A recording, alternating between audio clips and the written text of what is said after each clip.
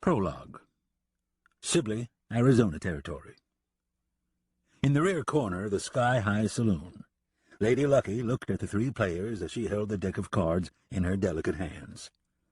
"To the tall Texan," she said, offering a thin, coy smile to Texas Bob Cray. Outside, a raw March wind wailed mournfully. Somewhere, a loose piece of tin roofing flapped and drummed in the blue dawn light. Texas Bob raised his eyes to her above the edge of the cards in his hand. He wore a faded blue bib-front shirt, its top button open, the bib turned down on one corner. A drooping bandana tied around his neck covered much of his broad chest. "I'll keep these," he said quietly.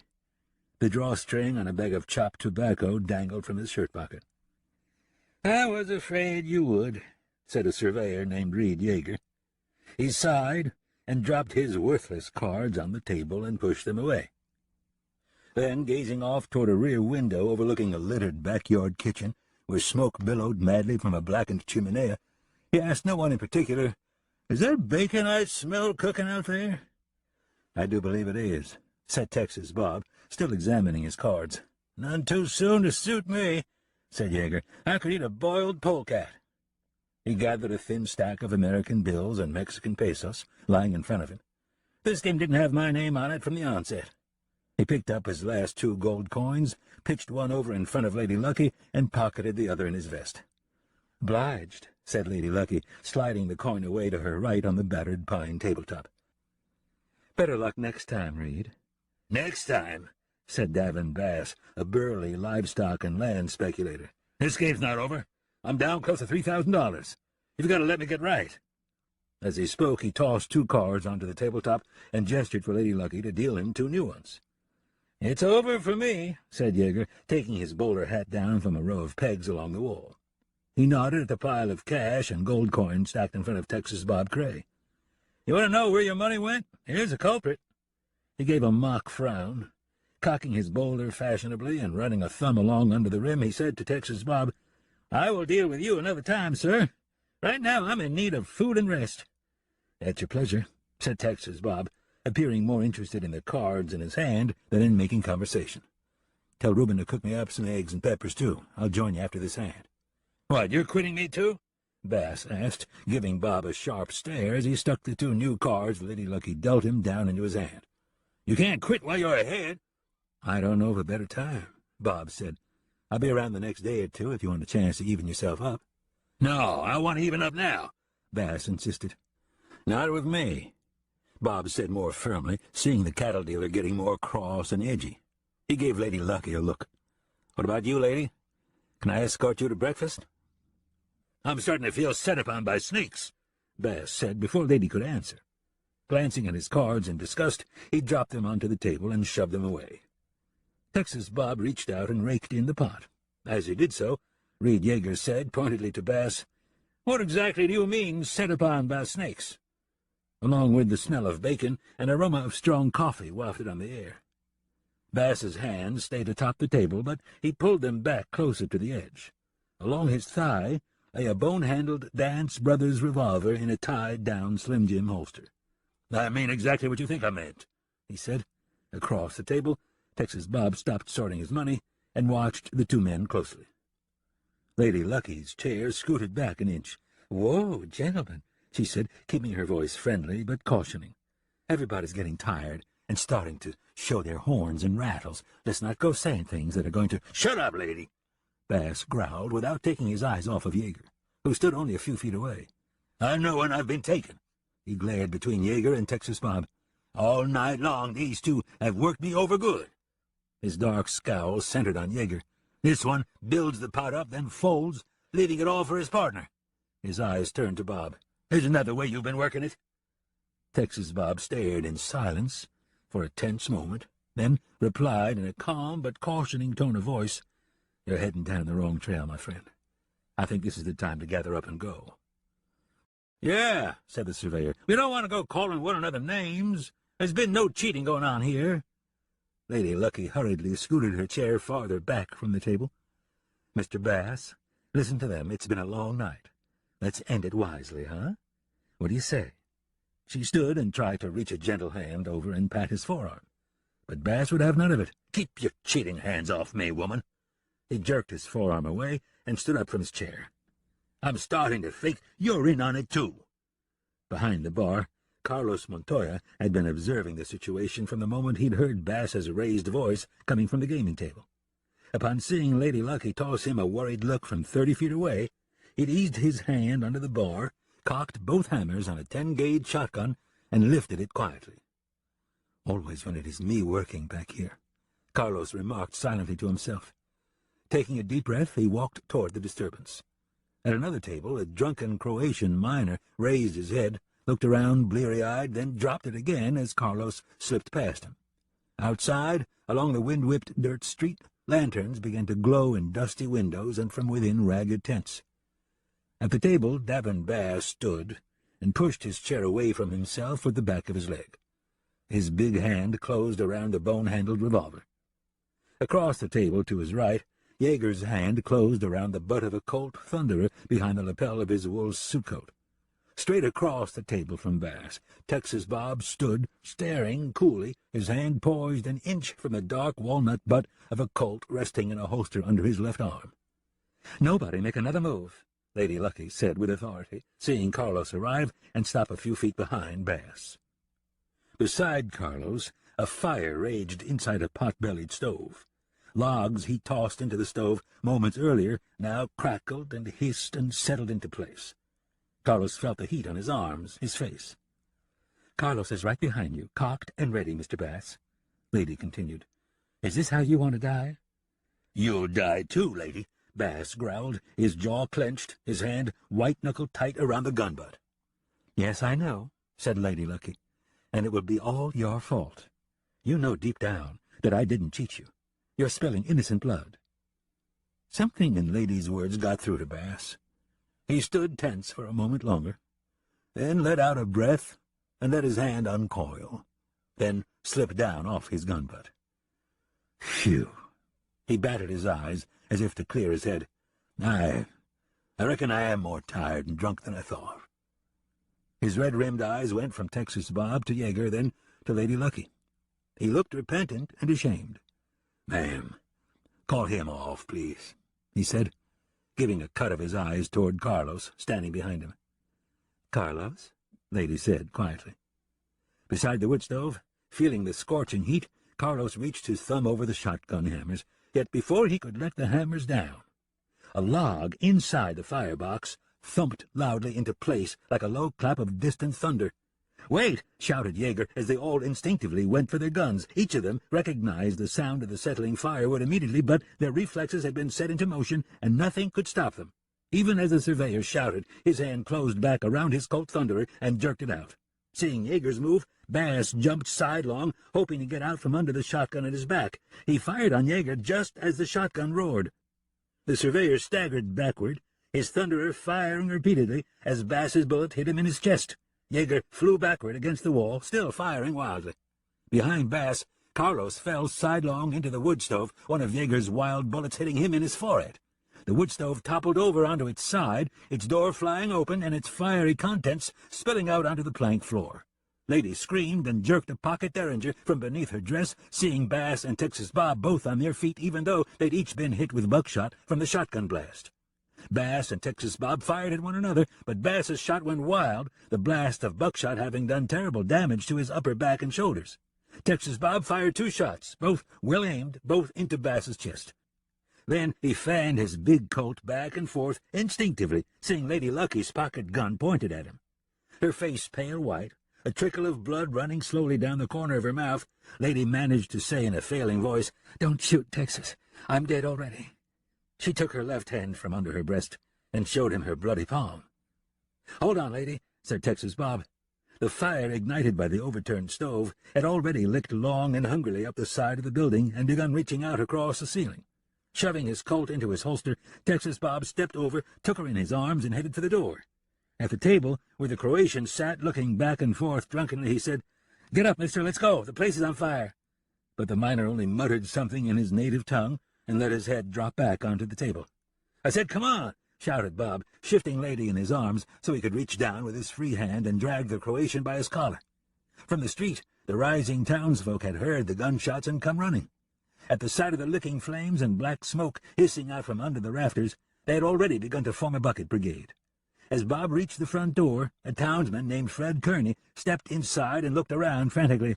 "Oh, my, Tex!" he exclaimed, seeing the 3 bodies lying sprawled around the rear gaming table. "Are they dead?"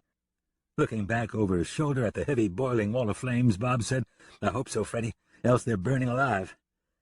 On the street, townsfolk hurried to the boardwalk and helped Kearney and Texas Bob carry the miner and Lady Lucky a safe distance from the fire. "Is she all right?" a young dove from a neighboring brothel called out as Bob placed Lady's pale, limp form on the boardwalk across from the dirt street. "Get the doctor, Cheryl," Bob said, noting how his own voice had begun sounding distant to him. "Are you all right, Texas?" another dove asked. Stooping beside him, she opened the blanket wrapped around her with one arm and offered to spread it over his bloody shoulder. "I'm all right, Mary Alice," Bob said, his voice sounding weak to him. "Just get the doctor. For Lady." He sat down on the cold, hard boardwalk. "I'm going to rest here for a little while." He stretched out as if lying down on a soft feather bed. The doves looked at one another. "Well, you heard him, Cheryl. Go get the doctor," Mary Alice shouted above the sounds of excited voices, clinking buckets, and the roar and crackle of the raging fire. Clutching her ragged wool blanket around herself against the cold wind, she crouched down between Texas Bob and Lady Lucky and said, "I'll stay with Tex till he gets here." Part 1. Chapter 1. Arizona Ranger Sam Burke stood in the dirt street of the abandoned mining town with his wanted list in his gloved left hand.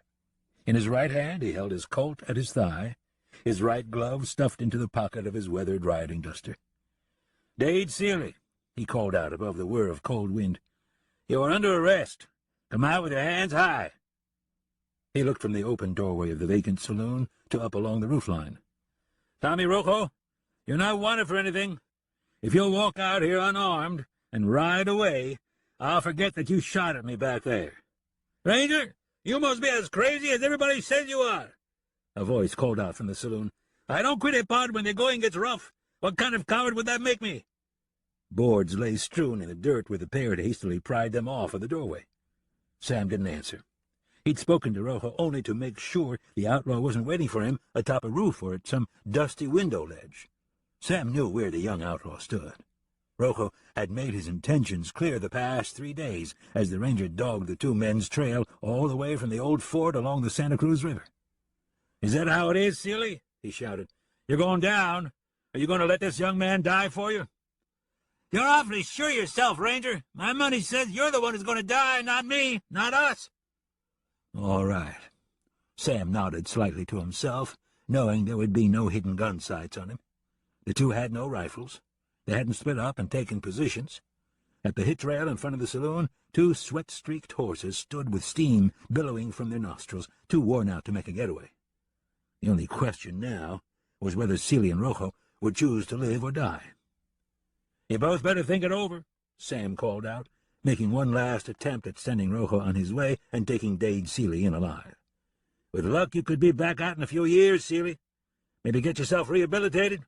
Not have to spend your life with a price on your head." "Rehabilitated? Ha!"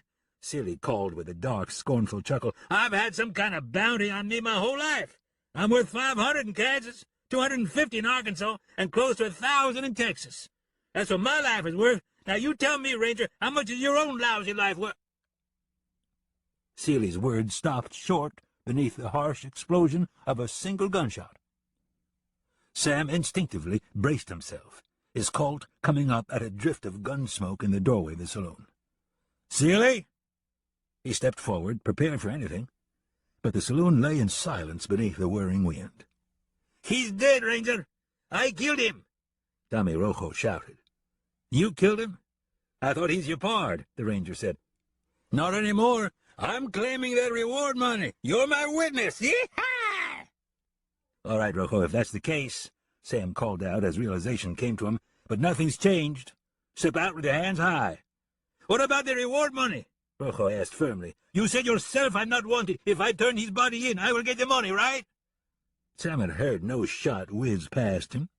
had seen no bullet raise a clump of dirt in the street or thump into the face of a building. Yet he kept his senses alert in case this was a trick, and said, "If he's dead, you killed him, so yes, I suppose you will."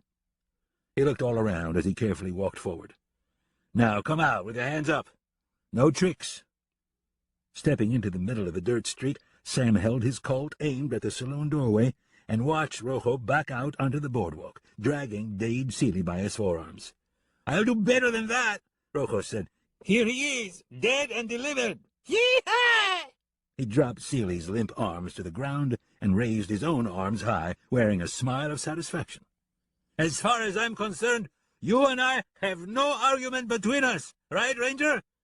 He had to restrain himself from dancing a little jig. This was a new and unexpected twist, the Ranger thought, looking at the dead outlaw's body. A bloody hole gaped in Seeley's forehead where the bullet had exited. "No arguments," Sam said. He studied Rojo up and down, seeing no gun in his holster. Noting the Ranger checking out the empty holster, Rojo shrugged. "I left my Remington inside, so you would know I wasn't trying anything. I thought it might be a good idea. Can I lower my hands now?" "Yes, lower them," said Sam, playing a hunch. He added, "And while they're lowered, reach down and pull that pig sticker out of your boot." Rojo sighed. He reached down, raised a wicked-looking Green River trade knife from his boot well, and pitched it to the dirt. "I wasn't planning on trying anything with it." Sam stared at him, poker-faced. "Now raise your hideout pistol and toss it away," he said. "I've got no other weapons, Ranger," said Rojo. He added reflectively, "Funny how it come upon me in a flash standing there. All of a sudden I thought, man, that's a lot of money old Dade's bragging about. I would be a fool to not claim it, I told myself." He paused, then continued, "I'd be more of a fool to make a move against you and lose my hard-earned reward." "I suppose you would," said the Ranger, making a gesture with his gun barrel for Rojo to turn around. "But you won't mind if I search you all the same, seeing as how you shot Seeley from behind." "I always say a man shot on a Sunday morning is no less dead than a man shot on a Wednesday afternoon," said Rojo, turning his back to the Ranger, his hands going up again. "Do you get my meaning?" he asked as Sam patted him down. When the Ranger made no reply, Rojo said, "Besides, you ought to be glad to see a man turn to the right side of the law the way I just did." He looked down at Seeley's body and shook his head. "Old Dade should have had better sense, talking about how much he's worth, me standing behind him with a cocked pistol." "I agree with that," said Sam, glancing down at the hole in Seeley's forehead. Finding no more weapons on Rojo, he stepped back and lowered his Colt. With his free hand he pulled out his wrinkled list of names and consulted it for a moment. "Where's Trigger Leonard Heebs and Mitchell Smith?" he asked. "I don't know," said Rojo. "They hadn't showed up yet. Is there money on them, too?" Sam stared at him without answering. Then he said, "We're going to rest these horses before we head back across the Badlands. Keep yourself in front of me at all times, if you intend to make it back and collect any money." Texas Bob awakened in a jail cell, with Mary Alice's blanket covering him. He looked all around at the bars and out through them at the deputy sheriff, Claude Price, who sat leaning back in a chair, his dirt-crusted boots resting atop a battered oak desk. His holstered pistol lay with his gun belt coiled around it on the desk. Seeing Texas Bob look his way, Price held a slice of an apple between his thumb and his pocket-knife blade and said with restraint, "Well, now, look who's waking up. I reckon you didn't spill all your blood after all." Bob pieced together what had happened in his foggy memory as he looked down at the bandage that wrapped around his shoulder and covered much of his chest. How long have I been asleep, Deputy?" Price took his time, sticking the slice of apple into his mouth and chewing it before answering. "Oh, about a day and a half," he said.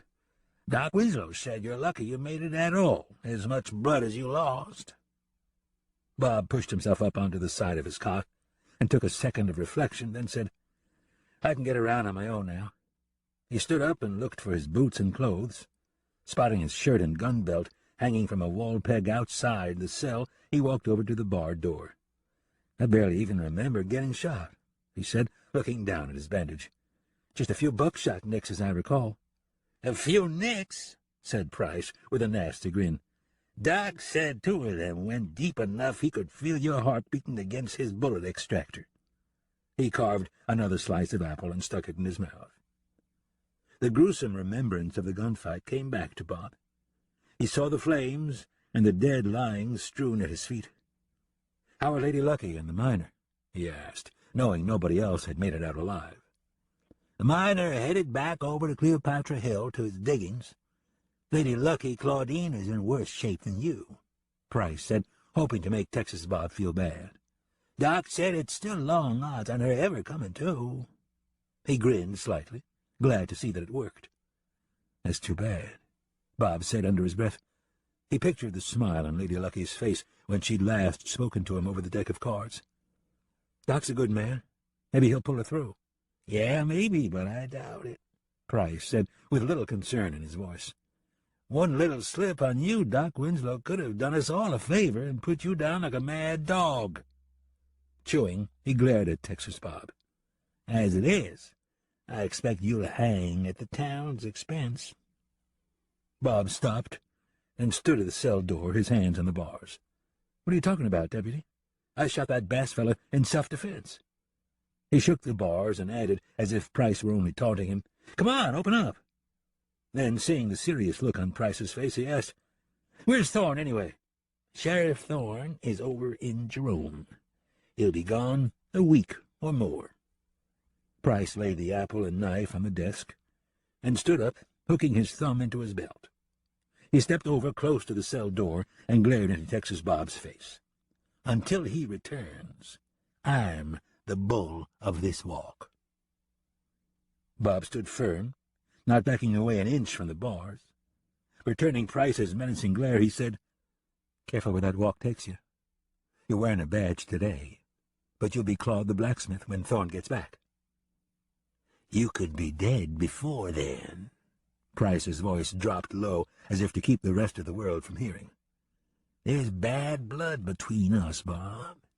I've just been waiting for my chance to get a boot down on your neck." "Don't issue threats you can't make good on, blacksmith," said Bob, standing his ground. "No threats," said Price, "just stating possibilities." He nodded at the bandage on Texas Bob's chest. "If you don't get the proper attention, you could swell up and rot." "Doc Winslow would never stand for that," said Texas Bob. He gripped the bars tightly. "Maybe not," said Price. The nasty grin returned to his face. "But hey, I'm just saying anything can happen here." He shrugged. "Including a rifle going off while I'm cleaning it. In a small space like that." He nodded at the cell. "One little slip, and bang! Oops, sorry, Texas Bob Cray. Is that your brains running down the wall?" "Why, you—" Bob gripped the bars tighter, as if he might very well rip them apart. Price gave a dark chuckle, but he took a step back, seeing by the look on Bob's face that at any second this wounded man's good hand might reach through the bars and grab him by the throat. "Back off, Texas Bob. Let's see if Mary Alice thinks you're such a tall stack of chips when you're splattered on the wall." "Is that what the bad blood is about?" Bob asked. "All this because Mary Alice won't give a flea-bitten jackass like you the time of day? You're blaming me, Claude? You never brought it up when there were no bars between us." "It was coming," said Price. "The bars being around you just made it easier." He took down a rifle from a wall rack as he spoke and made sure Bob saw him slip a cartridge into its chamber. "And yeah, you're right. It is about Mary Alice and Cheryl and Lady Lucky and all the rest of the doves. They hardly pay me any mind, even when I'm paying them, but a big blonde plainsman like Texas Bob Cray they fawn over like some kind of royalty." "You'll never get away with this, Claude," said Texas Bob, seeing the intent in the deputy's eyes. "Who's going to tell?" Price grinned smugly. "Not me. And you'll be dead. It's an accident about to happen." "No judge is going to believe it was an accident," said Texas Bob. "I know one who will." Price grinned again and cocked the rifle hammer. "Territorial Judge Henry Edgar Bass will believe it." "Bass?" Texas Bob let the words sink in with a look of contemplation. "You don't know who it was you killed, do you, Texas Bob?" The deputy said sarcastically. He raised the rifle. none other than Judge Bass's beloved brother, Davin Bass. Oh. Texas Bob stood stunned for a moment, his hands easing around the bars. Claude gave a devious chuckle. Oh, indeed. He nestled the rifle stock to his shoulder and took close aim from only 15 feet away. See why you're so easy to kill? I could wind up becoming sheriff, maybe the judge's fishing pal. He squinted his left eye shut. So long, Bob. Before he could squeeze the trigger, the loosely closed front door opened suddenly, and Mary Alice gasped at the sight of Price pointing a rifle at the tall Texan standing helplessly in the cell. "Claude, what on earth are you doing?" she shouted immediately, stepping inside. With a raised foot, she kicked the door shut loudly behind herself. A bowl of stew sat on a service tray in her hands. Beside the steaming bowl lay a spoon and a folded, checkered cloth napkin. Caught by surprise, the deputy stammered, not knowing what to say, but finally, lowering the rifle, he said, stalling, "Oh, this?" He turned the rifle back and forth in his hands, looking at it as if it were a child's toy. "It's not loaded. I was just showing Texas Bob how a man ought to—" "Like hell you were," said Mary Alice. "You were getting ready to kill him." She stepped over and set the tray on the desk. "Take it easy, Mary," Price said with a pleading voice. "Look, I'm putting it away, see?"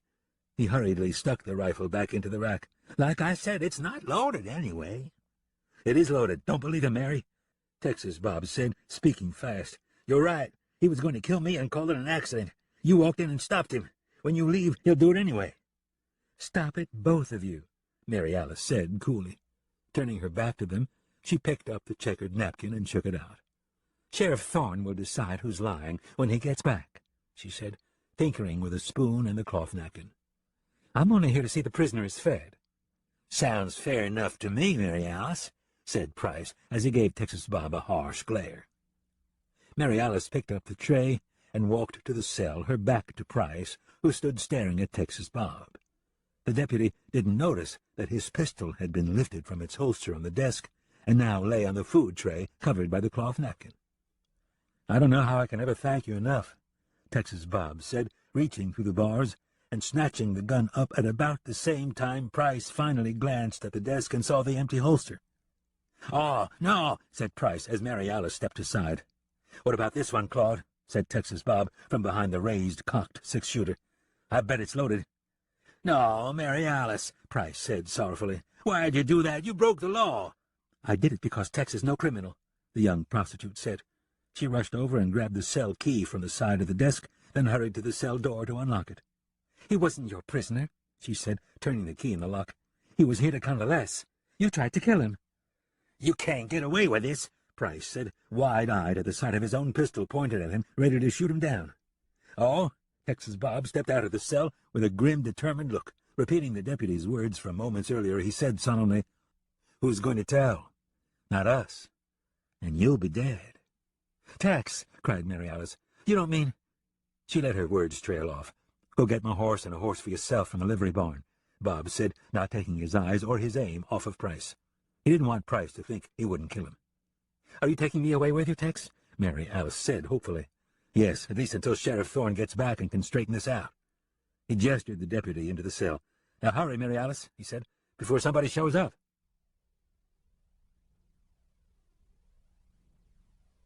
Chapter 2.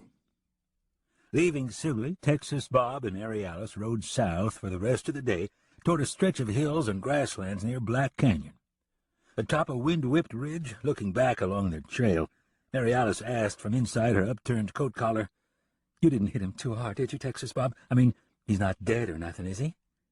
Bob smiled at her patiently beneath his wide, dark mustache. "No, Mary Alice," he said, "I didn't kill the buzzard. And if you ask me again in another 20 minutes, I still didn't kill him." The young woman returned his smile, looking embarrassed. "I'm sorry, Tex. I don't know why I keep asking. Just nervous, I guess." "I understand," said Bob, sidling his horse over to hers. Steam wafted from the breath of horses and riders alike. "You've lost your hat," Bob said quietly, noting the cold wind sweeping her hair across her face. "It wasn't nothing. I'm hardly cold at all." She pushed her hair from her cheek. Bob took off his hat, reached over, and shoved it down onto her head and drew the rawhide string up snug beneath her cold chin. "There, "That's better," he said. "What about you, Tex?" She could already feel the warmth of the hat making a difference. "I'm good," said Bob, adjusting his tall duster collar. To the west, the sun lay low, sinking behind a green and copper line of hills. "We'll be riding out of this wind in a few minutes. I'll find a camp and make a nice warm fire for the night." He nodded toward a trail leading into a long stretch of cliffs and plateaus covered with towering pines. "I have a cabin out there in a valley nobody knows about. You'll be safe there until things get straightened out." Mary Alice didn't reply. Bob turned his horse back to the thin trail, and she nudged hers along behind him, following silently for the next hour until they stopped for the night in the shelter of a deep cliff overhang. "I feel like I'm inside a fancy cathedral," Mary Alice commented, stepping down from her saddle with Bob assisting her. They both gazed up at the dome of rock reaching 100 feet above them. "By the time the smoke rolls up the underside of this overhang, it spreads out and can't be seen, especially under a wind," Bob said. They made a fire out of nearby dry deadfall pine and mesquite brush. After tending to the horses, they shared a meal of jerked beef and coffee from Bob's saddlebags and then settled in under blankets on opposite sides of the fire. For almost an hour they lay in an awkward silence, listening to the crackle of dried pine in the low-licking flames. Finally, Mary Alice said softly, "Tex, is there something wrong? Don't you want to sleep up against me?" Bob waited for a moment, then said, "I thought I might be taking advantage, knowing you make your living the way you do." "I'm not making my living tonight," Mary Alice said in the same soft, warm voice. "Tonight I'm doing what a woman wants to do, if she's with the right man, that is." "Yes, ma'am," Bob said quietly, needing no more of an invitation. He stood up and carried his blanket around the fire to where she looked up and smiled dreamily, pulling back her blanket, making room for him. Moments later they fell asleep, warmed by one another beneath the whir of wind above the rock overhang. When Mary Alice awakened in the gray hour of dawn, Bob had stirred the fire back to life and reheated the strong coffee left over from the night before. They sipped the hot brew and ate a breakfast of stiff, warmed biscuits that he took from a canvas sack inside his saddlebags. "How did you sleep?" Bob asked quietly, the low flames flickering in his eyes. Mary Alice took a deep breath and sighed, giving him a knowing look. "The best ever," she said. Bob nodded. "Me too." No sooner had they eaten than they were back on the move, going slowly until daylight burned away any traces of silvery mist looming on the steep trail. In the early afternoon, when they'd rested their horses and ridden on again, Mary Alice followed close as Bob veered away from the trail and rode deeper into the thickening forest. Finally, looking all around, realizing that she had no idea where they were, she said anxiously, "Tex, I'm glad you know your way through here. I've been lost ever since we broke camp this morning." "Don't worry," Bob said reassuringly. He eased his horse back until they rode side by side. "If it was easier to find, I couldn't call it my hideout." "Hideout sounds like a place where an outlaw can run to, Tex," she said, giving him a look. "I'm no outlaw, Mary Alice," Bob said, "but there are times I feel like the whole world is dogging my back trail. All I can do to regain myself is get away, lay low out here where the only hand that can touch me is the big hand of God." "You go from talking like an outlaw to sounding like a preacher." Mary Alice smiled as their horses walked along at their own pace. Bob smiled easily, staring straight ahead. "My father was a man of the cloth, a steadfast Texas Methodist. Both he and my mother died of the fever when I was young, but I expect some of their ways stuck to me, his especially." "Oh, a minister's son," Mary Alice said softly, hoping to keep this conversation going, wanting to hear more about him. "That explains some things we've always wondered about you." "Really?" Bob looked at her. "Like what?" "Oh, just things," Mary Alice said coyly. "Your manners, the respectful way you treat people, us girls in particular." Bob knew what she meant. He'd witnessed the rough, crude treatment the working girls received in the saloons and brothels across the western frontier. "You girls deserve no less respect than anybody else, far as I can see," Bob replied. "Circumstance plays reckless with all of us." He gazed out through the pines, as if in remembrance. "Nowhere in the good book does it give me the right to judge another, only myself, and even then not too harshly. Our lives are small and short. We ought to be working on how to live our own lives instead of judging how somebody else lives theirs." The good book? Mary Alice sensed that not many people knew the Texas Bob Cray he had just revealed to her. Certainly none of the Doves in Sibley and the surrounding mining towns. She didn't offer any comment, and her silence prompted him to continue. "Besides, everybody takes a different view of the other person. Look at Deputy Price. He pegged me for a killer." "I know what you did was self-defense," said Mary Alice. "So does everybody else in Sibley, except Claude. I wouldn't have given you that gun otherwise." "I know you believe me, Mary Alice," said Texas Bob, "and I'm obliged.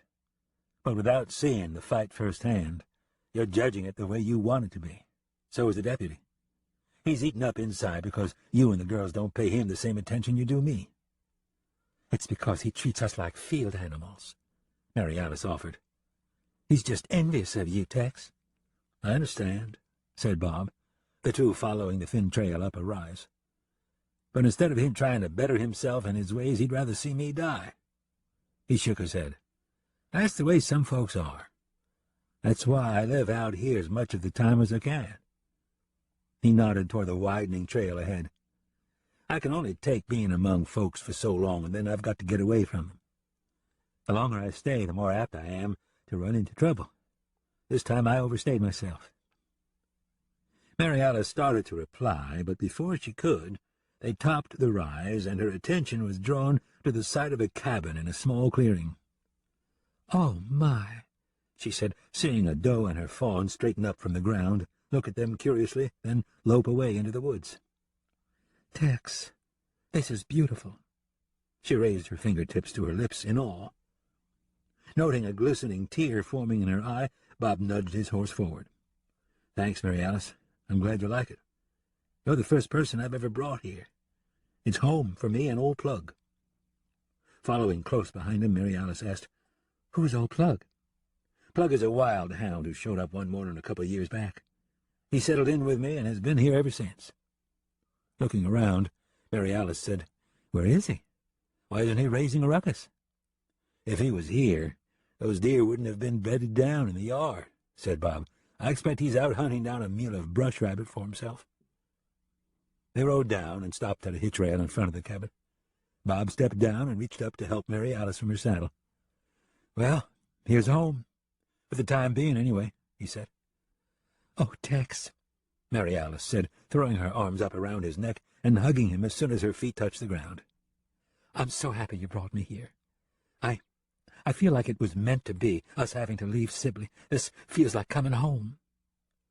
He felt a warm tear against the side of his throat. "Whoa, now," said Bob, taking her arms from around his neck gently. "Better wait until you've seen the inside. I might have left it in a mess." Mary Alice collected herself and turned, hooking her arm around his waist and pulling him toward a path of stepping stones leading to the cabin door. "Oh, I don't care," she said, turning more jovial. "I can clean up a mess. It just feels good to get away from Sibley for a while." "I'm glad you feel that way," said Bob, "because it might take a few days for me to find Sheriff Thorne and make him understand how things happened. Meanwhile, I want you to stay here out of sight. I don't want to risk any trouble coming to you for helping me." "Yes, I understand," said Mary Alice in a more serious tone. "But you'll wait a couple of days before looking for Thorne, won't you?" She turned her face to his with an inviting look in her eyes. Texas Bob smiled. "Well, I expect it wouldn't hurt to let these wounds heal a day or two before I leave." They walked on to the cabin door.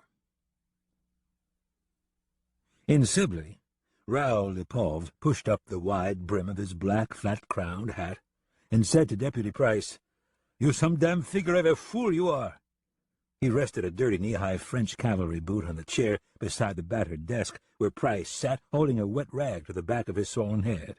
"Listen to me, Mr. Lepov," Price said crossly. "My head is busted, and I'm not in any mood for hearing anybody's guff, so walk easy around me."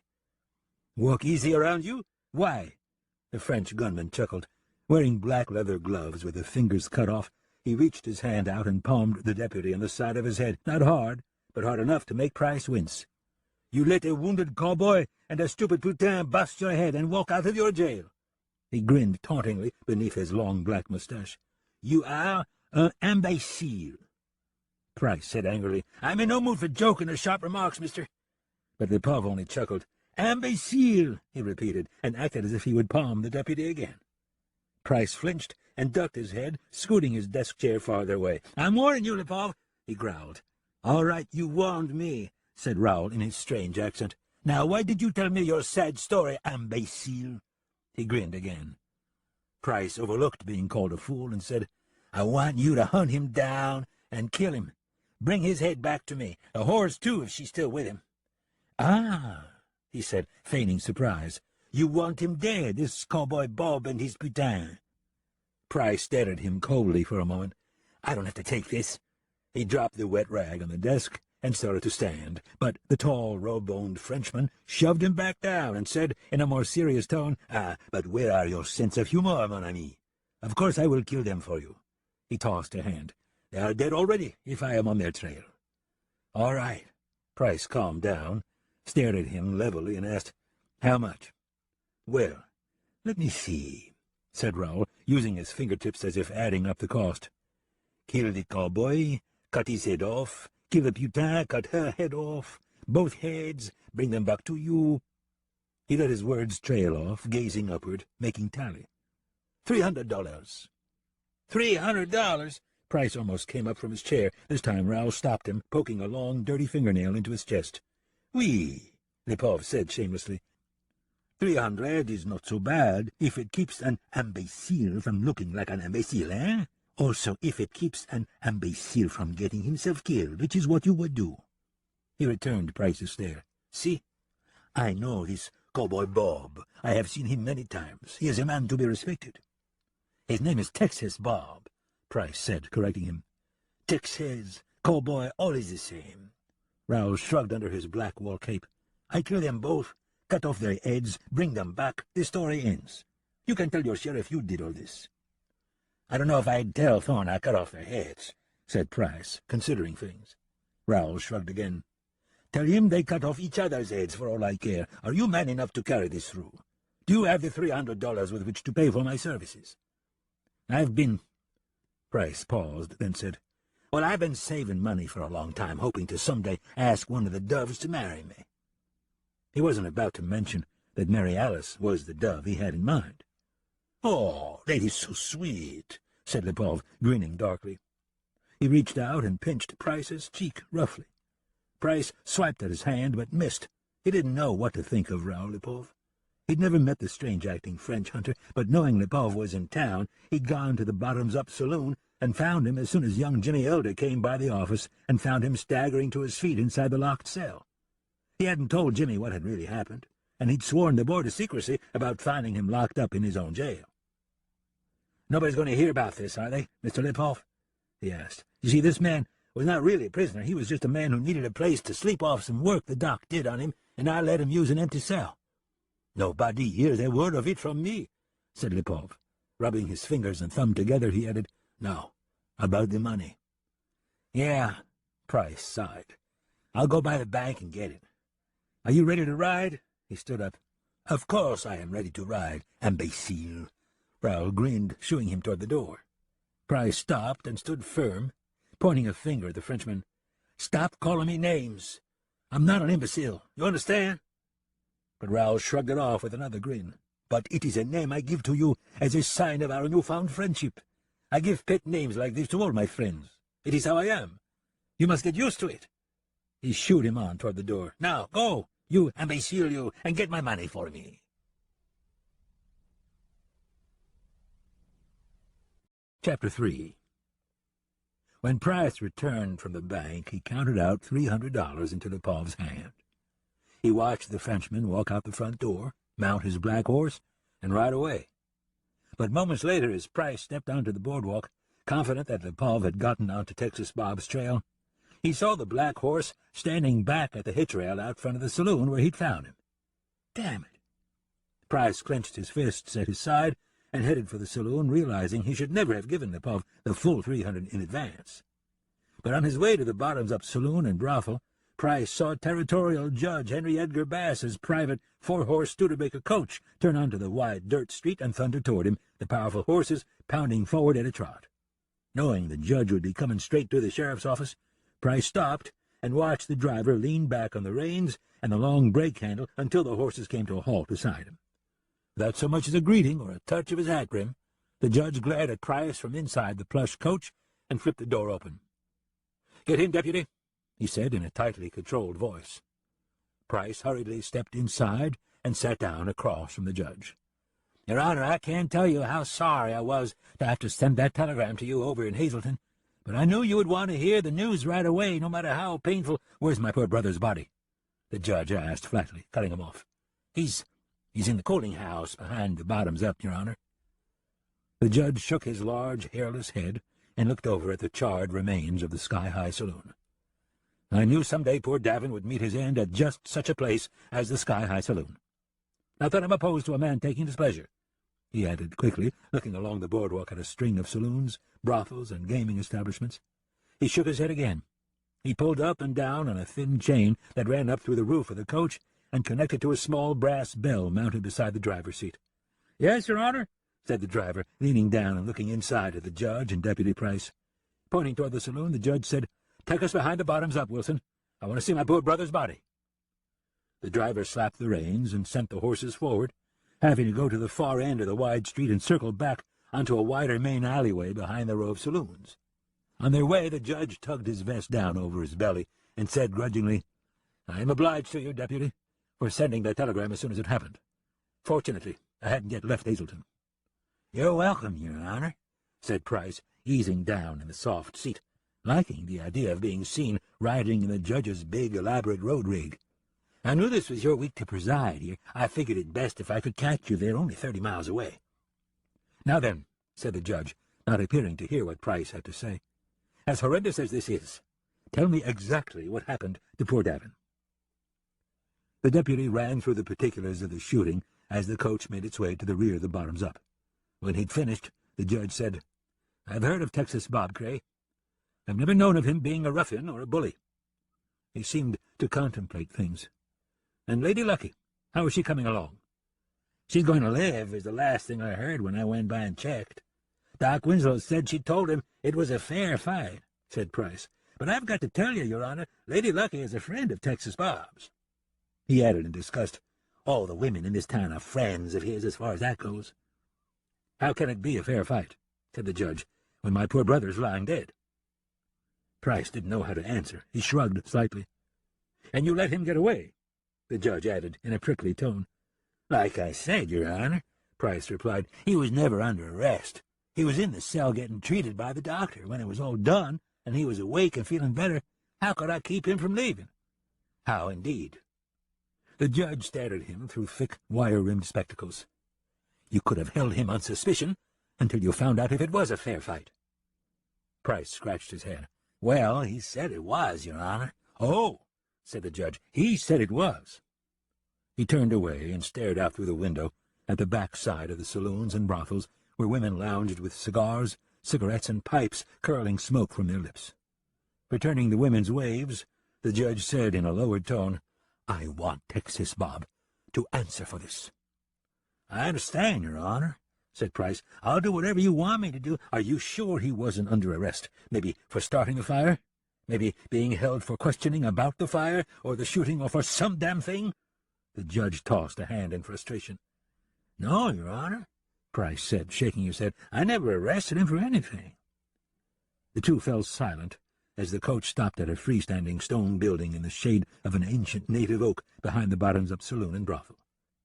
Price stepped out quickly and opened the thick door of the cooling house for the large ambling judge. "Allow me, Your Honor," he said, feeling the coolness from blocks of ice stacked against every wall. The judge stopped as Price reached out and lifted the edge of a stiff gray tarpaulin covering Davin Bass's charred remains.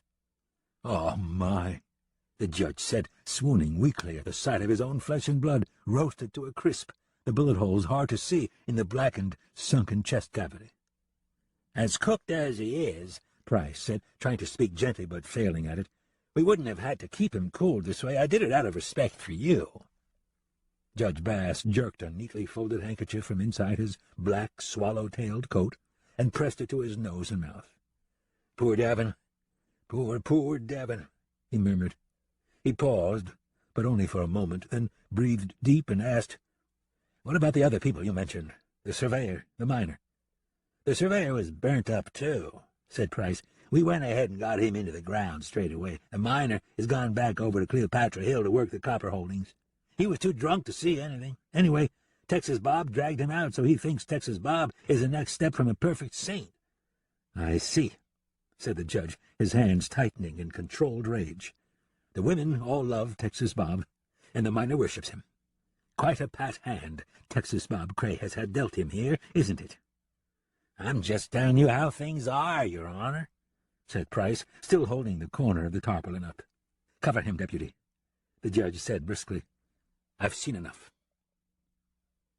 They walked back to the coach, and the judge said as the driver stood to the side and opened the door for them, "Don't let me put words in your mouth, deputy, but think real hard.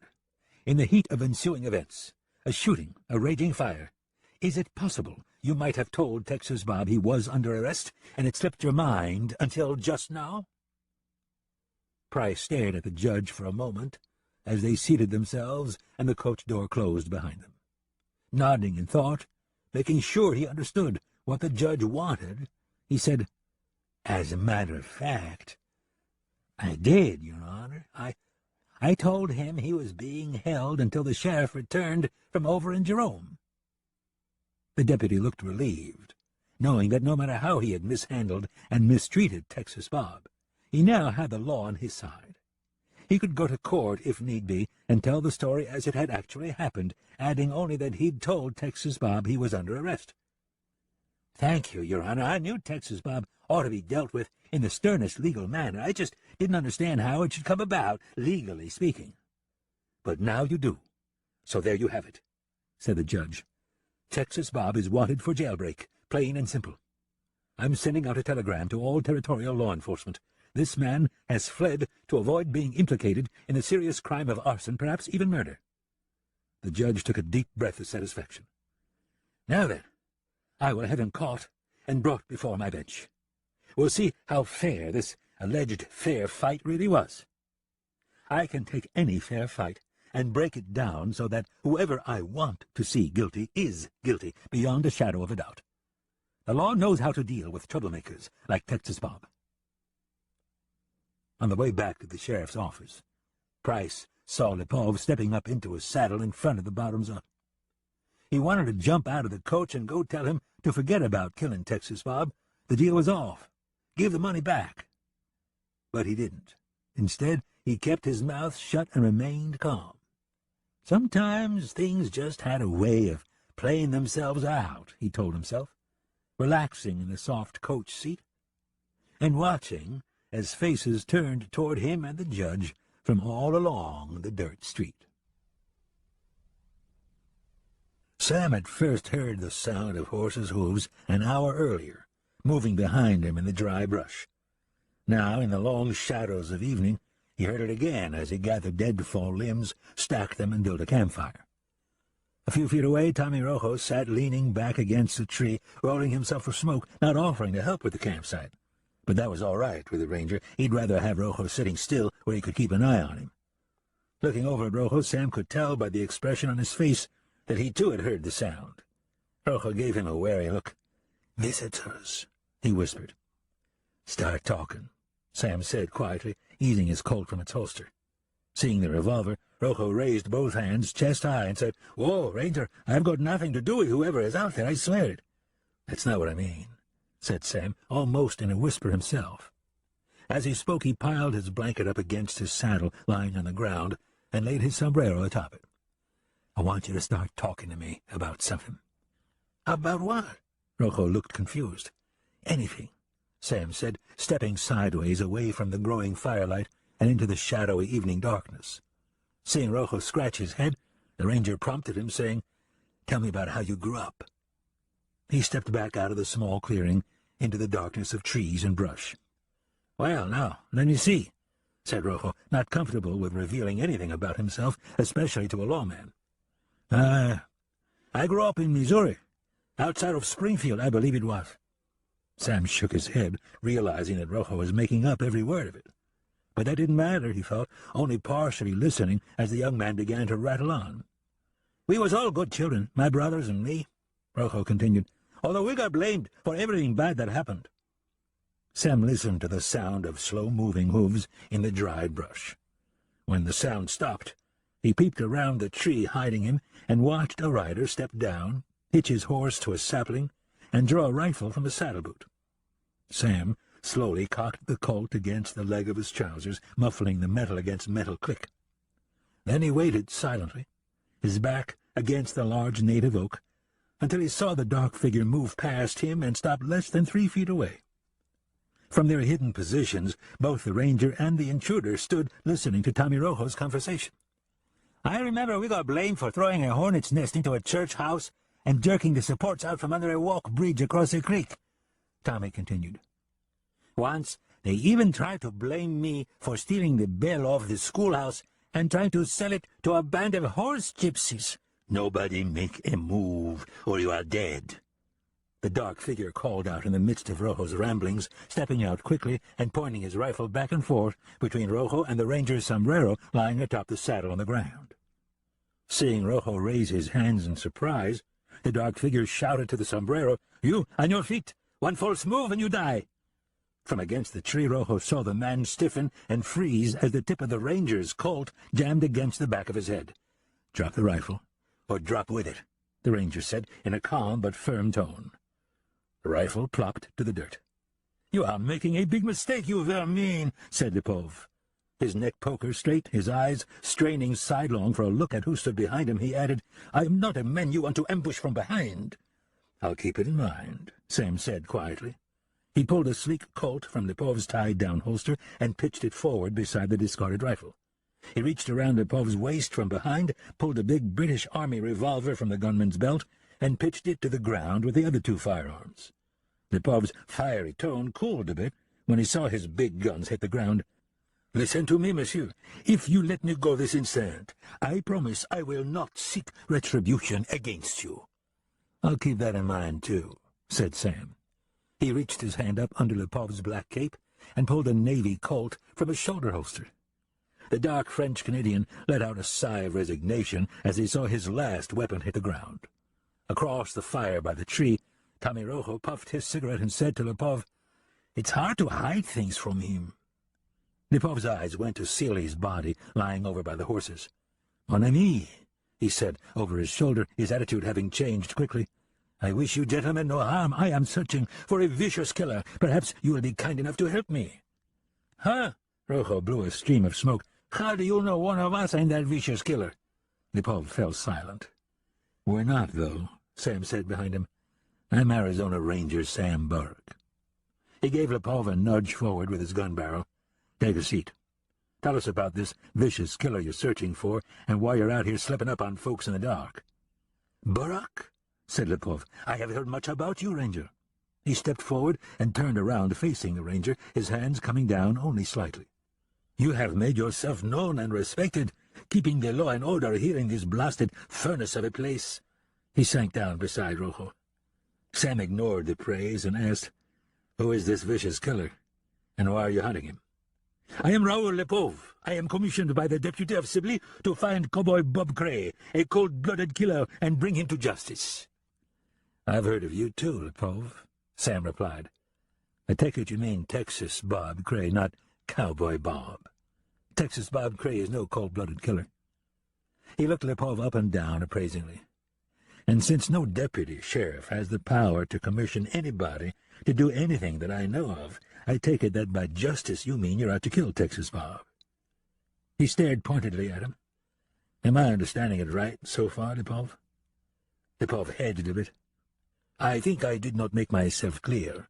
I am being paid by an officer of the law to find Texas Bob and see to it that justice is served.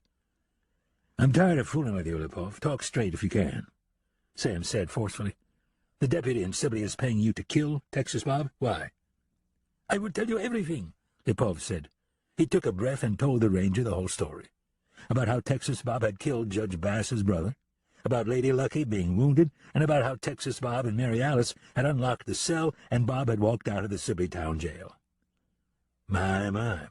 Sam shook his head when Lepov had finished the tale.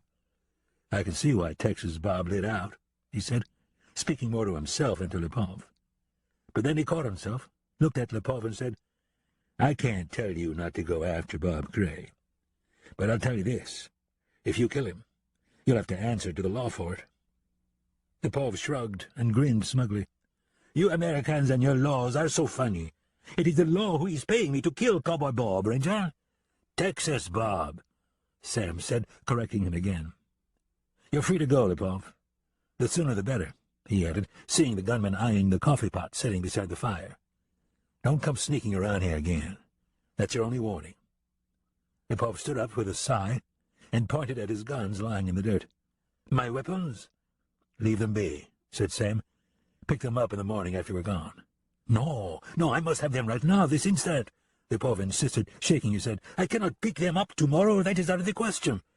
Pick them up tomorrow, Sam said strongly. The only question is, do you want to pick them up off the ground or up out of a deep creek?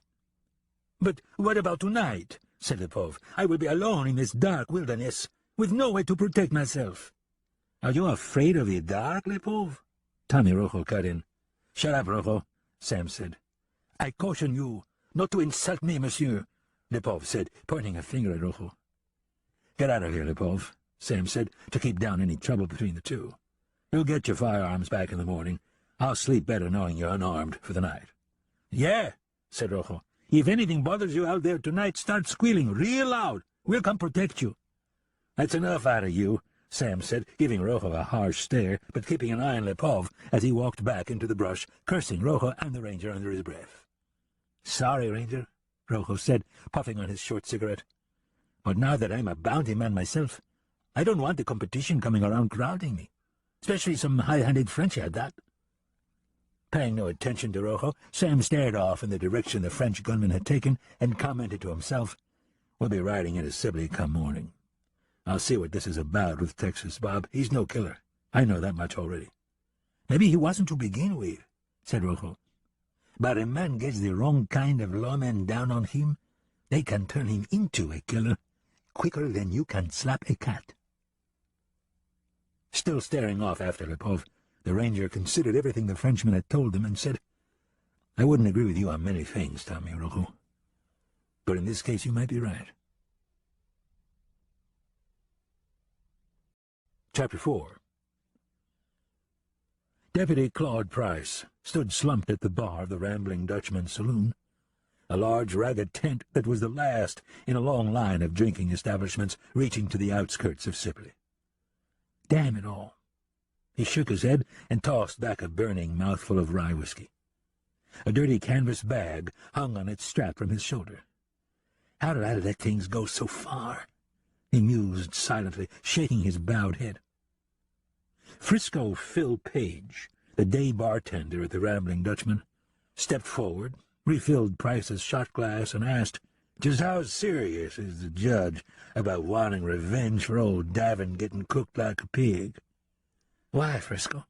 Price stared at him, raised the filled glass, and drank half of it. Are you in some position of remedy? Is there some service you have to offer? He gave a sarcastic look, the shots of rye starting to go to his head. I might be, when the money gets right, said Frisco. A big coat sticking up from behind a red sash around his waist, a bar towel hanging around its butt. I wouldn't kill a man on the cheap. As he spoke, he pulled the towel up and wiped it back and forth along the pine bar top, causing flies to rise up in a swirl of protest. But I would kill Texas Bob graveyard dead to raise myself a steak and get out of the pig dump. Is that so? Price said flatly. Yes, it is so, said Frisco Phil, not being put off by Price's attitude. He stopped wiping the bar top. And stop giving me your better-than-I-am belligerence. You're nothing but a blacksmith wearing a tin badge. Yeah, and you're a day bartender for Vinton Creek, the Rambling Dutchman, a sick old lunger who's ready to catch a face full of dirt any day. He tapped his finger on the bar. You best keep pouring and leave the law work to me. I'm pouring your drinks for free, blacksmith. So get civil or get out. Frisco Phil countered, thumbing himself on the chest.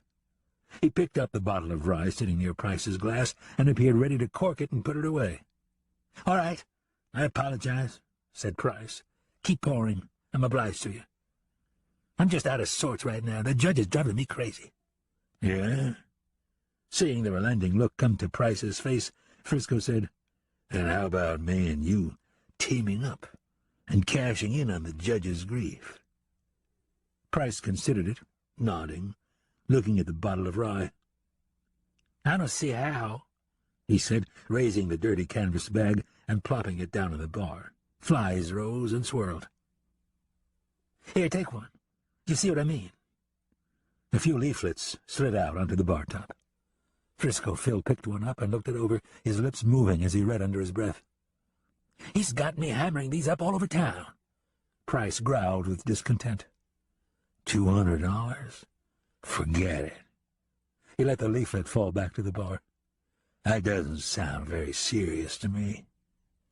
He reached the bottle out and topped off Price's half-empty shot glass. "Me neither," said Price, thinking about having already spent his savings on the French gunman. "But maybe this is just to stir up a few gunmen and get them hounding Texas Bob's trail," said Frisco. "Oh?" said Price. "You think?" Frisco shrugged. "I think nobody is going to bring Texas Bob in for $200. He smiled. "You've got the judge's ear. Once he sees nobody's going to find Texas Bob, let alone kill him. What do you suppose he'd really pay to see Texas Bob slung face down over his saddle, both eyes bugging out of their sockets?" Price eyed him curiously. "If nobody else can find him, what makes you think we can?" "I know where he holds up," said Frisco, his voice dropping lower even though there were no other customers to hear him. "Once when I was out scouting a copper claim, I followed him over 3 miles through the long pines, him not knowing I was there." "Why'd you do that, Frisco?" Price asked. "You're not a bushwhacker, are you?"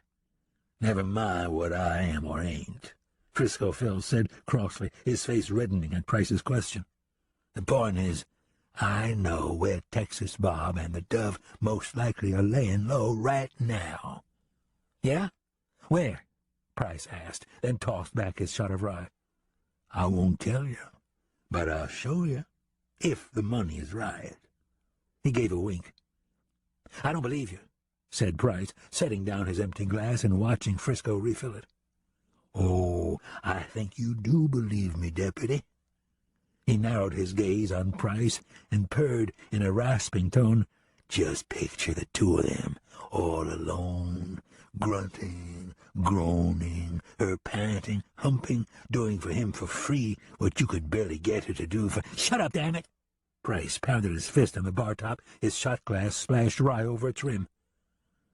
"That's all I'm going to say about it." Raising his hands chest high, Frisco continued, his tone of voice growing louder and more confident. "All you've got to do is get us a deal with His Honor for some serious blood money, and you can skin them both and roll them in salt for all I care." Stepping inside the tent, a hand on his hip, a hammer dangling from his fingertips, Judge Bass called out to Price in a booming voice, "What kind of deal is it you plan to execute with me, Deputy?" "Your Honor," Price shoved the empty shot glass away from himself, startled by the judge's sudden appearance. We were just talking about how we might help bring in your brother's killer." "Oh, you want to help?" the judge said cynically, stepping toward the bar, holding the hammer out toward Price. "I've found this lying on the boardwalk out front of the barber shop. If you want to help, get the rest of these reward posters nailed up all over Sibley the way I instructed you to do." Price turned nervous. He fumbled with the canvas bag, jerking it up and trying to stuff the loose posters back inside. "Easy, Deputy," the bartender said under his breath, catching Price's forearm and stopping him. As Price stood transfixed, gripping a handful of reward posters, the bartender said boldly, "Judge Bass, you need to hire yourself some barroom flunky to do this kind of work." As he spoke, he stepped from behind the bar, the butt of his Colt standing high from his waist sash. "Better yet, you could do it yourself." The judge looked offended, but he held back in a sharp response. Instead, he tilted his head back and looked down his nose at the bartender. "Oh, and who might you be?" "I am Philip Page," the man replied in a calm voice. "Folks call me Frisco Phil." He stopped 3 feet away from the judge, too close for the judge's comfort. Yet when the judge took a short step back, Frisco Phil took a short step forward.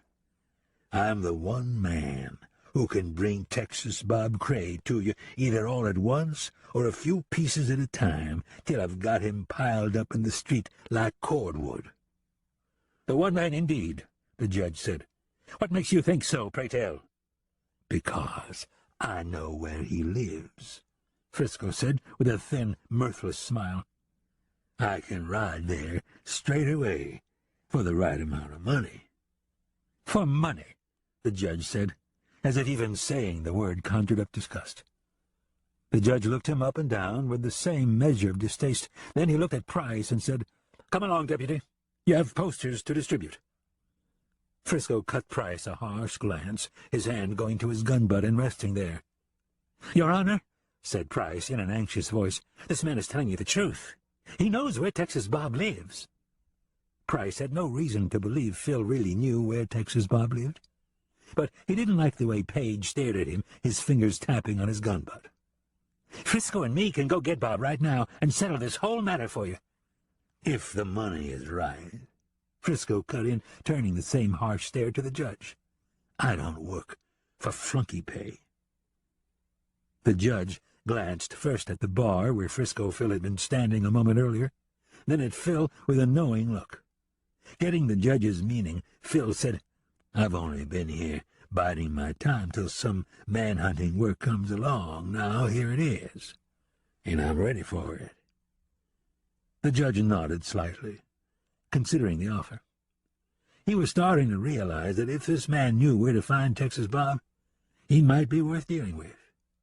He'd known of many cases where one man killed another and rode off, never to be seen or heard from again.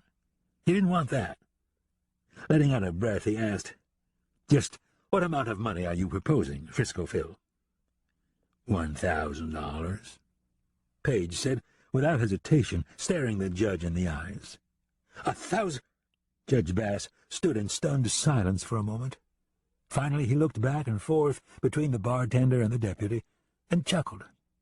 "For a minute I thought you were serious." His chuckle turned into a short, nervous laugh, then fell away as he saw the no-nonsense look on Frisco Phil's stoic face. He coughed and cleared his throat. "That is totally out of the question, of course." He pitched the hammer to Price, who caught it and dropped it inside the canvas bag. "You're the judge," said Page. "You can set the reward at whatever you want it to be. I once heard of a judge who set rewards high, billed the territory for $1,000, but only paid the bounty hunter $200 or $300. I expect you might have heard of that same judge." "Are you accusing me of something untoward, bartender?" said Bass, bristling at Page's words. "Not at all, Judge Bass," said Page. "I'm just pointing out that you have the power to appoint whatever amount you feel is right for the man who killed not only your brother but 2 other men, not to mention that he wounded a woman and burned down a saloon." Looking back and forth between the judge and the deputy, he said, "For all we know, he might have forced this other woman to go with him. He might be holding her against her will." The judge listened closely. Page was making sense. 1,000 was not too much to ask for. Neither was 2,000, the more he considered it. Page stood silent for a moment, seeing that the judge was working it out in his mind. Finally he asked, "Well, what's it going to be, Judge?" Bass knew that whatever amount he posted on Texas Bob's head, he could keep it a secret for only a short while before making it public information. "You're certain you can ride out straight to where Texas Bob is hiding?" "I'm certain," said Page. "Then here's the deal," said the judge. "I want Texas Bob brought in alive, if at all possible."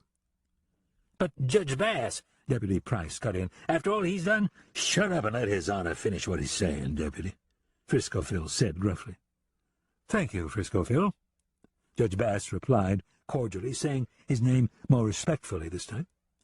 What I'm saying is I would prefer personally hearing Texas Bob's neck crack, dangling at the end of a hangman's knot, than to see him already dead and slung over a saddle. Looking at both men, he said, "But I will take his execution either way I can get it. Am I making myself clear?" Frisco grinned.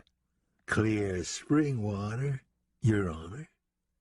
He took his hand from his gun butt and extended it toward the judge.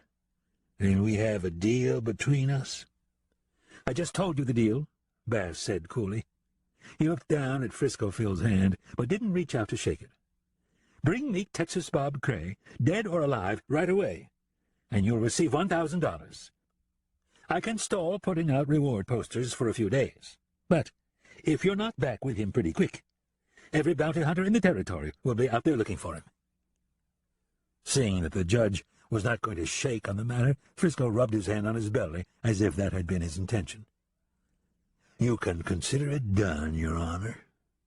He lowered his hand to his side. "Once you've given us the reward money, we'll get saddled up and underway." "Reward money? For what?" The judge looked him up and down again. "For what we're getting ready to do, Your Honor," said Page. "For what we just agreed to. I can't think of one incident in my years on the bench when this territory has paid a bounty reward before the culprit has been either killed or captured."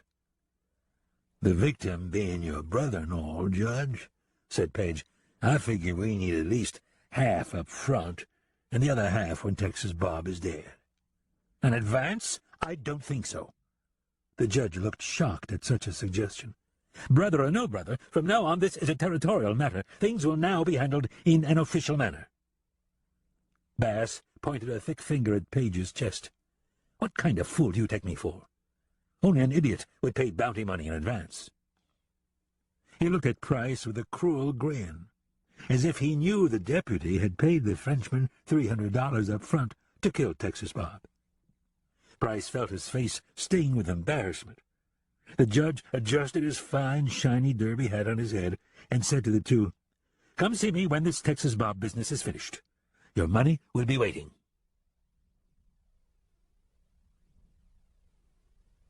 Chapter 5. On their way into Sibley, Sam kept Tommy Rojo riding a few feet in front of him. Rojo led Seely's horse, Seely's body dangling over its saddle. Before all eyes along the boardwalk began turning toward them, Tommy and the ranger saw 3 men standing out front of a barber shop reading the poster Price had earlier attached to a tall, striped barber's pole. A few yards away, 2 miners with their picks over their shoulders stood reading another poster out front of a closed stage depot. Farther up the dirt street, a man and 2 women stood reading yet another poster. "If this is about Texas Bob Cray, somebody didn't waste any time getting his name on the wall," Rojo commented. "Yep, so it appears," said Sam. Without further comment, the ranger noted Judge Bass's big Studebaker rig sitting out front of the livery barn at the far end of town. As Sam and Tommy turned their horses to the hitch rail out front of the sheriff's office, Sam looked back along the boardwalk and watched the 3 men move away from the barber pole. The 3 ducked their heads away from the ranger and stepped into their saddles, one of them stuffing the wanted poster into his coat pocket. "Looks like those 3 either know you," Rojo said with a slight chuckle, "or else they're trying their best not to." "They know me. I know them too," Sam replied in a lowered tone of voice, keeping a suspicious eye on the 3. "Hiding under your hat brim doesn't help you, Carter Roby," he muttered, as if the man who'd stuffed the poster into his pocket could hear him. "I'd recognize that Circle T buckskin anywhere. Word is he killed the man who owned that horse." He kept an eye turned to the 3 men as they nudged their horses into a trot and rode out of town. Shaking his head, Rojo said to Sam as he stepped down from his saddle, "I hope I'm not about to get a bad reputation being seen riding with you, Ranger." He hitched his reins, as well as those of Seely's horse beside it. "Riding with me is about to come to an end for you, Tommy Rojo," said Sam, also stepping down and hitching his barb. "I can't say I enjoyed your company much." He glanced at the swarm of flies dipping and swirling around the black, crusted-over bullet hole in Seely's head. Rojo gave a taunting grin. "Ah, come on, Ranger. You and me ought to become pals now that I'm becoming a bounty hunter instead of an outlaw." He stopped and corrected his words. An alleged outlaw, that is. Oh, you're a bounty hunter now? Sam asked. When did this happen? All the way here I've been thinking it over, said Rojo. I've been looking for a change in occupations. I believe this is it. He gestured a hand toward Seely's body. Killing your pard from behind doesn't make you a manhunter, Sam said. And becoming a bounty hunter doesn't put you right with the law. If I was you, I'd take my bounty money and clear out of the territory before your luck runs out. There's some men who won't allow you the advantage of shooting them when their back is turned. You sure haven't let this little back-shooting incident of mine get under your skin, Ranger, Rojo said, still grinning. I've never seen what difference it makes, front or back. He shrugged. Dead's still dead, no matter how it happens. Don't you think? I think it's best you and me don't talk any more about it, Rojo, Sam said. He took off his dusty pearl-gray sombrero and battered it against his leg. Stepping up onto the boardwalk as he slapped his gloves against his dusty shirt, Sam reached for the door handle to the sheriff's office just as the door opened. Judge Henry Edgar Bass stood staring at him in surprise. Morning, Judge Bass. Sam was not as surprised, having already seen the judge's big coach in town. Ranger, said Bass, trying to regain his composure. Sam's appearance in Sibley clearly caught him completely off guard. But what brings you to town? Law business, said Sam. Oh. The judge looked back and forth, as if someone might be following the ranger. Seeing Rojo standing close behind Sam, and seeing Seely's body lying over the saddle, he said, I'm not due to preside over any cases here for a few more weeks. He eyed the black bullet hole in the back of Seely's head. His expression turned grim. I'm afraid I'm here in Sibley as the result of a very personal tragedy. He stepped back and allowed Sam and Rojo to enter the office as he spoke. Yes, I heard about your brother's death, Sam said respectfully. You have my condolences. Behind him, Rojo stepped inside and closed the door. Thank you, Ranger Burrock, the judge said, averting his eyes from the ranger in his grief. I know you and I have had our differences in the past, but at times like these it's good to know that men on the same side of the law can be counted on to stick together. He raised his head and looked back and forth between Rojo and the ranger. Now, what is your business here today, Ranger Burrock? I have a man here who's claiming the reward for killing Dade Seely, Your Honor, Sam said, gesturing Rojo up closer to the judge. This is Tommy Rojo. To Rojo, he said, this is Territorial Judge Bass. Neither of the two offered to shake hands. Indeed, said the judge, taking on the same officious tone he'd used with Price and Frisco Phil earlier when it came time to talk about money. Scrutinizing Rojo closely, he said, I take it you have proof that the person lying dead out there is Dade Seely? I do, Your Honor, Rojo said confidently. The ranger here will identify him for you. He'll also tell you it was me, that is, who killed him. Right, Ranger? That is true, Your Honor, Sam said, not mentioning how low he thought it was, Rojo shooting Seely in the back of the head. He killed Seely for the bounty money. I am his witness. Detecting something in the ranger's voice, the judge asked, Is everything all right, Ranger Burrock? Sam eyed Rojo, but said, Yes, everything is all right, Your Honor. The ranger's got a knot in his tail because I shot Dade Seely from behind, Your Honor, Rojo cut in. He gave a familiar grin. Knowing Dade Seely, I'd say he got as good as he gave. I hope you agree. It doesn't matter if I agree, said the judge. You shot him, you get the reward. He paused, then asked, Are you a professional manhunter, Mr. Rojo? As a matter of fact, yes, I am, Rojo said, taking a step forward.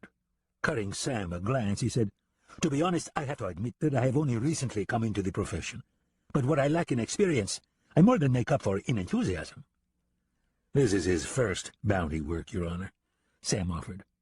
But it's not going to be my last, Rojo added quickly.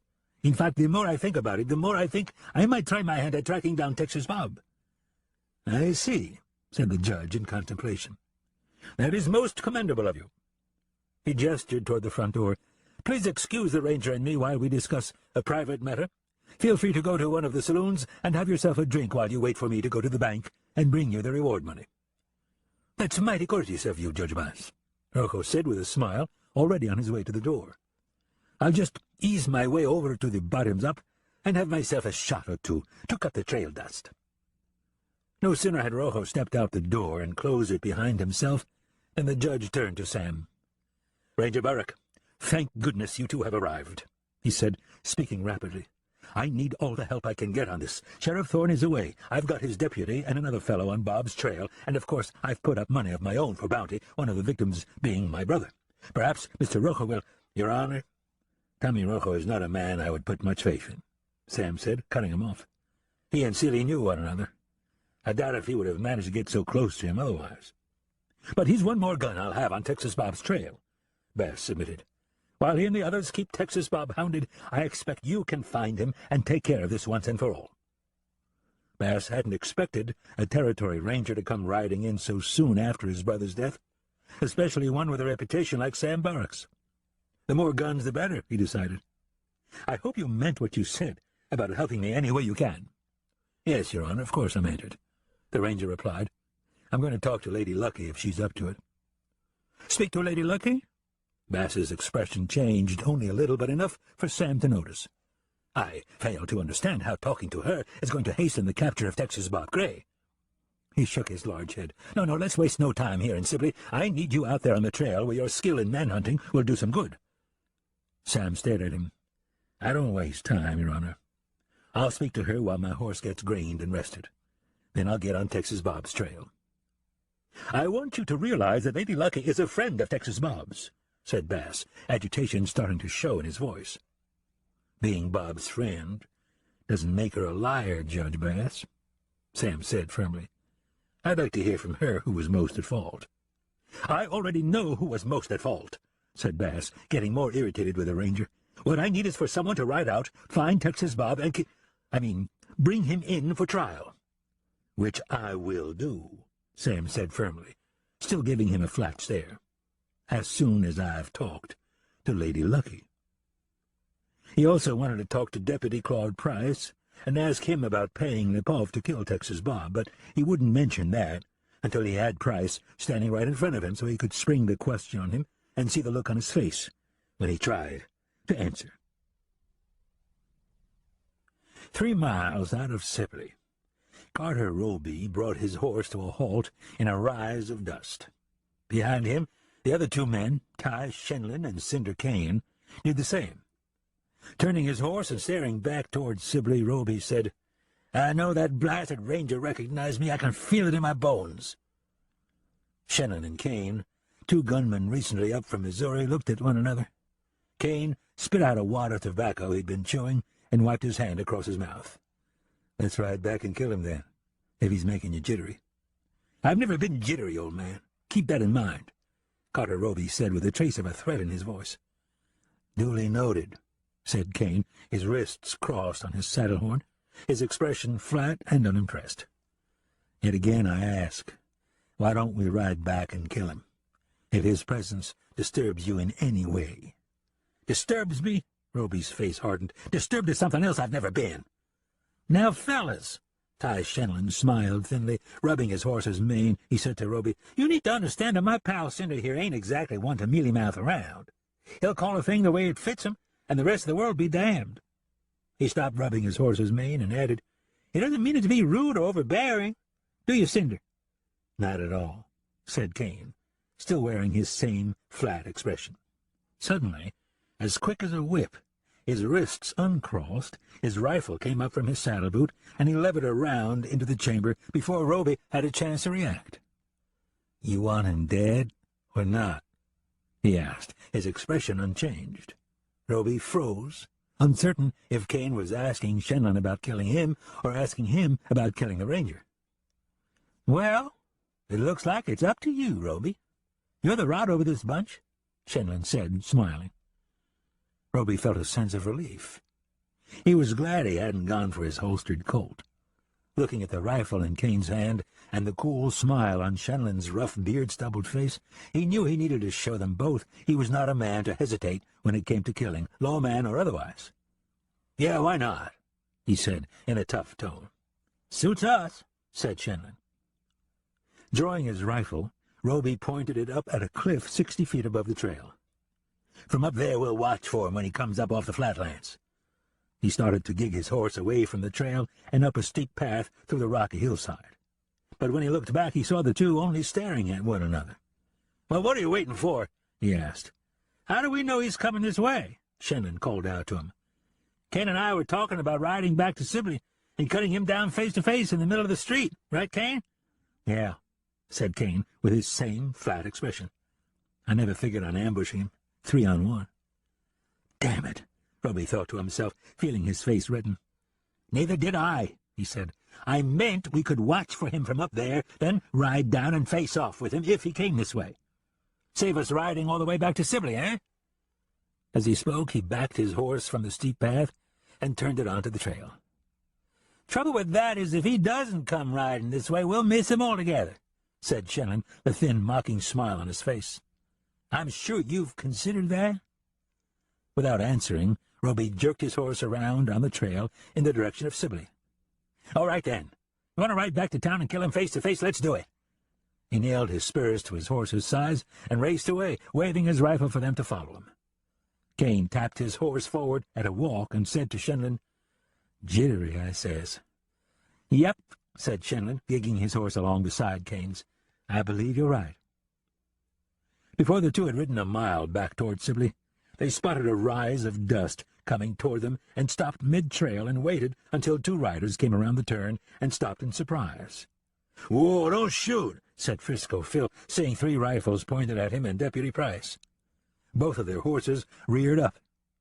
"What's got you Jake so spooked?" he asked as his horse touched down and circled nervously until he clenched in on his reins. "Sorry, Frisco," said Roby. "We thought you was that crazy ranger and his partner riding us down."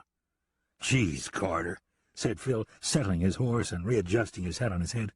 "You're getting plumb dangerous to be around." "He apologized, didn't he?"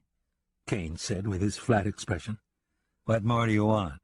"Nothing more," said Phil. "When I said we'd meet you along the trail, I didn't mean we wanted to ride into your gun barrels." He gave Kane a hard stare. "Easy, Frisco," said Shenlin, again having to speak for his pal Kane. "He didn't mean no harm in what he said. Cinder's doing his best to get everybody's bark on today." "Yeah, well, he don't want to do that with me," Frisco said matter-of-factly. His stare cooled as he touched his hat brim respectfully toward the two men. "What are these men doing here?" Price asked, trying to keep his words between himself and Frisco Phil. "Meeting us," Frisco replied with a bemused look. "Ain't you been listening?" "Meeting us for what?" Price asked, getting a bad feeling in the pit of his stomach. "Carter Roby is an old friend of mine," said Frisco Phil.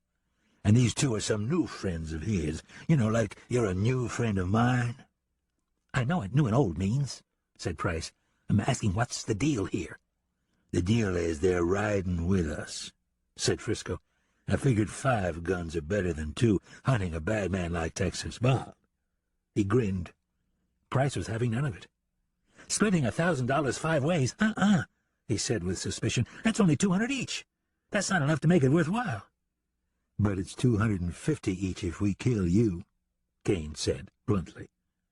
Price bristled, but with a fearful look on his face. His hand clutched his gun butt. "There you go again, Cinder," Shenlin chuckled. To Price he said, "Blow down, Deputy. It's just his way of funning with you. Right, Cinder?" "Yeah, funning," said Cinder Kane, with his same flat expression.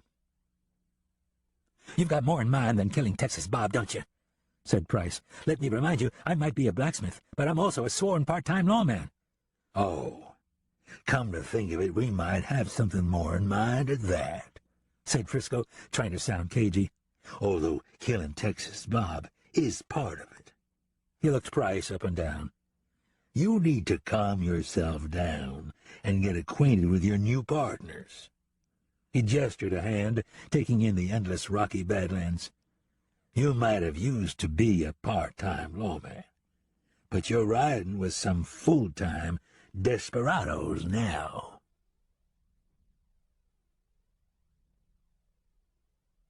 Chapter 6. The ranger wasn't surprised when he talked to Lady Lucky. He found her propped up in a spare bed in the back room of the doctor's office, and she told him everything. Davin Bass had started the fight. He had fired first, and he'd gone down after killing one player. There was no doubt in Lady's mind that he would have killed Texas Bob next. "Are you going to be all right, Lady?"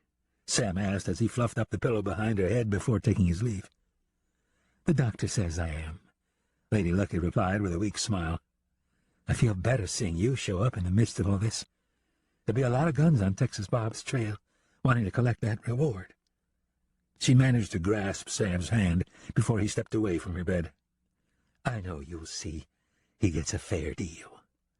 "You can count on it. Now get mended and get back on your feet, Lady," Sam said.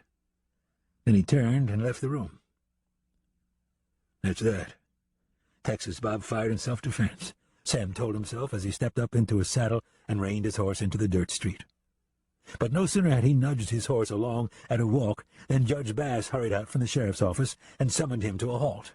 "Not so fast, Ranger," the judge called out. "I demand to hear what Lady Lucky had to say to you." "You demand, Your Honor?" Sam replied in the coolest tone he could offer. Seeing the impassive look on the ranger's face, the judge could tell Lady Lucky hadn't been sympathetic to him or his dead brother's position. "Yes, I demand, Ranger Burrick," he said angrily, pointing a plump finger at Sam. "I am the territorial judge. This is my jurisdiction, and you are a servant of the law." Sam only stared at him, staying cool, watching the judge grow more excited as he spoke. Seeing the composed way in which the ranger stared down at him, the judge forced himself to take a breath before continuing. "Look, Ranger." He paused, pulled a white handkerchief from inside his lapel, and blotted his sweaty brow. "I've tried to be tactful with you about this matter. With anyone else, I wouldn't have to spell things out this way. I want you to show some loyalty to our judicial system here. This is a situation out of the ordinary. In matters of this sort, one hand should wash the other. Don't you agree?" "No." Sam shook his head slowly. "One hand doesn't have to wash the other if both hands are clean." "Why, you ungrateful—" The judge fumed, his face reddened in anger and embarrassment. "I could have the badge ripped from your chest for talking to me in that manner," he said, his thick fists clenched tightly at his sides. "I suppose you could." The ranger glanced down at the badge on his chest. Lowering his voice, he said, "But the best thing for you to do is let this thing simmer down some. You've put money on a man's head not because he's guilty of murder, but because he killed your brother in self-defense." But the judge would have none of it. "I asked you unofficially to bring this Texas Bob to justice. You refused to cooperate. So now, in an official capacity, I am ordering you to—" "Careful, Judge Bass," Sam cautioned him. "You're turning this matter into a runaway coach. The farther it goes, the faster it gets. You best get off now while you still can." But the judge only glared at him. "Spare me your sage frontier advice, Burrick," he said with sarcasm. But he considered the ranger's words enough to rephrase what he had started to say. "I am not officially ordering you, but as one servant of the law to another, I am strongly urging you to bring Texas Bob in, dead or alive. Now, are you going to find him or not?" "Yes, indeed, Judge," Sam replied. "I'm going to look for Texas Bob, if for no other reason than to tell him about the price you've placed on his head, and let him know that the law is not hunting for him."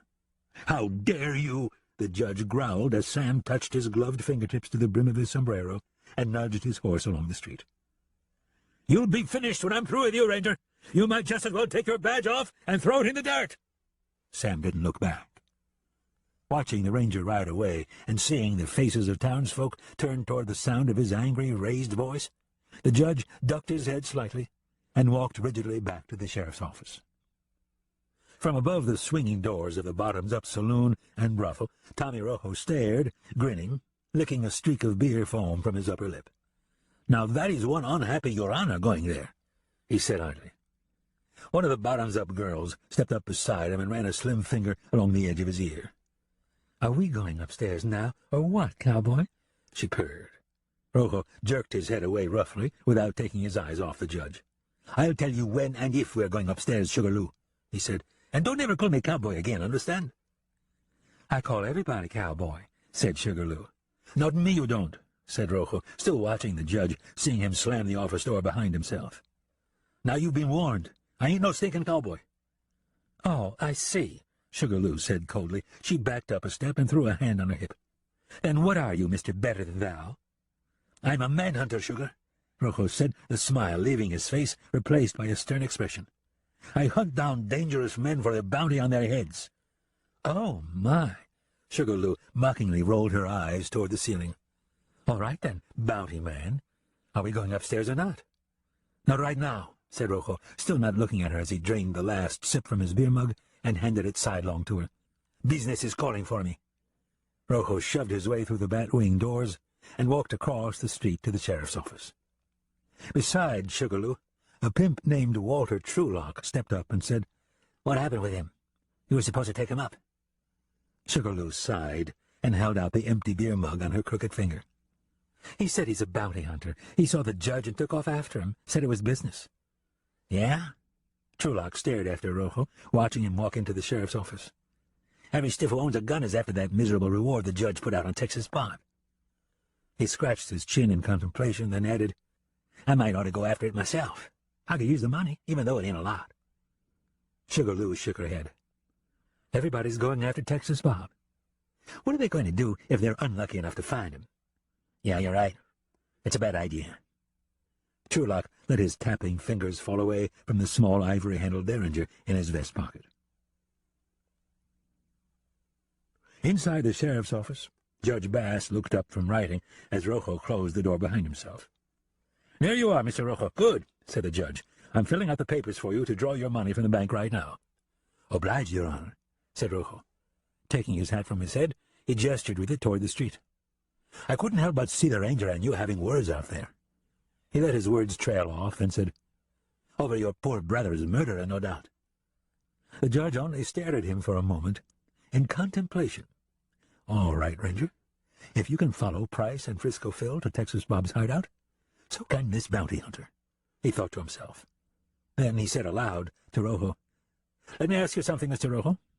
Do you believe in the saying, 'one hand washes the other'?" "Like it's the gospel itself, Your Honor." Tommy Rojo grinned widely, holding up his hands and wiggling his fingers. "Now, you just tell me what you want done, and let's start washing." Darkness had enfolded the rock canyons, while Mary Alice and Texas Bob gathered the tin dinnerware, washed, dried it, and put it away. While she wiped the tabletop with a damp cloth, she watched Bob kneel on a thick bearskin in front of the glowing hearth and take off his shirt. Raising the glow of an oil lamp, he looked closely at the bandage around his shoulder, relieved at finding no fresh blood since checking it that morning. "I'm healing right along, thanks to your tender care and handling," he said to Mary Alice. He rounded his stiff shoulder as if to show her his improvement. At the edge of the hearth, the big dog Plug lay flat, his forepaws spread, his chin resting on the plank floor. He observed the man and woman curiously. "You can't tell anything without taking off the bandage," Mary Alice said.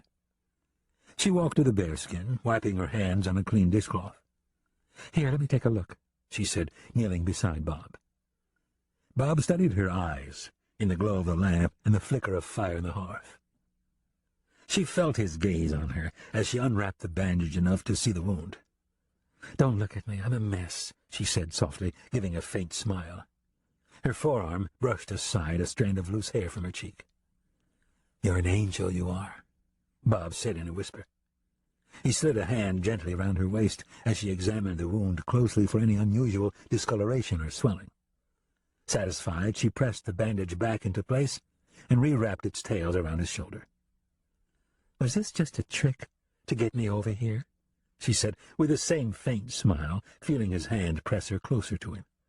She tucked in the ends of the bandage and patted his chest gently. "Only 3 days here, and you've seen through all my tricks." Bob sighed and relaxed back onto a blanket-covered saddle he'd laid there the night they arrived.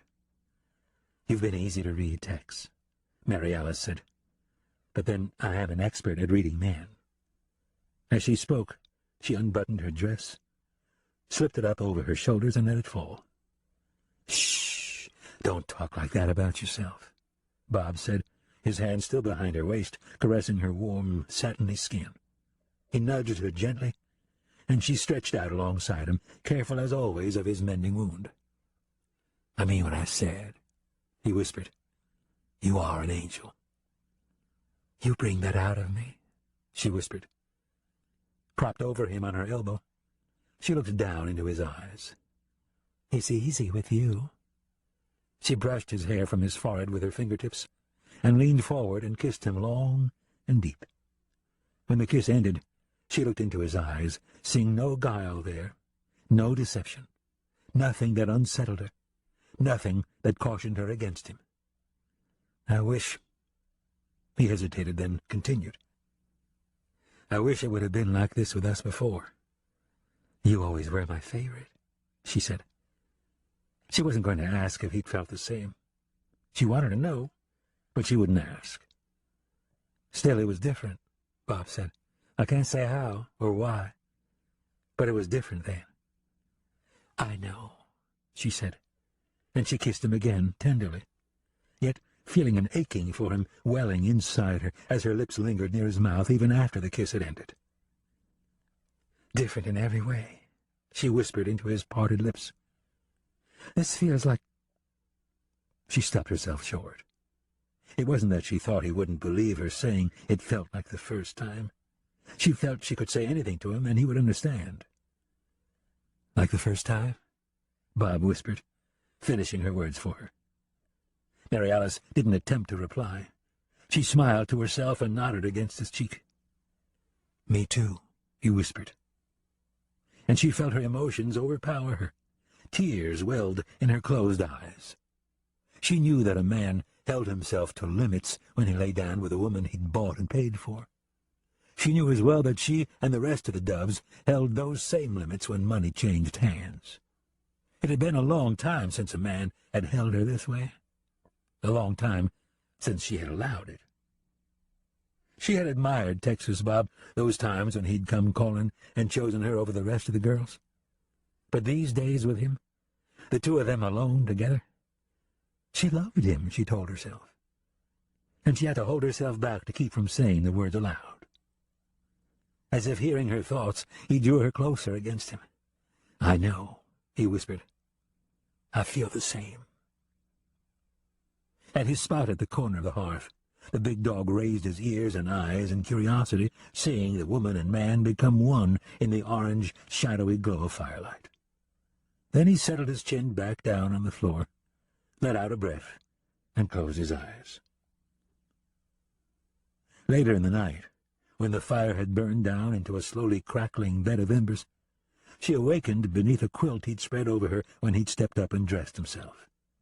Feeling the empty spot beside her, she looked up, almost startled by his absence, and saw him sitting at the table in a circle of lantern light. On the table lay his Colt, beside it a cloth and a tin of oil.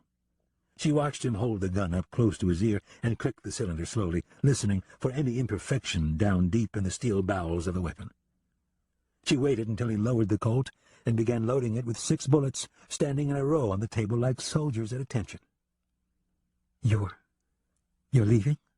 She said quietly, hoping her voice didn't reveal her disappointment. But it did, she realized, seeing him lift his eyes to her as he slipped another bullet into the Colt. Come daylight. A little before, he said. Weren't you going to tell me? She asked, knowing her voice wasn't hiding a thing. I was, he sighed. I suppose I wanted to put it off long as I could. She rose to her knees, naked, found her dress, pulled it on, and stood up and straightened it. Do you mean put off telling me or put off leaving? She said, in an attempt to lighten the matter. One hurts as bad as the other, said Texas Bob, sliding the Colt into its holster. But I've got to go. You know I've got to. Yes, I know, she said softly. She walked to the hearth and picked up the coffee pot from the stone mantel. I'll borrow some coffee. Near her feet, the big dog raised his head and watched her, then stood and stretched and shook himself and walked to the door. Mary Alice opened the door, let the dog out, and stood staring out into the gray, starlit darkness for a moment, composing herself. She knew the silence behind her lay waiting to hear from her. After a moment, when she trusted her voice again, she said aloud to Texas Bob and to the darkness before her, God, Tex, if something happens to you, I'll die. I just know I will. Don't say that, Mary Alice, she heard him say behind her. She heard his footsteps approaching her, and she turned in time for him to take her in his arms. Nothing's going to happen to me. Nothing ever does. Tex, She sobbed against his chest. I get a terrible feeling about this. About you leaving. Shh. You hush that now, he said gently but firmly. I'm coming back here. To you, Mary Alice. If you'll have me. He held her tightly. I give you my word. Nothing or nobody is keeping me away from you. Take me with you, Tex, she blurted out. I'm so afraid. You're safe here, Mary Alice, he said. Nobody knows about this place except you and me and old Plug there. He nodded at the dog as it meandered around the dusty yard with its muzzle to the ground. I'm not afraid for myself, Tex, she said. I'm afraid for you. You've got to stop being, Mary Alice, Texas Bob said firmly. I will, Tex, she stammered, getting herself under control. She offered a feigned smile. What's wrong with me, anyway? I'm never this foolish. Look how I'm shaking. She tried to be strong. Mary Alice, he said, against her tear-moistened cheek. It's been a long time since either of us felt this way toward anybody. I expect it's got us both a little spooked. He tried a slight chuckle. But there's nothing says we're going to come to a bad end. Let's both show a little faith here. I'm trying, she said, but I just feel so... He pulled his face back from hers and tipped her chin up to meet his gaze, cutting her off. Look at me, he said with gentle finality. I'm going to find Sheriff Thorne and tell him what happened. Then I'm coming right back here. He gestured toward his wounded shoulder. This is nothing. I might wound easy enough, but I'm awfully hard to kill. He smiled at her. Especially when I've given my word. Especially when I've got my very own angel waiting here for me. Part 2, Chapter 7. At dawn, Sheriff Mike Thorne crossed the dirt street of Camp Verde through a raw, whistling wind. He held the brim of his Stetson bent down to shield his face from the sharp, cold dust. Confounded wind, he growled to himself beneath the batting of his long, loose duster tails. This had better be good. At the plank door of a half-adobe, half-pine-timbered building, he hammered with his balled fist until the door opened just enough for him to squeeze inside. As he stepped sidelong, a black hand slammed the door behind him and slipped an iron bolt into place to hold it shut. "Mercy," said the black man as he stepped back from the door. "I've never seen such a wind in this river valley."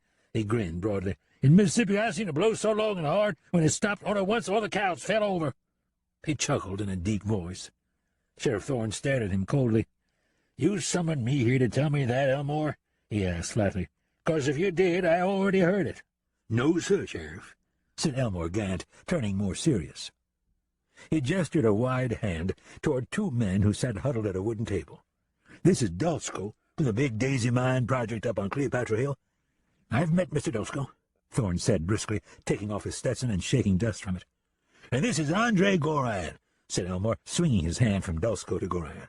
"We all call him Andy. He's more sober now than when he arrived. He drank his way from one town to the next till he got here. Seems he just got back today from Sibley." "Oh?" Thorne's attention was piqued at hearing his town mentioned. "Yes, sir, and he's got quite a tale to tell," said Elmore. "I thought you'd want to hear right off." "Yes, I do," said Thorne, looking the Croatian over good, seeing the dirty bandage on his forearm. "What happened to your arm?" he asked Goran. Goran stared blankly. "He got a burn in Sibley," Elmore interceded, a look of satisfaction coming to his eyes, having something of importance to say. "Can't he talk?" Thorne asked sharply, staring down into Goran's dark, bloodshot eyes. "Not so as you and me would understand him," said Elmore. "That's why I brung Dulsco here, when he started babbling something about a fire in Sibley, then about a gunfight." Elmore stared at the sheriff expectantly. "Oh?" said Thorne, realizing the Croatian spoke very little English. To Dulsco he said, "Ask Andy here how he burnt his arm in Sibley." Ernst Dulsco turned to Goran and spoke to him in their native tongue. After a moment of listening closely while Goran spoke, the translator turned to Thorne and told him everything. Shaking his head slowly as he let the story sink in, Thorne finally said, in a tone of regret, "I can't believe Texas Bob would do something like that. Unless, of course, it was in self-defense." He looked at Goran as he asked Dulsco, "Was Lady Lucky still alive when you left?" Dulsco asked, and Goran replied, nodding to the sheriff. To Thorne, Dulsco said, "Yes, as far as he knows, she was alive when they had his arm bandaged and left town, but he does not know what condition she was in." "Well, thank God she's alive," said Thorne. He placed his Stetson back atop his head. "I'm headed back to Sibley anyway. Expect I'll speed it up some, maybe take some high ground and cut over through the Ponderosas." Elmore and Dulsco gave one another a wary look. Elmore said, "Sheriff, you best want to stick to the trails twixt this river valley and Sibley. There ain't nothing but trouble for a man out there." "I believe I know my way home as well as the next fella, Elmore," Thorne said testily, cutting him short. "Yes, sir, Sheriff, I know you do," Elmore said.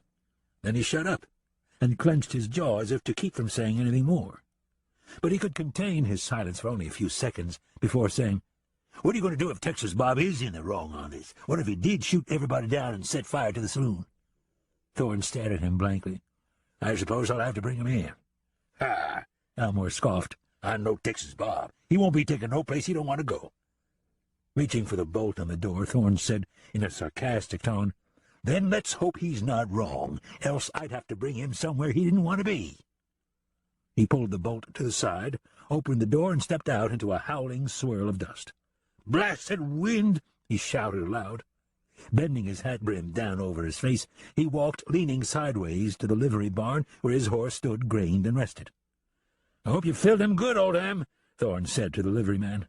"I don't want to stop till we've got up out of Verde River Valley and clear this wind."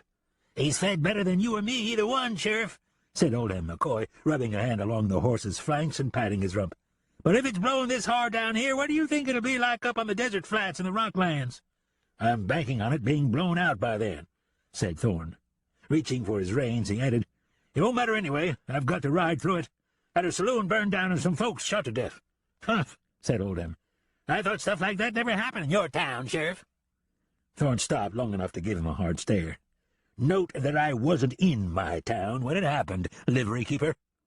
He put a gold coin into the liveryman's outstretched hand, swung up into a saddle, and turned the chestnut toward the front door.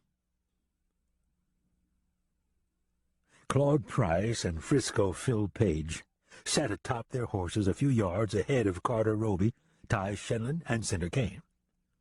After a 3-hour wait, they finally watched the Cottonwood stagecoach lumber into sight on its weekly turnaround trip back from Flagstaff.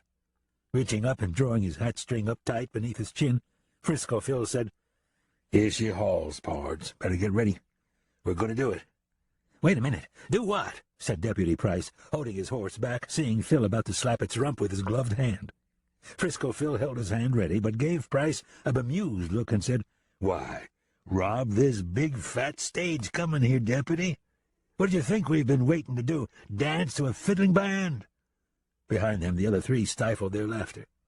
Price shot them a bristling glance, then said to Phil in a stern tone, "I thought we were waiting to see who's on the stage, not rob it." Frisco Phil took a deep breath, as if trying to be patient with the part-time lawman.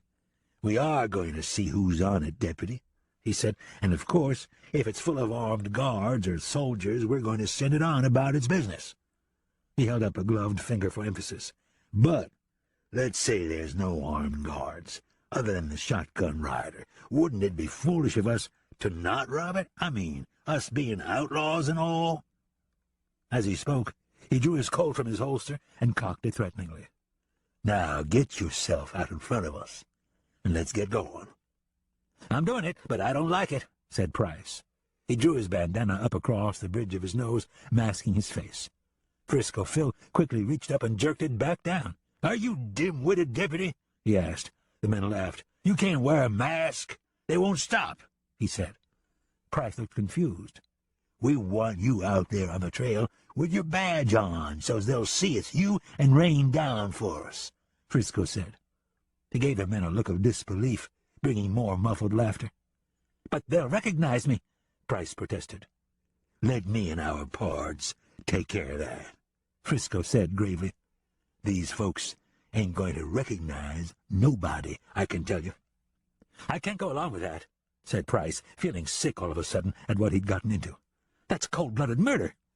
"Now you're disappointing everybody," Frisco said coolly. "Hear that, pards? I know you all had your hearts set on robbing this stage." "I sure did," said Cinder. all three of them nudging their horses closer. "It's all I've thought about for days." "Me too," said Ty Shannon. "I owe some debts I wanted to take care of." Rising in his saddle, Carter Roby said, "Whatever we're going to do, we best get to doing it. They're almost inside the canyon." Frisco looked at Price with his gun cocked and pointed at his chest. "Can't you see what a good thing we've got here? We're working for the judge. No matter what we do out here, we can lay it on Texas Bob. We come upon a stage just in time to see him riding away. He robbed it and killed everybody. We got there just a minute too late to stop him." "I don't know if that'll work," said Price, hoping to stall as long as he could.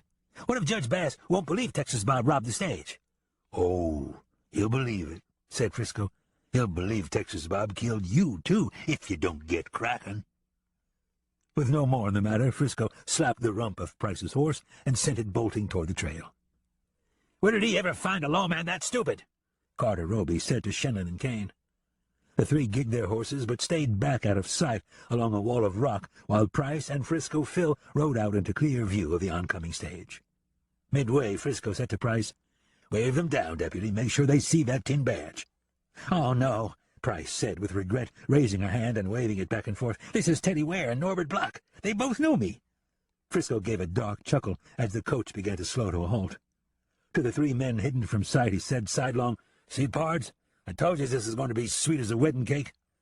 "Whoa!" the stage driver, Norbert Block, shouted to the horses, pulling back hard on the traces and the long brake handle as the 6 big coach horses stopped 6 yards away. "Dang, deputy!" the shotgun rider, Teddy Ware, called out. "We almost didn't stop for you. What brings you out this far from town?" Price seemed stuck for a reply, but Frisco called out, "We're hunting a killer for Judge Bass, a fellow by the name of Texas Bob Cray." The 2 grizzled, bearded stage men looked at one another. "Texas Bob a killer?" said the driver. He looked at Price instead of Frisco Phil. "That's a hard thing to believe, deputy." "Hard but true," said Frisco, sidling closer to Price in case Price did something to warn the stage men. The driver looked away from Price to Frisco Phil. "Don't I know you, ain't you, the one who slings whiskey at that pigsty in Sibley?" "If you mean Vinton Creek's rambling Dutchman," said Frisco. "Yeah, I used to. What of it?" "Nothing of it," the shotgun rider cut in, his sawed-off double barrel in his fringe-gloved hand. "We're just both wondering why you're doing the talking, is all." He said to Price, without taking his wary eyes off of Frisco Phil, "Can't cut your tongue, Claude?" "No," Price said quickly, sounding almost startled by the question. "What Phil says is true. We're hunting for Texas Bob. He shot Judge Bass's brother, Davin, maybe killed a couple more, and burned down a saloon." "Burned a saloon in Sibley, huh?" The driver gave a sharp little grin. "That's 1 down and 30 to go, far as I'm concerned." "Anyway, that's why I stopped you," said Price. His face was sick and nervous. "We want to know if you've seen any riders headed out across—" "We're going to have to search your stage," Frisco called out, cutting Price off. "Search our stage?" said Ware. His finger slipped inside the trigger guard of the shotgun. "You must be a lunatic, bartender." The shotgun rider began to rise up from his seat, his weapon coming up to his shoulder. "Pards!" Frisco called out over his shoulder, summoning the 3 riders hidden behind the large rock. As the 3 nudged their horses into sight, their guns drawn, cocked and pointed, Frisco demanded, "Drop the scattergun and sit your ass back down. Throw down the strong box." But the shotgun rider would have none of it.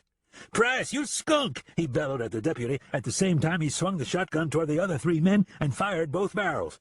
The impact of the double blasts angled down onto Carter Roby, hammering both horse and rider into the dirt. Ware, seeing that the 2 blasts were all he would get, shouted, "Go!" at the stunned driver.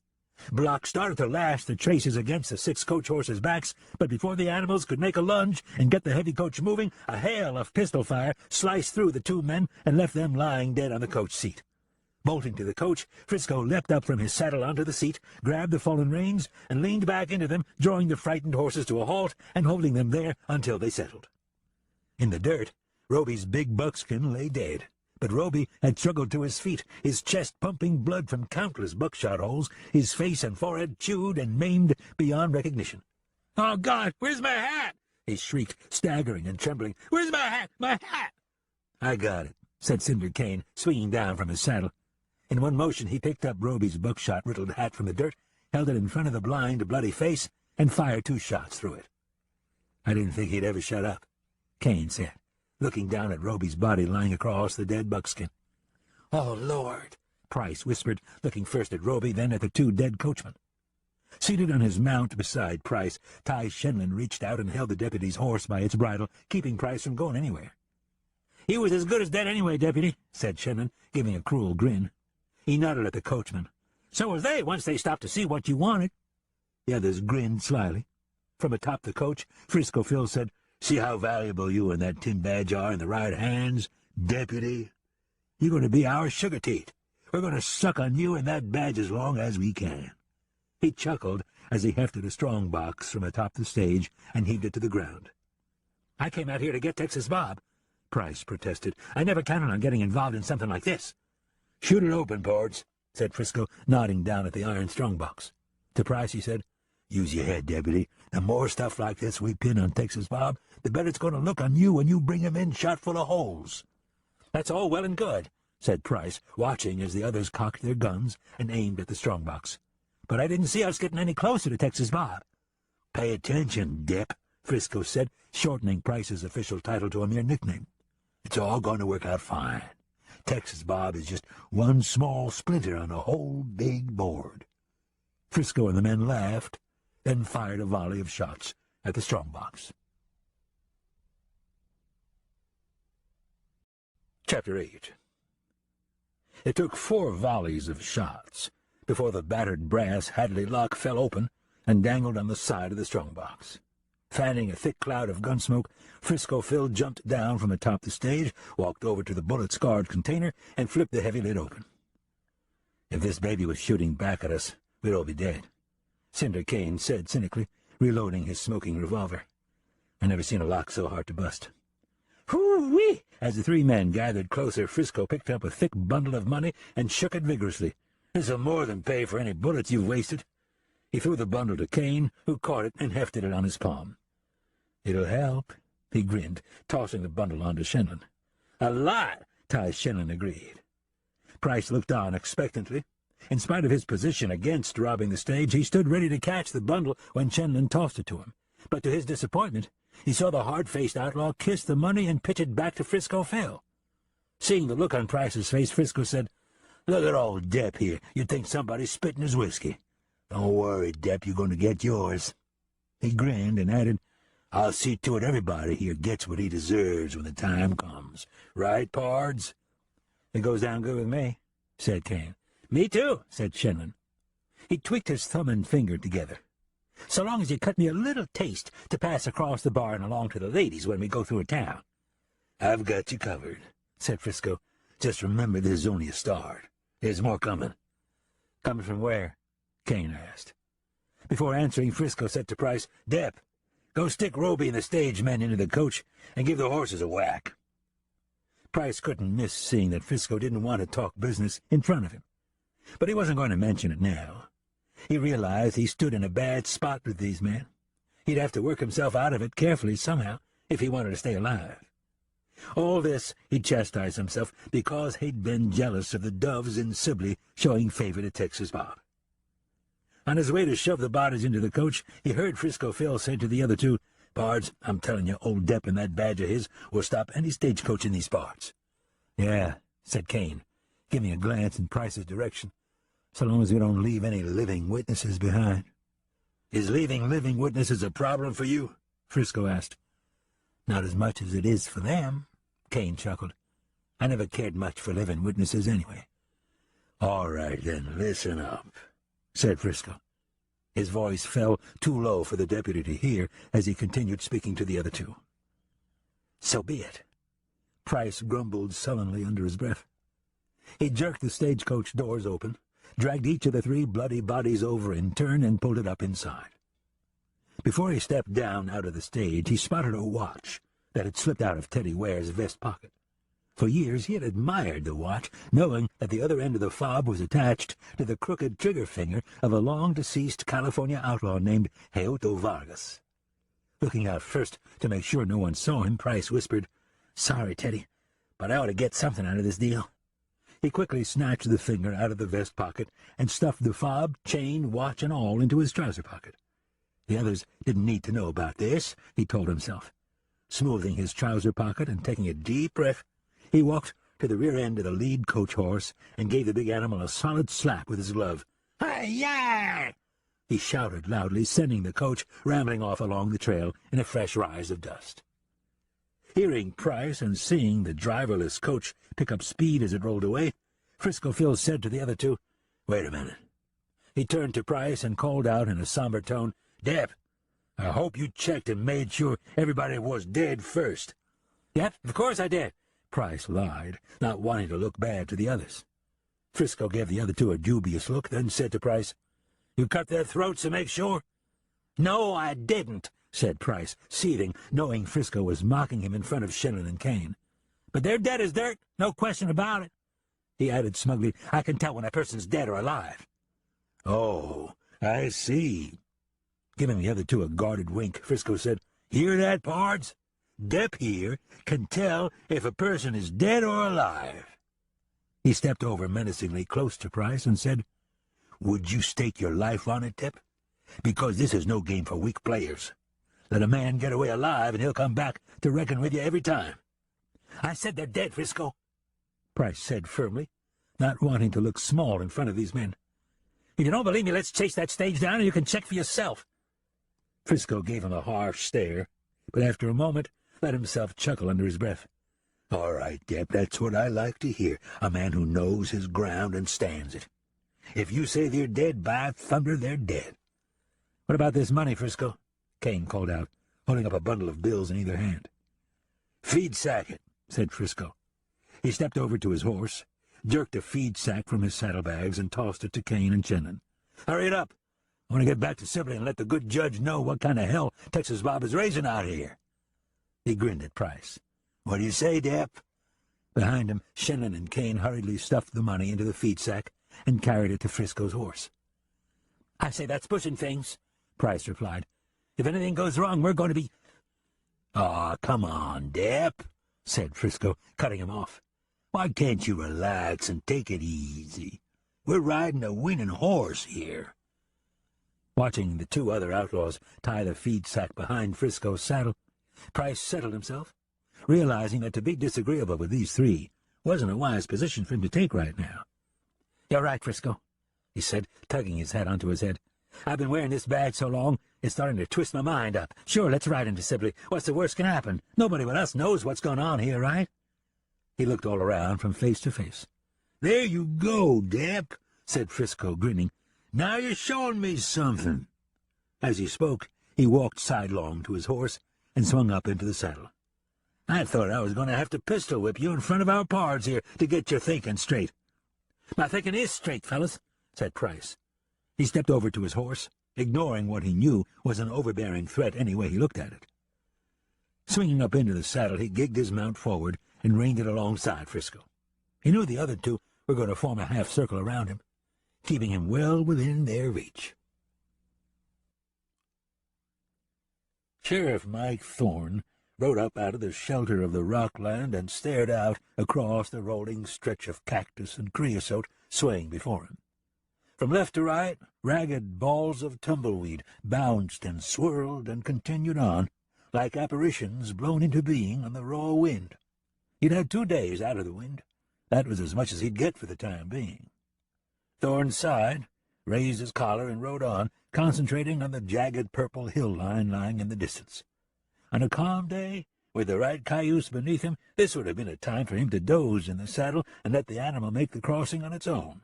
Not today, though, not in this wind, he reminded himself, nudging the horse forward. But before he'd ridden a mile, he felt a rumble of hooves and saw the big stagecoach rise up from the earth before him in a wind-swept flurry of dust and weed, its canvas back loose and flapping sidelong as it barreled toward him. "Whoa, Jim," he said to his horse, pulling it to a sliding halt for a moment while he scrutinized the matter. "What the blazes is a stage doing out here?" he said to himself. Knowing that any answer to his question would have to come from the stage, he gigged his horse forward, swinging out in a half-circle to get out of the speeding coach's path. Waving his hat to no avail, he watched the coach grow closer until he saw it wasn't going to even slow down, let alone stop for him. "By thunder, you will stop," he muttered with determination. He nailed his spurs to the horse's sides and put the big animal into a full run. When he arrived full speed up alongside the coach, he looked up through the dust and wind. Recognizing the driver, he shouted, "Teddy Ware, pull up, you hear me?" but upon seeing the seasoned old shotgun rider staring blankly ahead, his chest, face, and hands black with blood, Thorne sped his horse's pace up, pulled over close to the lead stage horse, and crawled over onto it from his saddle.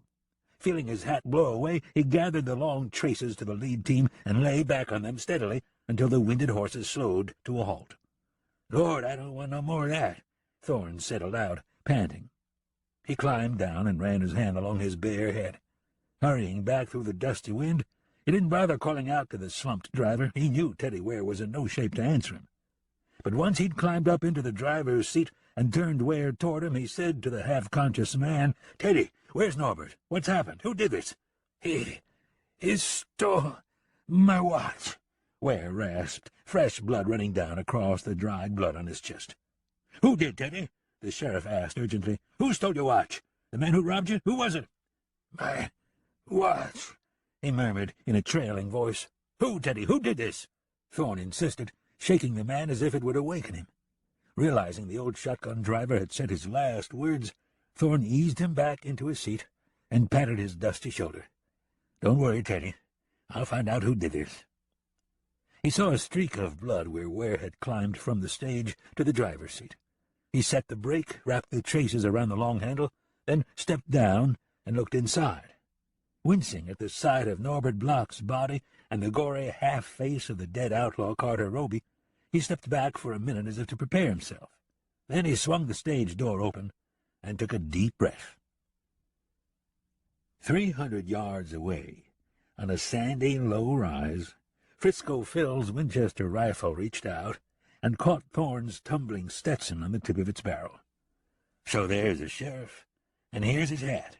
Frisco gave Shannon and Kane a curious look, then turned a dark stare to Price, Thorne's hat hanging on his rifle barrel. "You better tell me quick, Dep. How do you suppose that stage got headed in this direction, toward Sibley, without a driver turning it this way?" "I don't know, Frisco," said Price, standing his ground, but shakily. "I can't tell you what a loose team of horses is apt to do. Nobody can." Kane and Shannon stared out at the stagecoach. "The question is, what are we going to do about this sheriff snooping around, maybe backtracking and figuring things out?" "What do you say we ought to do, Dep?" Frisco asked coolly, sticking his rifle up high enough for the wind to lift the battered Stetson and send it skittering away. Price kept calm. "I say we circle wide of him and go on to Sibley. What can he say? He didn't see us do anything." "Yeah, maybe," said Frisco. "Well, how about this? We ride in, tell him we're out here searching for Texas Bob, and feel him out. See if he thinks anything suspicious about us." "But no killing?" Price asked, as if looking for reassurance. Without answering him, Frisco looked at the other two, grinned, and said to Price, "You're going to lead us in. He'll trust his faithful deputy riding in, bringing a posse with him to help uphold the law. Right, Pards?" Shannon and Kane nodded in agreement.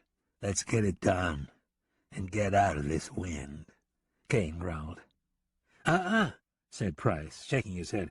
"I won't lead you into him if you're going to kill him." "Won't?" Frisco said calmly. Stepping in close, he quickly reached out, jerked Price's Colt from his holster, smacked him across the side of his head with the barrel, and stepped back. Price's legs buckled. He dropped to his knees. He held his throbbing head. "Get up, Dep," said Frisco. "You weak piece of sow meat." He grabbed Price and dragged him, staggering, to his feet. "Shoot this fool," he ordered Kane and Shannon. "I'm tired of his mouth." Kane and Shannon drew their pistols, cocked them, and pointed them at Price's chest. "Wait, please," said Price. He could see that this was no bluff, that these two were going to leave him lying dead on the sandy ground. "I'm not saying I won't ride down there with you." "It sure sounded like it to me." Frisco gave him a look. "What about it, Pards?" "Yep, I could have swore that was what he said," Kane replied, gun in hand. "His very words," said Shannon. The two stared coldly at Price, who looked back and forth wild-eyed. "What I meant was I didn't want to kill him. He doesn't know anything, but I'll lead us down there. Of course I will. I'm a part of this as much as the rest of you. Don't shoot," he pleaded. Frisco raised a hand toward Shannon and Kane. "All right, Pards. Once again, our deputy here has had a change of heart." He glared at Price as he backed away, shoving Price's gun down in his belt for safekeeping. He lifted the feed sack of money from behind his saddle and carried it over and dropped it on the ground, not wanting the sheriff to see it. "Get your saddle under you, Dep," he said. "Don't ever again tell me what you won't do. I'll pistol whip you like you're a woman." Chapter 9. The wind had died down some by the time Sheriff Thorne had dragged Teddy Ware from the driver's seat of the stagecoach and pulled him inside with the other two. He'd taken his canteen from his saddle-horn, uncapped it, and had a long swallow of tepid water when he caught sight of the four riders atop the same low rise where he'd first seen the stage. "Easy, Jim," he whispered to his horse, although the animal had shown no sign of wariness, other than pricking its ears toward the strange horses. Thorne slipped his rifle from its saddle-boot, levered around into the chamber, and led the horse around to the corner of the stage. Seeing the sheriff take a defensive position, Price called out from 20 yards away, "Sheriff Thorne, it's me, Claude Price, your deputy." He swung an arm back and forth above his head. Recognizing Price, Thorne took a breath of relief, but he kept himself at the edge of the coach instead of stepping out away from any cover. "Price, who's that riding with you?" he called out. He let the riders see his rifle come up against his shoulder. "We're a posse, Sheriff," Price called out. "Judge Bass sent us out searching for Texas Bob Cray." "You don't say," said Thorne, seeming unmoved by the mention of the territorial judge. He cocked the rifle hammer, seeing the four continue to ride closer. "Why don't all of you stop right there? Introduce us, deputy." "Slow down, pards," Frisco said quietly, seeing that he had underestimated the sheriff. "This is what I was afraid of," Price said, barely above a whisper. "Get us in there, Dep, damn it," Frisco growled, jerking his horse into a short circle and not letting it stop long enough for the sheriff to get a tight aim on him. But it was a move the seasoned old lawman saw through right away. "Hold your horses still, all of you," Price warned in a low voice. "Thorne is no fool." The four settled their horses, but it was too late. Thorne had already drawn an impression of the man. "Sheriff," Price called out, "this is Phil Page, Mr. Kane and Mr. Shenlin. Like I said, Judge Bass sent us looking for Texas Bob. There's been a lot happen while you were gone." He shook his head. "We had a terrible shooting. Texas Bob went on a wild killing spree. He even burnt down a saloon." "So I heard," said Thorne, keeping his eyes on Frisco and the other two. "Phil Page, huh?" He looked Frisco up and down. "I've seen you slinging whiskey at the Rambling Dutchman." "I was, that is, I am, a bartender there, it's true," said Frisco. "The judge asked for my help, and I felt it my civil duty." "Make up your mind, Phil Page," the sheriff said, cutting him off. "Are you still a bartender, or has something else caught your interest?" "This is as close as we're going to get," Frisco whispered under his breath. "He's going to be a hard head about this, I can see that already." He gigged his horse into another short circle. Jerking his big Colt from his holster as he nailed his spurs to the animal's sides, he shouted, "Kill him, pards!" The men charged the sheriff's position, pistols firing. "You too, Dep!" Frisco shouted, slapping Price's horse on the rump to make sure Price stayed with him. But as the riders made their attack, Thorne's rifle went to work. His first shot sliced through Kane's upper arm, almost knocking him from his saddle. His second missed, but lifted Shenlin's hat from his head and sent it spinning away. Riding beside Price, Frisco saw the two veer their horses away and flee for cover. "Cowards!" he screamed, but before the word had left his mouth, a bullet ripped through the air an inch from his ear and caused him to duck low in his saddle as he and Price turned and fled behind Kane and Shenlin. 30 yards away, over a sheltering low rise of sand, Frisco and Price slid their horses to a halt as another rifle shot whined through the air behind them. "I've never seen a man fire a rifle that fast," Frisco said, jumping from his saddle. Price sat silent, knowing that anything he had to say wouldn't be welcome. As far as he was concerned, now that Thorne had seen him, he had to make sure the lawman never made it back to Sibley alive. This was where his envy of Texas Bob had brought him, he told himself, looking at his unsavory companions. "I'm shot," Kane said, unwrapping his hand from his upper arm, revealing the rip Thorne's bullet had made in his bloody shirt-sleeve. "It's just a flesh wound," said Frisco, trying to dismiss the matter. "Hell, yes, it's a flesh wound," said Kane, glaring at him. "But that's because it's my flesh. What would it be if it was yours?" "Take it easy, pard. This is no time to argue," said Frisco.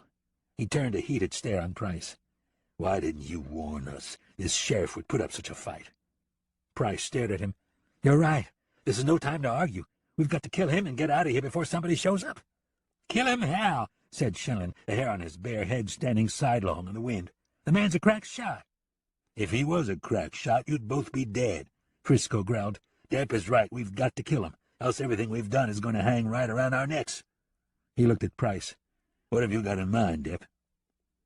Price couldn't believe he stood there talking about murdering the lawman he worked for, the man who had held the Bible he'd sworn an oath on to uphold the law. He took a breath and said, "There's 4 of us. We've got to split up and hit him from all 4 directions at once." "I'm wounded," Kane shouted, holding up his bloody hand. "Or maybe you didn't hear." "I'm near wounded myself," said Shenlin, running a hand back over his bare head. "I say we surround him and wait him out." "Wait him out?" Frisco gave him an angry look. "What does that mean, wait him out?"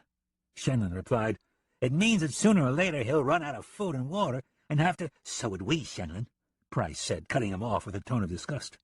"Not if you's held him pinned down while I rode somewhere and brought back enough food and—" "Shut up," said Frisco, his Colt coming up cocked and pointed at Shenlin's chest. "Get on your horses, both of you. You heard Depp. We've got to get this thing done and get out of here."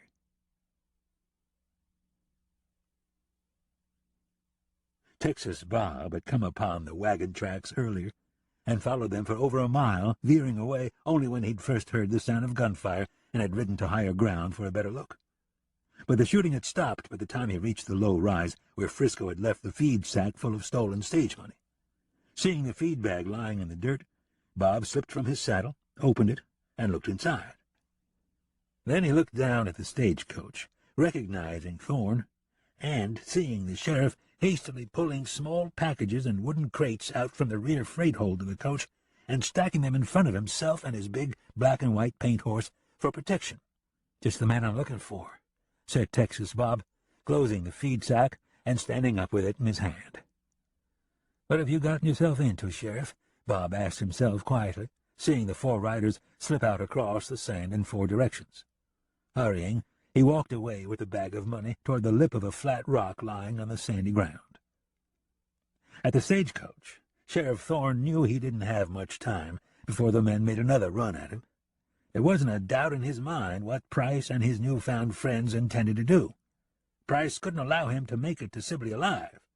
Price was not a hard case, certainly no cold-blooded killer. In fact, Thorne doubted the blacksmith had ever even shot at a man, let alone killed one. But it made no difference now. Price had been up to no good with these men. Whatever he and his 3 accomplices had done, he'd bet they were the ones who'd robbed the stage and killed Block and Ware. Now that Thorne had seen him, he knew his part-time deputy was desperate to cover his tracks. "It looks like we're fixing to get on with it, old hoss," Thorne said to the paint, seeing the dust of the 4 riders as they slipped along just out of sight over the low, rolling terrain. "I wish you was smart enough to keep your head down." As he spoke, he checked his rifle, took out his Colt and a small-caliber hideaway gun, and laid them side by side on one of the wooden crates. "I expect an old lawman like me can't ask for much better than this." He looked at the horse and grinned. "Think of what a story it'll make if I get through this and leave all 4 of them hanging out to dry." No sooner had he spoken than a shot rang out and a bullet thumped into a wooden crate. He ducked down and came up with his rifle to his shoulder, scanning back and forth for a target through a renewed swirl of dusty wind. Before he took tight aim toward the distant rider far to his left, a shot came from the rider to his right. Splinters from a crate stung the side of his face. He fired, but his shot fell short, raising a spray of dirt and pieces of an exploding barrel cactus. Crouching down beneath the coach, he looked all around, then dropped onto his belly, seeing the riders advance from all 4 directions, their guns firing. He shouted as he fired from under the coach, "Come get me, you sons of it!" His words stopped short as he heard round after round of powerful rifle shots resound above the cacophony of 6-shooters. "Who in blazes is out there?" he said aloud to himself, noting that the pistol fire began to wane under the heavy pounding of a repeating rifle. Levering another round into his rifle, he got off a quick shot at the outline of the rider to his left before the man turned his horse sharply and raced away into the thick, billowing dust. A rifle shot from out in the dusty wind produced a painful-sounding scream from one of the unseen gunmen. "Whoever you are out there, thank God for you," the sheriff said, feeling relieved now the odds had been evened a bit. He fired to his right and levered another round, searching the dusty wind for a target. From the direction of the mysterious rifle fire, he saw the grainy outline of a lone rider coming in toward him from within the dusty swirl. "Thorne, it's me, Bob Cray," a familiar voice called out. "Don't shoot. I'm coming in." "Texas, Bob?" Thorne cried out. "Lord, yes, man. Get on in here while these rats are running for their holes." He shouted in a louder tone, hoping Price and his three partners could hear him. A moment later, Texas Bob slid his horse to a halt, jumped down from his saddle, and hurried in behind the stage cargo. "Are you all right, Sheriff?" he asked, rifle up as he scanned back and forth, watching the wind subside enough to give him a better view of the barren, rolling land. "I've been better," Thorne said, crawling up from beneath the coach. "But it's good to see a friendly face out here, things being as they are." He also scanned back and forth with his rifle. "Now that I've got an extra gun, maybe we ought to tie off these horses behind the stage and ride it out of here fast as it'll carry us, before these owl hoots get their courage up and come back at us again." "Bad news, Sheriff," said Bob. "The lead stage horse is dead in his harness. I saw him down when I rode in. I can crawl out there and cut him loose if you really want to make a run for it." Thorne thought about it, realizing the shooting had stopped altogether, for the time being at least. "Let's wait and see what they've got up their sleeves. One of them is my deputy, Claude Price, so I'm not expecting anything too smart from them." "Claude Price is trying to kill you?" Bob said, surprised. "Yep," said Thorne. "He rode in saying him and the other three were carrying out Judge Bass's orders, hunting you down." "I'm not surprised, Sheriff," said Bob. "He gave me a bad time in Sibley. I left town because of him. I expect you heard all about the shooting over there." "Heard it, didn't believe it," said Thorne. He glanced sidelong at Bob without lowering his rifle. "Leastwise, I didn't believe you gunned everybody down and burnt the saloon on your way out of town." "That's what the story's grown into?" "Yep," said Thorne. "That's the grapevine talking. I figured I'd best find you and hear what really happened." He turned his face toward Bob long enough to look him up and down. "What had you planned to do? Run and hide from the law?" Thorne asked. "No," said Bob. "Believe it or not, you're the man I was searching for when I found this ambushed stage and ran into these knuckleheads." "What did happen?" the sheriff asked. "Tell me everything." "Gladly, Sheriff," said Bob, still searching all around for the vanished riders. "First of all, how's Lady Lucky doing?" "I can't tell you, Bob," said Thorne. "I haven't made it back to Sibley yet. I got under way as soon as I heard everything from a Croatian miner from over near Jerome. He said he was there. He's got a burnt arm to prove it. He says you carried him out of there, saved his life." "He was on my way," Bob said, playing it down. He offered a tight grin. "I hope you'll believe me when I tell you the shooting was in self-defense." "I've never known you to lie, and I've never known you to start a fight, Bob," said Thorne. "Now, out with it, so I can say I've heard your side when we get to Sibley." "Here goes," said Bob. Without lowering his rifle, he told the sheriff about that fateful night in Sibley, when he shot the judge's brother. Chapter 10. At the same wind-blown rise from which the four riders had first charged down at Thorne, Frisco Phil stomped back and forth in the dirt, his fists clenched tight at his sides, the rising wind licking at his duster tails. "Are we going back, Frisco?" Shannon asked, above the wind, wiping the sweat from his forehead with a bandana. "No, we're not going back," said Frisco. "We're not fool enough to ride into two rifles." He jerked his dusty hat from his head and slapped it against his leg in anger. "Of all damn people to show up, Texas Bob Cray himself. I can't believe this kind of rotten luck." He kicked the yellow-flowered tip off of a low-barrel cactus. Hurrying back from a few yards away, where Frisco had laid the feed bag of money, Price said, "You want to hear bad luck? The money is gone." "Gone?" Frisco stared at him. "What do you mean it's gone? How can it be gone?" Price pointed at the single set of hoofprints left by Texas Bob's horse, the wind having all but covered them from sight. "It's gone because Texas Bob took it. That's my guess." "That's my guess, too," Frisco said, settling himself, staring through the dusty wind in the direction of the stagecoach. "All right, Texas Bob. You've got our money, but let's see how long you can keep it." He spat onto the ground. Shenlin and Kane looked at each other. Both of them seemed worried. "You said we wasn't foolish enough to go riding up against two rifles, Frisco," Shenlin said in a fearful tone. "Don't soil yourself, Shenlin," Frisco said with contempt. "We're not going to ride in like bats out of hell, if that's what you think." He held down his hat brim against a hard surge of wind. "We're going to ride on ahead and set a trap for them.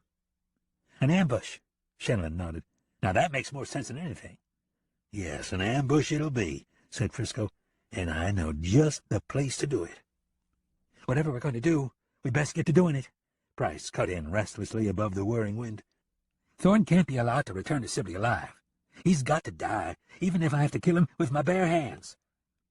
Frisco looked at him, a sarcastic half-smile coming to his face. My, how violent you've become all of a sudden. And to think you was the one who didn't want to kill the good sheriff only an hour ago. I'm in a bad spot here, Frisco, said Price. We should have left well enough alone, took the money, and gone out to Mexico, but no, look at us now. The money's gone, Thorne sees through our scheme, Texas Bob Gray is still free as a bird, and he's shooting at us with the law on his side. Don't tell me what we should have done, Frisco said angrily. What's done is done. Now we've got to play this hand on out the way it's been dealt to us. He turned to Shannon and Kane. You two, get up and in your saddles. We've got to get ahead of the sheriff and Texas Bob and stay ahead. Frisco and Price both swung up into their saddles, a blast of wind whipping their duster tails out behind them. Groaning, the other two outlaws rose and climbed atop their horses, the wind whistling and roaring past them.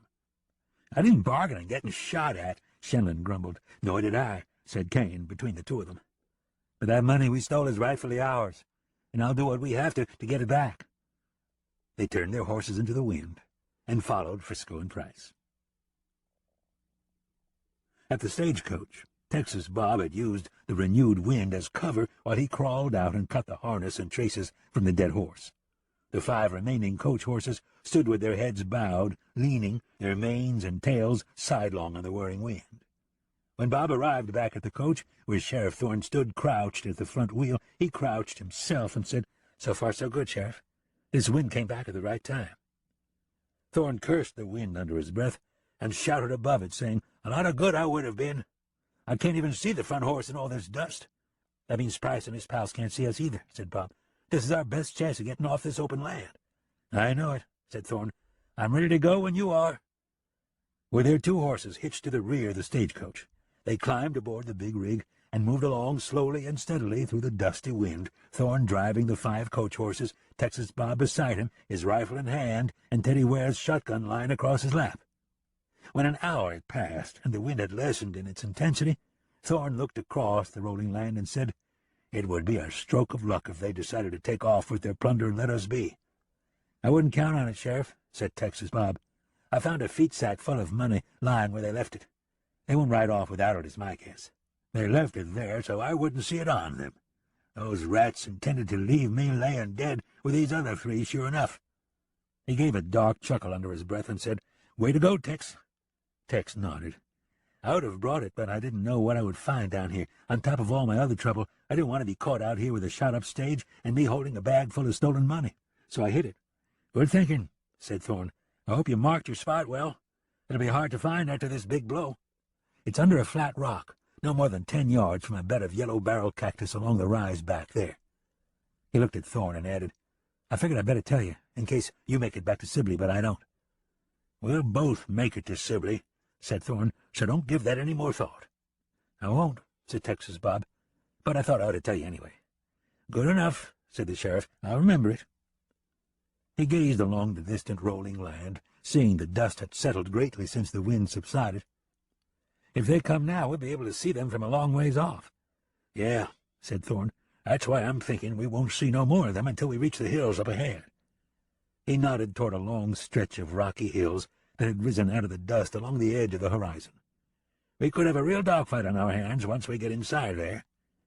Without looking at Texas Bob, he said, I'm glad it's you here with me, and not some I can think of.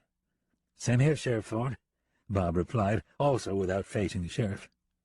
After a pause, Bob added, I want you to know that I feel lots better now that I've told you what happened in Sibley. So do I, Thorne nodded. We'll get it straightened out first thing, Bob. You can count on it. I never would have left town the way I did had it not been for Price trying to kill me in my cell. He would have done it, too, if Mary Alice didn't come along when she did. Considering it, Thorne said. Well, fortunately, we see the kind of man Price is now.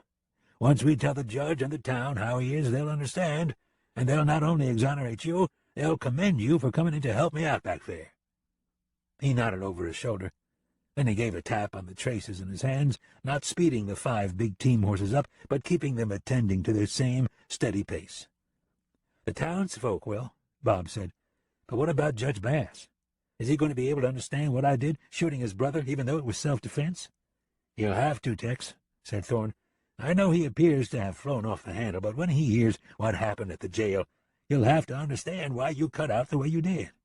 When he hears what Price and these others did out here, he'll have to realize that Price is not a man whose word can be trusted."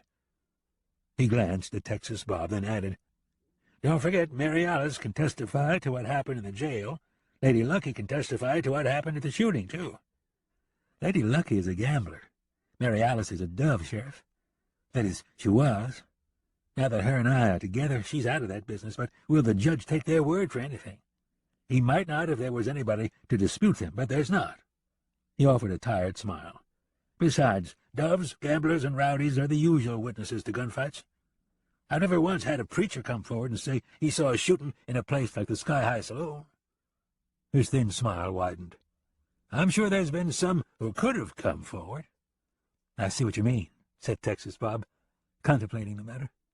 After a moment he said, "Then I just have to go to Sibley and get this over with." "That's right," said Thorne. "When we get to Sibley, you're going to let me handle this. I'll talk to Bass. He's a judge. He'll have to abide by the law whether he likes it or not."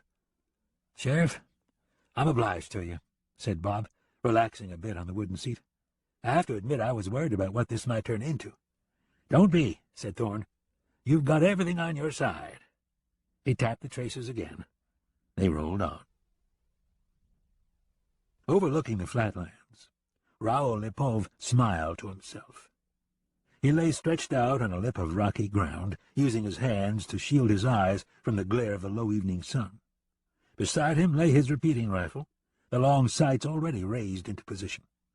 He had been following the stage from a safe distance for the past 2 hours, since recognizing Texas Bob. Now that the stage had reached the lower edge of the hill line, he'd ridden on and gotten above it. This was the place for him to make his move, he'd told himself. He hid his horse among the rocks and crawled forward on the rough ground. Watching Thorne step down from the stage after stopping the horses and setting the brake handle, Lepov smiled and said under his breath, as if Thorne might hear him, "I only wish that you were that loathsome ranger so I could kill 2 tiki birds right here for good reason. As it is, I must kill you just for being here with Cowboy Bob." He shrugged in mock sadness. "But such is the way of this world." He turned his eyes toward Texas Bob as Bob stepped down on the other side of the coach, his rifle in hand. Watching Bob stretch and slap dust from himself with his hat, Lepov reached around to his side, picked up his own rifle, and raised it to his shoulder. "And you, Cowboy Bob, you I must shoot for the best reason in the world, because Imbecile Deputy has paid me to do it." He grinned. "I will force him to pay me more when I roll Cowboy Bob's head across the floor to him." He kept his eyes on Texas Bob as he peeled his fingerless black gloves from his hands and laid them out neatly in the dirt beside him. On the last stretch of upward-sloping flatlands, Texas Bob gazed all around, then looked at Thorne as the sheriff stepped out from the far side of the stage, his rifle in hand. "From here on in, it looks like nothing but good ambush country," he said. "It's all treacherous ground up there," said Thorne, nodding toward the sloping trail. "But the spot I've got in mind is halfway through these hills. Once we're in there, we're trapped. Out here, we can make a run for it if we have to." He gestured toward the rocky hillsides. "In there, they can cut us off from both directions. We'll have to stand and make a fight." He looked at Texas Bob with his thin smile coming to his face. "Just the way we like it." His words ended with a hard cough. His arms flew out beside him.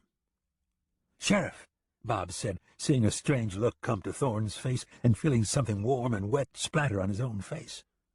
But before Bob's words were out of his mouth, a rifle shot resounded from up the hillside as the sheriff stumbled toward him and collapsed into his arms. Caught by surprise, Texas Bob acted instinctively. He fell to the ground and dragged the limp sheriff under the stagecoach, feeling the spooked horses rock the coach back and forth violently, then yield to the firmly set brake. "Sheriff, hang on! Don't you die on me!" he shouted, but at the same time he saw the gaping hole in Thorne's chest and the blank look in his eyes, and realized that the old lawman had died in his arms. From his rocky perch, Lipov grinned and levered another round into his rifle chamber. Looking down at the bloody smear across the dirt leading under the coach, he sang to himself in a cheery, melodious voice, come out, Cowboy Bob, so that I can shoot a hole in you too." Nothing could be done for Sheriff Thorne. Bob wiped the dead sheriff's blood from his face, then reached out quickly, grabbed his rifle, and jerked it back under the stage. Not one to shrink away from a fight, he crawled out on the other side, stayed in a crouch, and hurried to the rear corner of the coach for a look up among the rocks. Within a second another shot sounded. This time the bullet thumped into the wooden coach frame only inches from Bob's head. He ducked back quickly, but as he did so, he managed to catch a glimpse of gray smoke above the lip of rock protruding from the hillside. "All right, Price, come and get me," Bob shouted, slipping his rifle barrel around the corner of the stage and firing a shot. "Thorne is dead. You and your friends are going to hang for it. You've got nothing to lose." He levered another round into his rifle chamber and called out, "I've got the bag of money. What are you cowards going to do about it?" Price? A bag of money? On his lofty rock perch, Lipov gave a curious look, followed by a crafty smile. Texas Bob had mistaken him for Claude Price. "If that imbecile deputy had a bag of money, I would take it away from him," he said aloud to himself. He raised his head as if prepared to call out a reply. But as he did so, 2 rifle shots were fired close together, both ricocheting off the rock near his face. "Ah, Cowboy Bob is quick with a rifle, eh?" he chuckled to himself, touching his cheek where chips of rock had struck him. "Now I see that I must slip down close like a serpent and make my final strike." But as he spoke, his attention went to a lone rider who had just appeared over the far edge of the flatlands, coming from the same direction as the stagecoach. He looked back at the stagecoach, then at the lone rider again. Recognizing the ranger, Lipov smiled. "Fate is kind to me on this day." He lightly kissed the tip of his rifle barrel, took close aim on the ranger, and squeezed off his shot. But upon seeing his shot fall short and to the ranger's right, he reconsidered his situation. Watching the ranger's horse pound closer, taking a zigzag path toward him across the rough land, unnerved him. Looking back down at the stagecoach, he said under his breath, "This is truly your lucky day, Cowboy Bob. Enjoy it." He touched his fingers to his wide hat brim, as if commending Bob's good fortune. Then he quickly gathered his rifle, his fingerless gloves and spare ammunition, and scooted backward away from the rock edge and hurried to his waiting horse.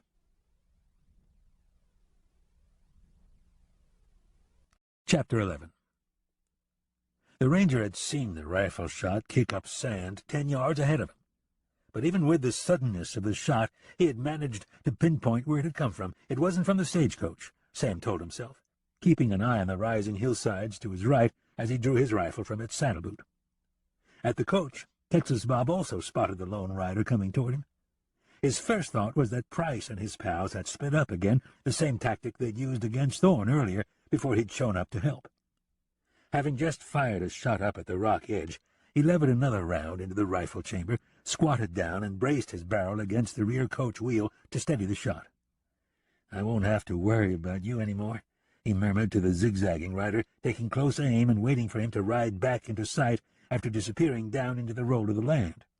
But after a long wait with his whole body tensed and ready, his finger poised to squeeze the trigger, he realized that the rider must have seen him and stopped short or taken another direction. Texas Bob swung back and forth, scanning the land around him. The rise and fall of the rough, rolling hills offered a rider a chance to move in close on his prey if he knew how to use the terrain to his advantage. This rider knew, Bob told himself. 75 yards away, out of sight, the ranger led his horse around the low belly of a dry creek bed, able only to estimate what gain he had made for himself until he dropped his horse's reins and walked up, rifle in hand, to the crest of the rise. There, lying flat, he held a battered army telescope to his eye and looked out at the stagecoach, recognizing the lone figure with the poised rifle and a look of determination on his face. After looking the stage over closely and making sure Bob was by himself, Sam lowered the lens, pulled himself back a foot from the edge, and called out, "Texas Bob Cray, This is Arizona Territory Ranger Sam Burrick." He waited for a second, his rifle ready in his hand, then called out, "I've been following the stage tracks. Drop the rifle and raise your hands. I'm coming in." A moment passed while Bob thought it over. Sam knew the answer almost before it came. "I'm not dropping my rifle till I see for sure who you are," Bob called out, thinking the ranger's voice sounded familiar, but not yet willing to bet his life on it. "I've been looking for you, Bob," Sam called out. "I know about the shooting in Sibley. Lady Lucky says it wasn't your fault." "That's right, it wasn't my fault," said Texas Bob, listening closely, not about to be tricked by Price and his pals. "So why are you on my trail?" "To tell you so myself, before you got yourself into trouble," Sam called out. "Bass has men out to get you, for a reward he's put on you. I'm trying to be on your side, Bob, if you'll let me." "Then don't ask me to throw down my rifle, if you're on my side," Bob replied, sounding dubious and still not convinced, at least not enough to disarm. Even if this was the ranger talking to him, Bob had to wonder if this was just his way of taking him into custody. "I know what you're thinking, Bob," said Sam, "but you've got to trust me. I've tracked down a stolen stagecoach and found you standing beside it." "That's just part of it," said Bob. "I've got Sheriff Thorne lying dead under this rig.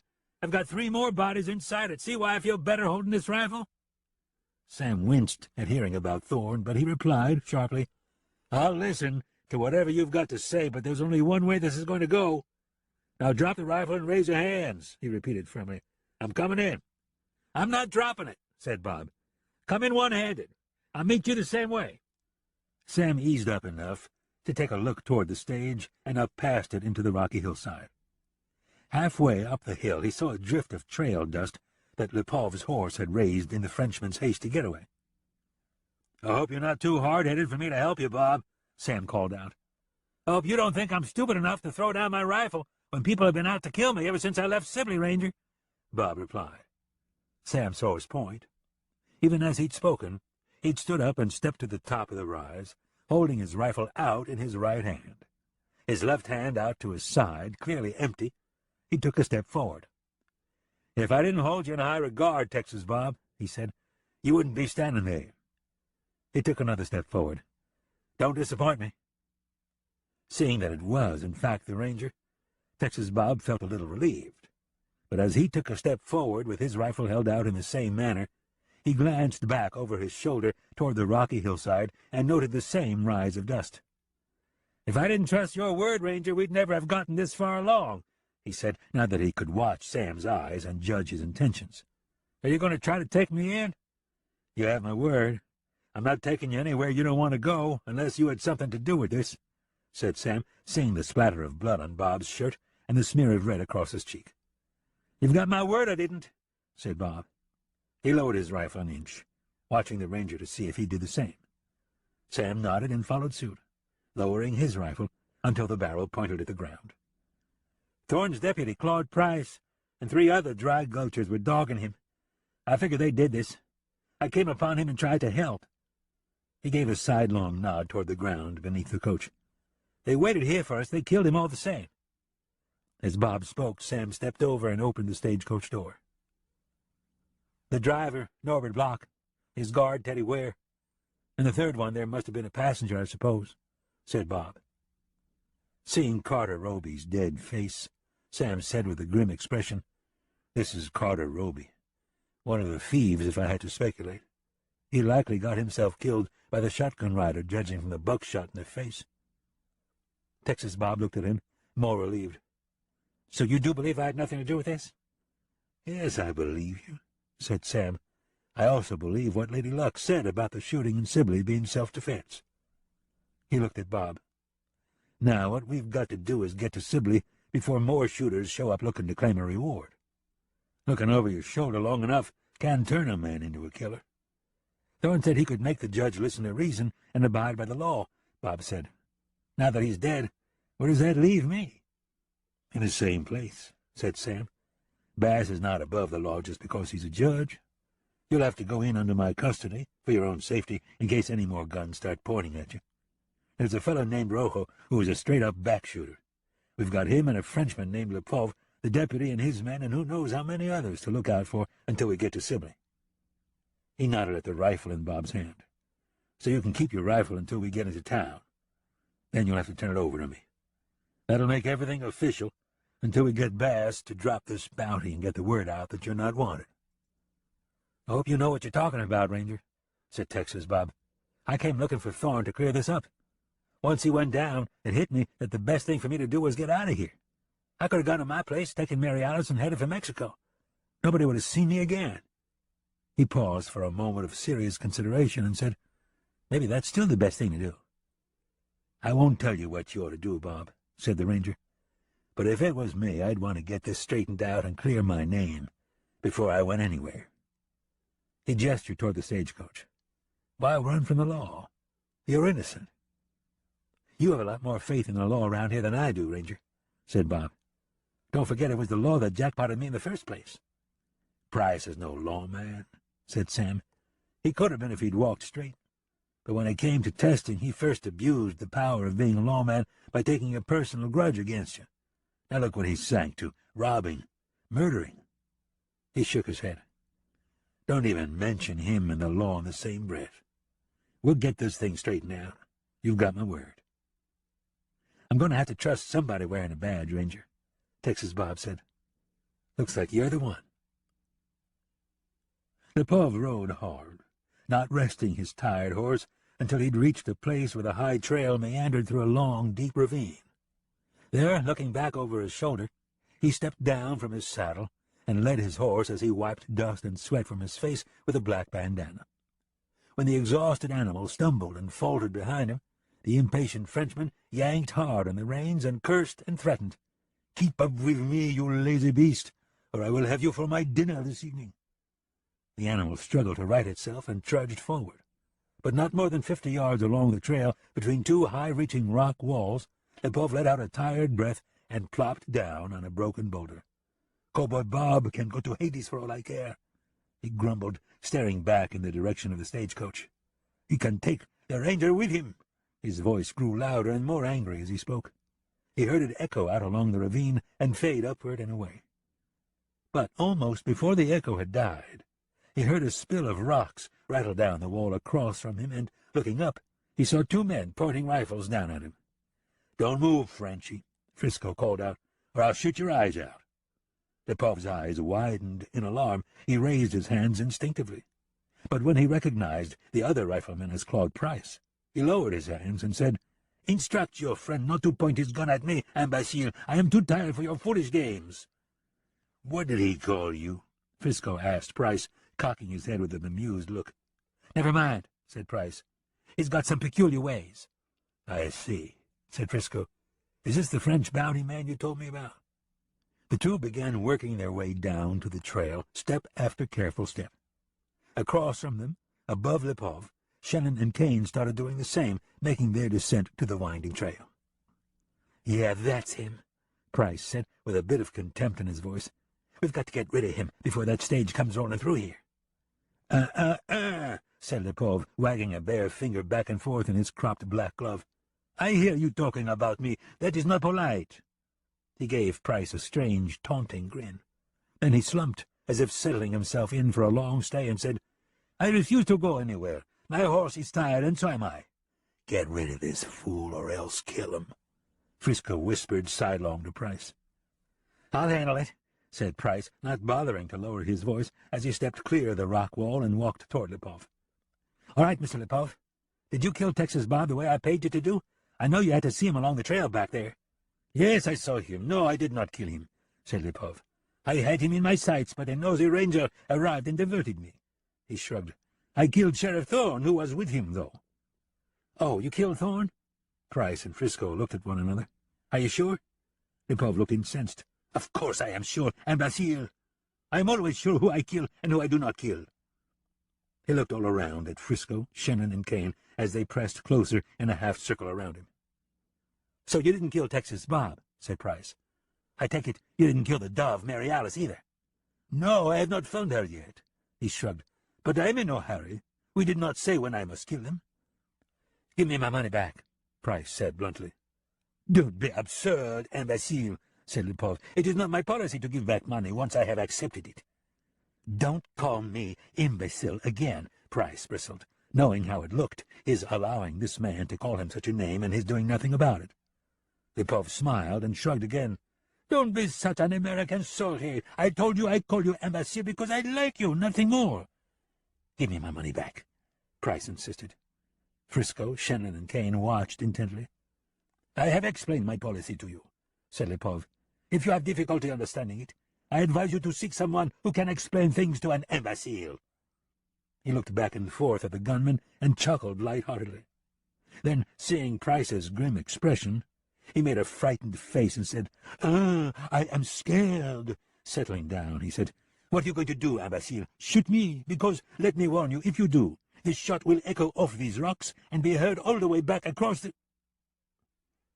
Price's bullet cut him off, striking him just beneath his right eye and flipping him backward, his blood and bone fragments splattering on the rocks behind him.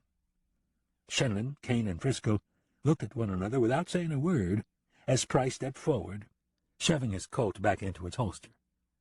Silently he went through the dead Frenchman's clothes until he came out with a roll of bills, riffled through them, and stuck them in his shirt pocket. "You paid him up ahead to kill Texas Bob?" Frisco asked as Price turned around and stepped away from the body on the ground. Price lifted his Colt from its holster again and said in a tight, raw voice, "Yeah, what about it?" "Nothing," said Frisco, taking a step back, then seeing Price flip out the empty cartridge shell from his Colt and replace it with a fresh round. "Just being curious is all." Price looked back and forth among the three, the Colt still in hand. "I know it was a dumb thing to do, paying first. But that didn't make me an imbecile, did it?" "Not in my book," said Kane solemnly. "Mine neither," said Shannon with a flat expression. "Do you think it's true, him killing the sheriff?" Frisco asked, changing the subject. "I hope so. I expect we'll know when that stage gets here," Price said. "If Thorne is dead, I get to start all over, free as a bird. We all do. Everybody will have to take our word for what happened out here." "Yeah," Frisco said, "and our word is as good as gold, especially with the territorial judge acting in our favor." He grinned and watched Price shove his Colt back into its holster. "All we've got to do is kill Texas Bob and whoever is with him. Take our money and drive that stage on into Sibley, bold as brass. As far as I'm concerned, we killed the men who robbed it." "Yes, the same men who murdered Sheriff Thorne, don't forget," said Price. "Forget that he killed our beloved sheriff?" said Frisco in mock astonishment. "How could I ever forget something like that?" The four laughed heartily among themselves.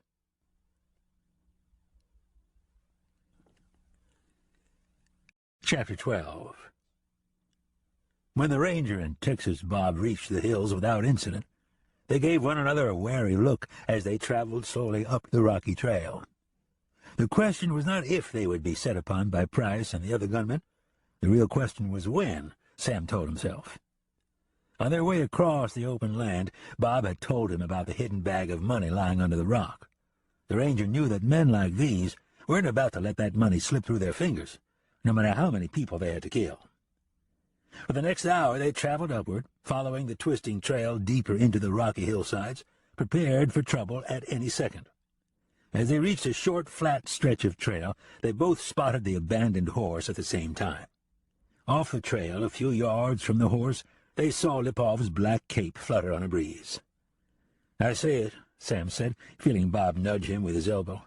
Stopping the stage and setting the brake, both he and Texas Bob climbed down and walked forward cautiously.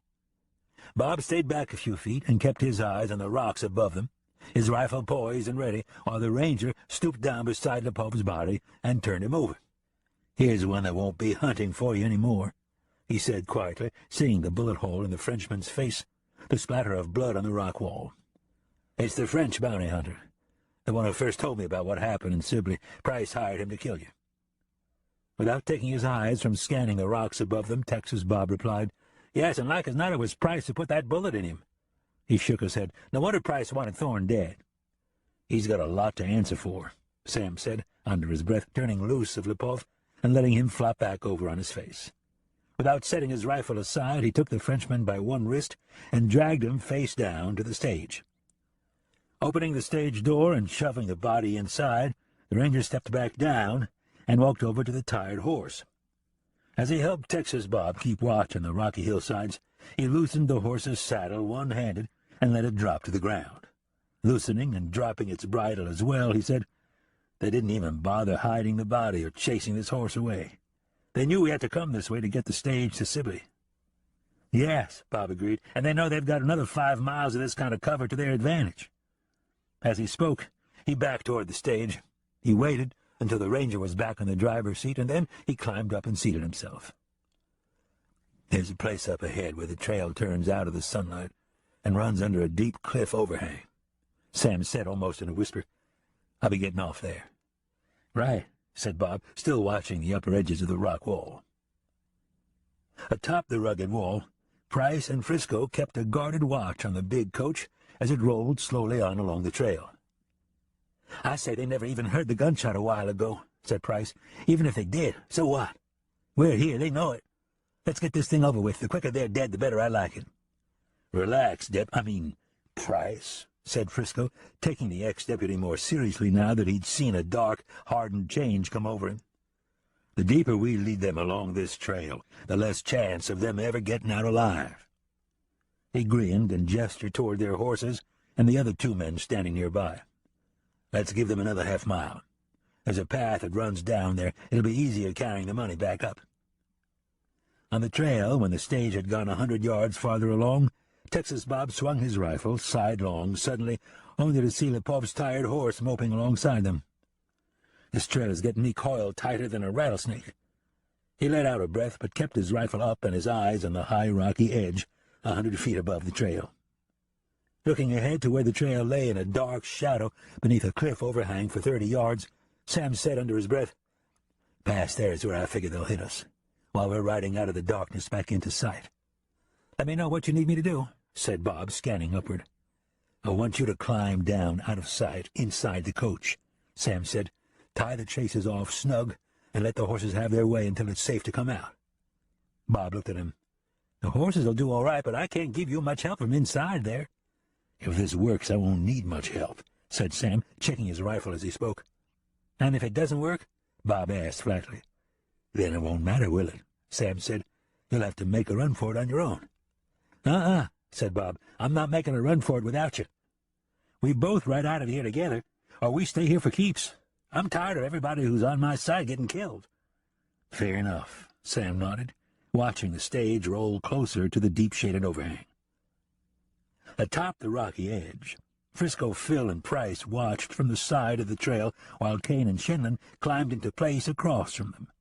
Looking down as the stage disappeared into the darkness, Frisco said to Price, "There they go, pard. As soon as they roll into sight, the 3 of yous let them have it." "What do you mean, the 3 of us?" Price gave him a questioning look. "What are you going to be doing?" "I'll be doing my share, pard," said Frisco. "I'm heading down to the trail." He added, in a bit of a sarcastic tone, "That is, if it's all right with you." Price just stared at him, but his expression demanded more of an explanation. "I'll be ready to grab the money in case the gunfire spooks those stage horses and they make a run for it," Frisco said. "We don't want the stage running off this trail and our money scattered all over the hillsides, do we?" "All right, go ahead," Price said, relenting, seeing Frisco's point. "Much obliged," Frisco said in his same sarcastic tone. Not wanting to discuss it any further, he pulled his bandana up over the bridge of his nose, turned and slipped away into the rocks and down toward the trail. Looking out over the trail to the other steep hillside, Price watched Shenlin and Kane slip along through the rocks in a crouch until they reached a point almost directly across from him. He acknowledged them with a guarded wave of his gloved hand. Then he stooped down out of sight and waited, cursing himself silently. All this out of his raw, bitter spite for Texas Bob Cray. "Damn fool," he grumbled crossly to himself. But he realized there was nothing he could do now but see this thing through, no matter what the outcome. Once this was over, he promised himself he'd walk the straight and narrow from now on.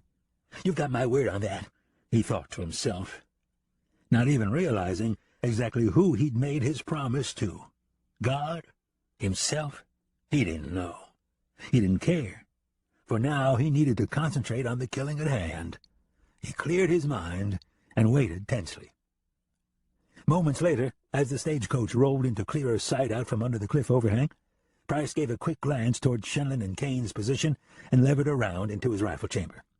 He rested his left elbow and gun barrel atop a rock for a close, steady aim.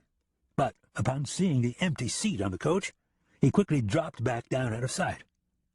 "They've left the stage. It's a trick," he gasped aloud to himself, realizing Texas Bob and the Ranger could be anywhere.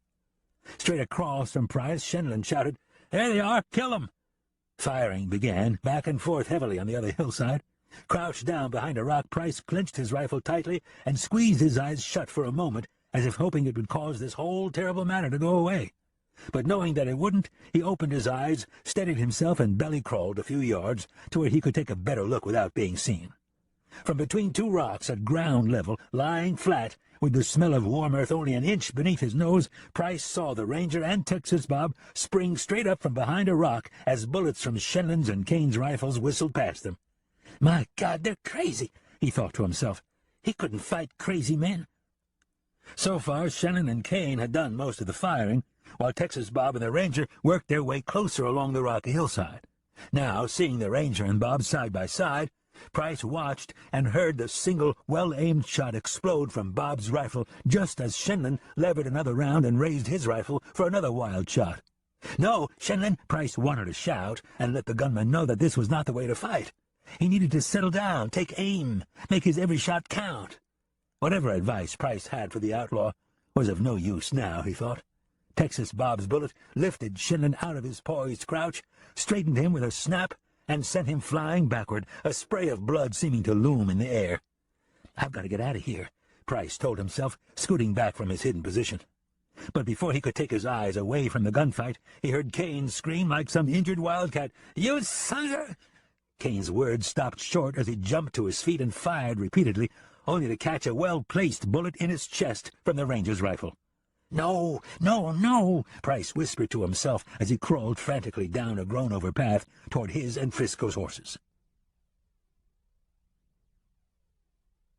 The Ranger looked all around the hillside, his rifle smoking. "There's two down," he said quietly. "There's two to go." Facing the opposite direction, scanning the hillside himself, Texas Bob replied, "Think Price and the other fellow's nerve didn't hold up?" Sam said in a lowered tone, "Maybe, but let's not count them out." He continued scanning back and forth, running his eyes down to the stage as the big horses moved along at an undaunted walk on the trail below. No sooner had he spoken than he spotted Frisco Phil crouched and running away from the stage, rifle in hand, toward his and Texas Bob's horses as the two animals tagged along a few yards behind. "Got one wearing a mask," Sam said, raising his rifle quickly to his shoulder. But on the trail, Frisco glanced back and up in time to see the Ranger taking aim, and he swerved away and dove off the trail into a stretch of mesquite brush and a thick bed of cholla cactus before the Ranger took his shot. Hearing the masked man scream and seeing the thrashing going on in the mesquite brush, Sam winced and shook his head slowly. "He's got plenty to keep him busy for a while," he said, lowering his rifle. Looking back along the trail, then forward and out across the opposite hillside, Texas Bob said, "I don't see Price anywhere." He looked back along the trail again and took on a concerned look. "I don't know if that's good news or bad, Ranger," he said. "For now it's good," said Sam, nodding toward the end of the hills and the start of wide-open flatlands toward Sibley. "Once we get down from here, it'll be hard for them to slip up on us, especially now that there's only the two of them." Texas Bob lowered his rifle and looked over at the bodies of Kane and Shenlin lying sprawled and bloody on the rocks. Taking a deep breath, Bob said, "If you'll cover me, I'll drag these two down to the stage." Across the trail, staggering away from the bed of cholla cactus, Frisco whined under his breath and picked long spines from his chest and forearms as he looked back fearfully. He'd lost his rifle and hat in his wild gyrations, trying to free himself from the painful thorn-like cactus spines, one of which, longer than a lady's hatpin, had stabbed all the way through his left hand. "Frisco, over here!" Price called out in a raspy whisper, seeing him from behind the cover of a brittle-down scrub pinyon tree. Frisco jerked his face forward, his right hand snatching his pistol from his holster and waving it back and forth wildly. "Where are you?" he said, having enough control to keep his voice lowered. "Don't shoot, I'm over here," Price called out in a hushed voice, waving a hand back and forth. Recognizing Price, Frisco staggered forward, plucking a long cactus spine from his neck just beneath his ear. Blood trickled. "I never had anything hurt this bad," he said, keeping himself from sobbing as he climbed over the downed pinion and remained in a stooped position until he picked more barbs from his behind and his back. "I hope I'm not going to fester." "You're stuck all over," said Price, helping to pluck out the sharp spines along with him. "Shelley and Kane are both dead," he offered. "I know, I saw them fall," said Frisco. "I never seen two men go down that fast in my life. I couldn't believe it." "Well, you can believe it now," said Price, recovering from his panic as he helped pick out more long, sharp spines. "What about the money?" Frisco shook his head. "It's not there." "It's not there?" Price stopped picking out spines and stared at him. "That's what I said, didn't I?" Frisco snapped. "It's not in the stage. They've hidden it somewhere back there." "That tears it," said Price. He blew out a frustrated breath. "I'm cutting out. I'm through with it." "Oh?" Now Frisco stared at him. "Mexico, huh?" "Yeah, Mexico," said Price. "What about you?" "I'm going on to Sibley," Frisco said with determination. "I've got a judge on my side. I figure I'm going to make out all right on this whichever way it goes." He studied Price's face for a moment to make sure he was paying attention. "The only question is whether or not you want me to tell him you're dead." Price thought about it, tempted to say, "Yes, tell him I'm dead," yet, considering it, he finally asked, "Do you really think the judge will go along with anything we tell him?" "Sure he will. He caused every bit of this," said Frisco. "If you were Judge Bass, what would you do when you heard all this? Texas Bob robbing the stage, killing the crew? He's out for Bob's blood anyway." After another moment of careful consideration, Price forgot the promise he'd made to himself, or whoever it was he'd made it to. "All right," he said finally. "We forget the money for now, and get on into Sibley. We'll tell our side to the judge and get a feel for how he'll handle it. If it starts looking bad, we'll skin out of there before these two come riding in with the stage." He looked off toward the hillside where Bob and the ranger had started climbing down toward the trail. "I have to admit, I'd give anything to cut Texas Bob down a notch or two." "Now you're talking," said Frisco, picking nail-sized cactus spines from the back of his bare head.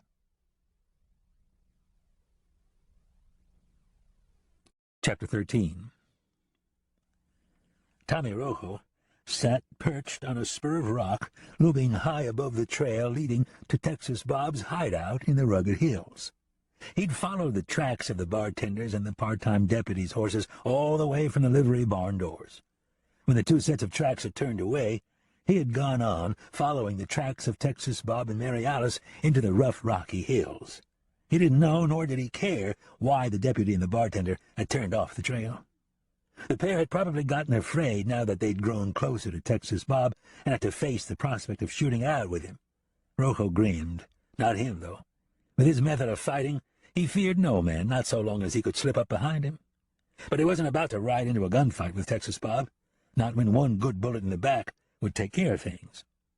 After following the tracks as far as he could without Bob's big dog raising a fuss or without ending up in sight of the secluded cabin, he'd found this spot and decided to wait it out. That had been 3 days ago. He'd checked all around and decided that whenever Texas Bob did come riding out, he would have to do so on the trail lying below him. "Then he's mine," Rojo grinned to himself. He didn't care if he had to wait a month. He gripped the rifle in his hand. Rojo realized that there were all sorts of men out hunting for Texas Bob by now, but he was the only one who had used his head, kept his mouth shut, and followed the hoofprints.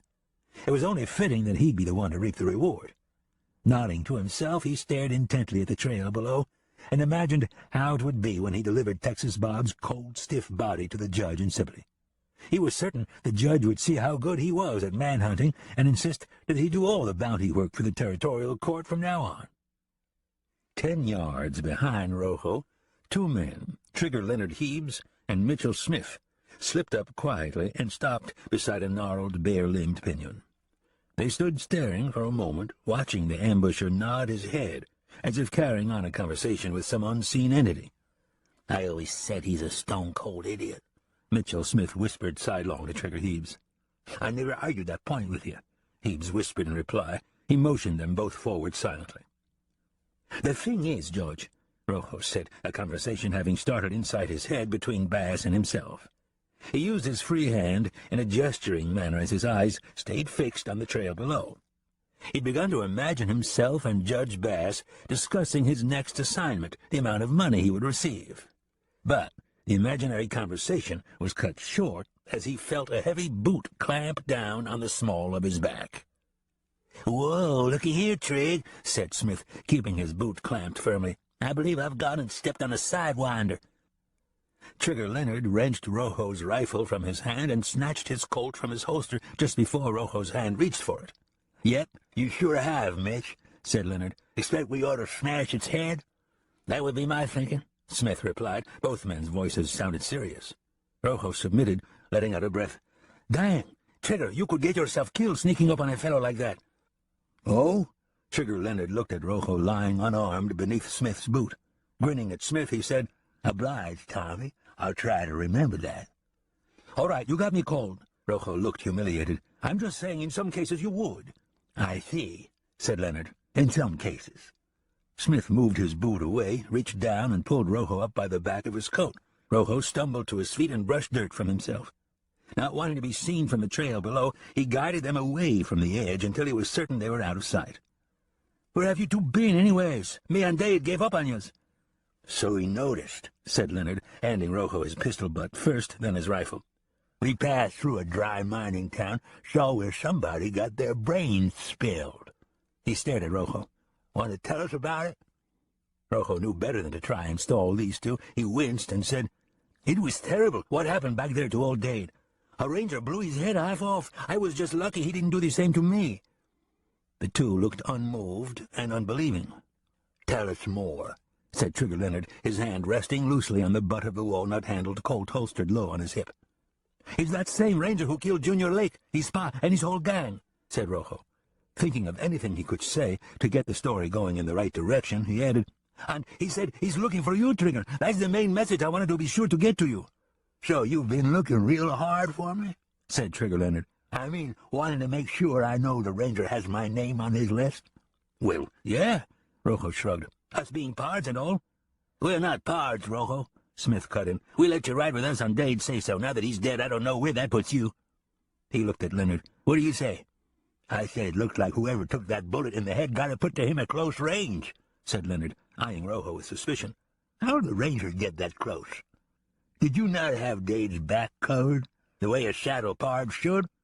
"I ain't gonna lie, Trigger," said Rojo, making it up as he went. "The ranger got past me. Had I been more alert, poor Dade would be alive right now. It was my fault. There, I've said it. I let the man down." He gave a remorseful look. "I hope wherever he's at, he'll forgive me." "I expect he's in hell." Trigger Leonard grinned. "If he's not, it ain't because he didn't try." He looked away, along the trail below, then back to Rojo. "What are you up to here? Laying in wait like you're ready to ambush some sorry sucker?" Rojo felt the mood lighten, and he went with it. Grinning himself, he said, "Just that, Trig. Laying in wait for some sorry sucker. You called it about right." He reached out for his rifle, and Smith handed it over. "Now that you two have showed up, I'm ready to ride on with you wherever you want to go." He had no idea what he would say if they agreed to him riding on with him. Luckily, Mitchell Smith settled the matter quickly. "We don't want you riding with us, Rojo. Now that Dade's dead, it's time you go off somewhere on your own. Maybe steal chickens for a living." He gave an overbearing smile. "I always said you looked like a honest-to-goodness chicken thief to me." "That's real funny, Mitch." Rojo kept his temper in check, but he reminded himself what he would do if he ever caught Smith with his back turned. He looked at Trigger Leonard. "What do you say about it, Trig? Can I ride with us?" "You heard Mitchell, Rojo. Dade is dead, and you are on your own." He gestured a gloved hand toward the trail below. "Go on back to ambushing some unlucky bastard." He backed away and turned toward the path they'd walked up. "But what about that ranger?" Rojo called out, acting as if it mattered whether or not they wanted him riding with him. "3 guns are better than 2. That ranger has never seen me," said Trigger Leonard. "All he's looking for is my name. There's been no photo or sketch ever made of me that I know of. I could pass him on the street and say howdy, and he wouldn't know." "I sure hope you're right," Rojo called out, seeing them disappear into the brush where their horses stood waiting. Under his breath, he whispered, "You sons of bitches." At their horses, Mitchell Smith looked back along the path and said, "Do you think anything that idiot said is true?" "I doubt if much of it was worth listening to," said Leonard, swinging up into his saddle. "Do you figure he killed Dade?" Smith asked, also swinging up. "Ain't a doubt in my mind on that matter," said Leonard. "What about that ranger?" Smith asked, nudging his horse along behind Trigger Leonard's. "There's probably some truth in that. Leonard said over his shoulder. "I already heard he has my name on his list, but I'm not worried about it. He wouldn't be the first lawman I sent to hell." He grinned, staring straight ahead. "They don't call me Trigger for nothing." "Where we headed?" Smith asked. "Now that we've lost Dade and got Shed of Rojo, we're a man short as far as pulling any serious robberies." "We'll replace Dade easy enough," said Trigger Leonard. "As far as Rojo, we're lucky to get rid of him. I never trusted him." "Neither did I," said Smith, looking back warily over his shoulder. "It might have been a mistake not killing him while we had a chance. My skin always crawled when he stood behind me." "Somebody'll kill Rojo soon enough," said Trigger Leonard. "I'm more interested in riding into Sibley. See if I can get a look at that ranger. I might just want to shoot some holes in him and lay the matter to rest." Smith grinned. "Sounds fair to me. I'm your backup man." "What makes you think I need a backup man?" Leonard asked. "It's not so much that I think you need one," said Smith. "I'm only saying, just in case." "That's better," said Trigger Leonard, staring ahead, his gloved hand resting on the handle of his holstered pistol. No sooner were the two out of sight than Rojo went back to watching the trail from his rock perch. But the encounter with Heaves and Smith had unsettled him. He couldn't sit here forever, waiting for Texas Bob. For all he knew, Trigger Leonard and Mitchell Smith might change their minds any minute and come riding back to kill him. He couldn't take that kind of chance. "Damn it," he said, standing, brushing his knees. He had to slip in on Texas Bob under the shelter of night. Maybe kill him in his sleep. That was riskier than catching him in an ambush, but sometimes circumstances forced you to throw caution aside and make a bold move, he thought. Mary Alice had been alone long enough, she told herself, gazing out across the rocky hillsides looming above the cabin. The stillness had started to get to her, making her edgy, uneasy. Once a city girl, she reminded herself as she searched the dark afternoon shadows and called out the dog's name again. But it was more than the loneliness bothering her. She had grown more and more concerned about Texas Bob. He'd been gone long enough to have found Sheriff Thorne and straightened everything out, hadn't he? "Stop it," she murmured aloud to herself, realizing that she'd been letting loneliness and her nerves get the better of her. She'd said she would wait here until Bob returned. So she would. For how long, though? Mercy, she sighed, tired of arguing with herself. Tired of the silent days, tired mostly of the nights alone. Now that she and Texas Bob were together, she wanted them to be together. She smiled coyly to herself, knowing what she missed most of all. She called out the dog's name, holding a tin plate of food for him in her hand. What she missed was feeling Texas Bob's arms around her, she admitted, pushing a strand of hair back from her forehead. "Plug, come and get it," she called out, trying not to think too much about her and Texas Bob right now. This was the third time she'd walked out onto the porch and summoned the big dog to supper. Bob had told her Plug preferred to forage for himself, but once she'd started feeding the dog meat scraps, gravy, and biscuits on the front porch of an evening, he had begun showing up like clockwork. By this time she would find him sitting at the open doorway, his tail brushing back and forth across the planks. "Well, not tonight," she said, setting the tin plate down.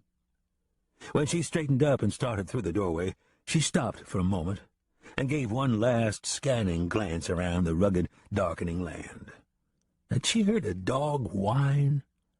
No, she told herself, even as she listened closely for any other sound from within the dead silence, the encroaching darkness.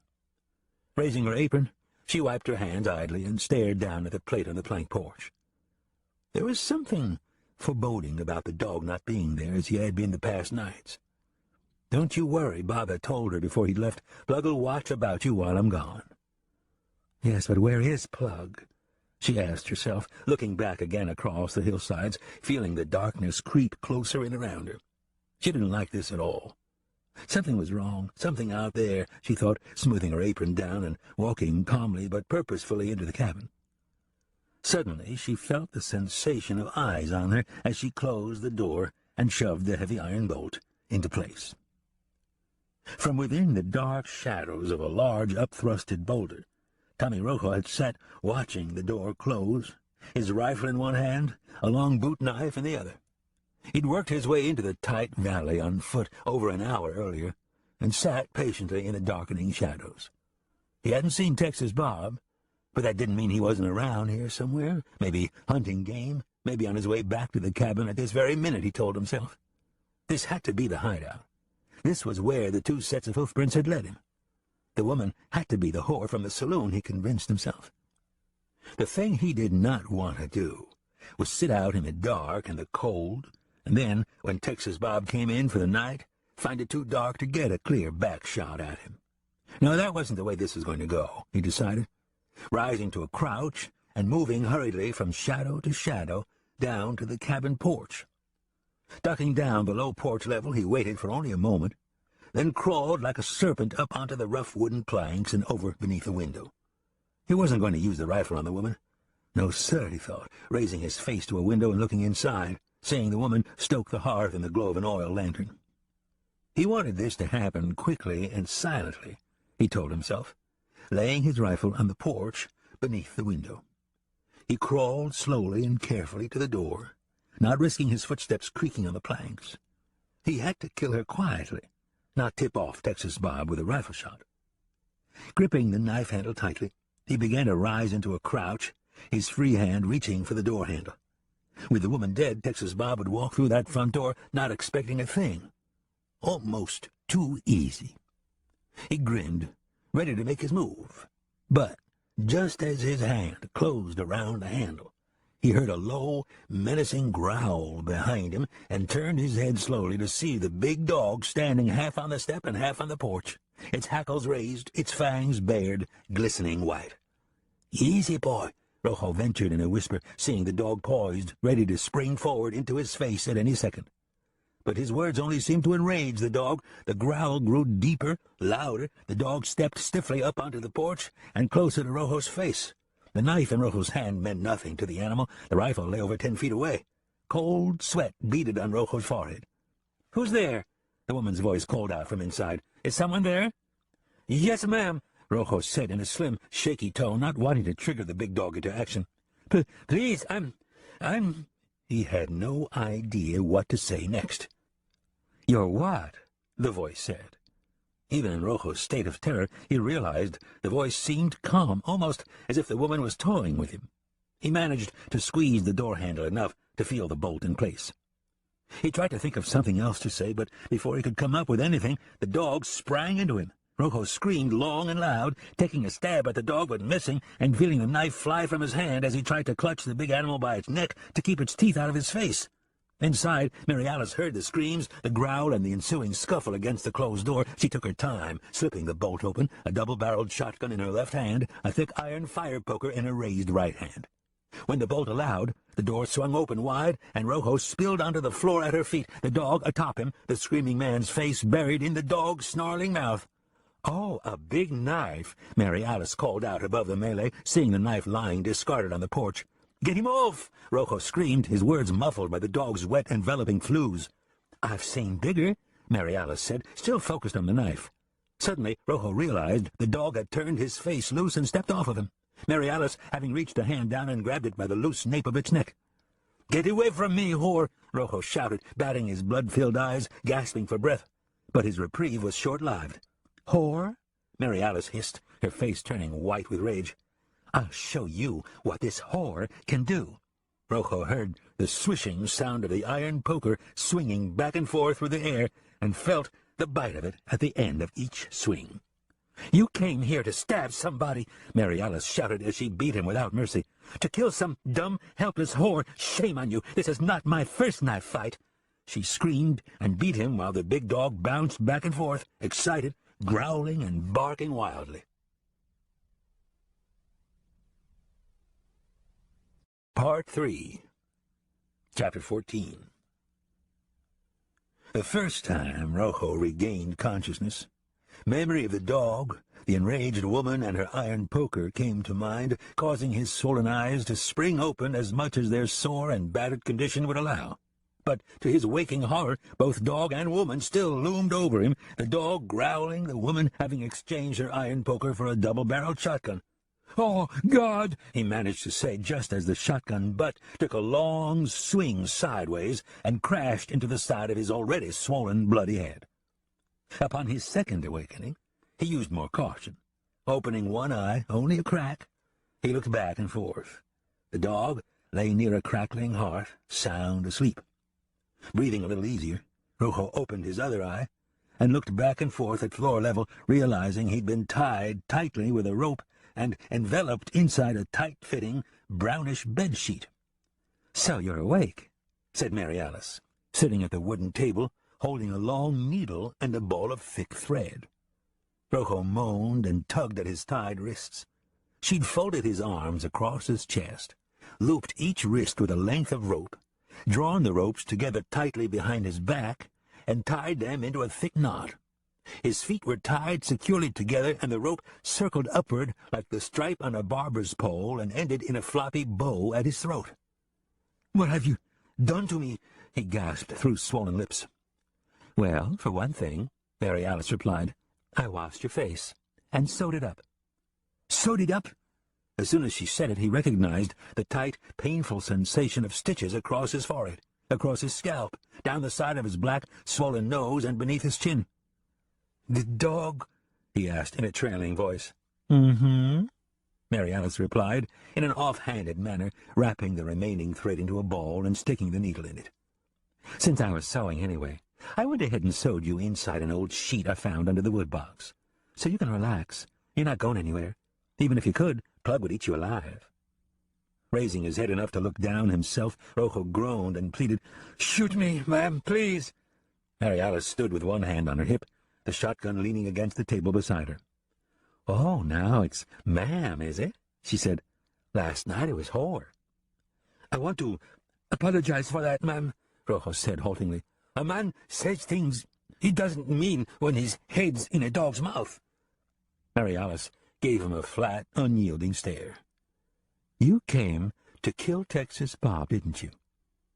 Realizing the pointlessness of denying it, Rojo sighed and said, "Yes, ma'am, that is the gospel truth. I did. But I swear I never came to bring you any harm." "You mindless fool," said Mary Alice. "I love Texas Bob. Coming to kill Tex does bring me harm. It's no different than if you came to kill me. Tex and I just happen to love one another, but what would a man like you know about something like that?"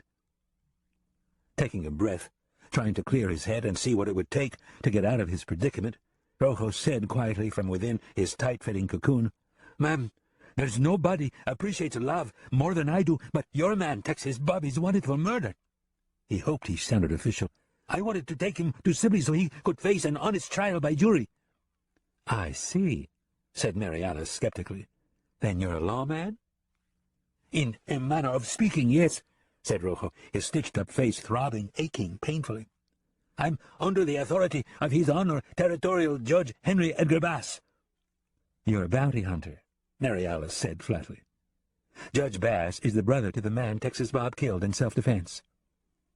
She considered the situation, realizing the danger Bob was in if he hadn't yet found Sheriff Thorne and straightened things out. "Yes, I am a professional manhunter, it's true," said Rojo. "But self-defense, that's for a jury to decide," he said, imitating the way he'd heard lawmen talk to people in the past, hoping it would work. He nodded toward a small wicker sewing basket on the table. "Now, if you'll take those scissors and cut me out of this concoction, I'll just be on my way. No harm done." "No harm done?"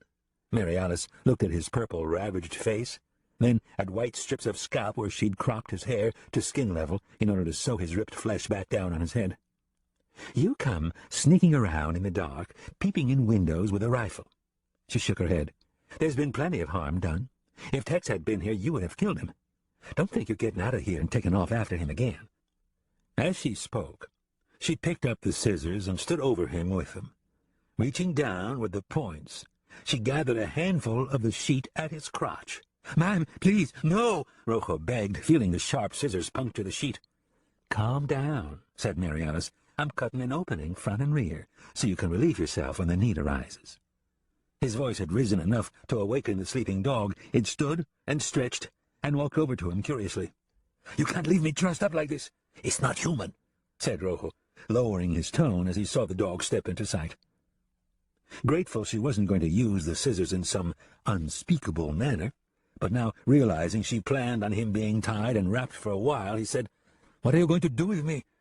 "I'm taking you to town," said Mary Alice. "Oh, no, you're not," said Rojo, struggling in vain for a moment before relenting with a moan.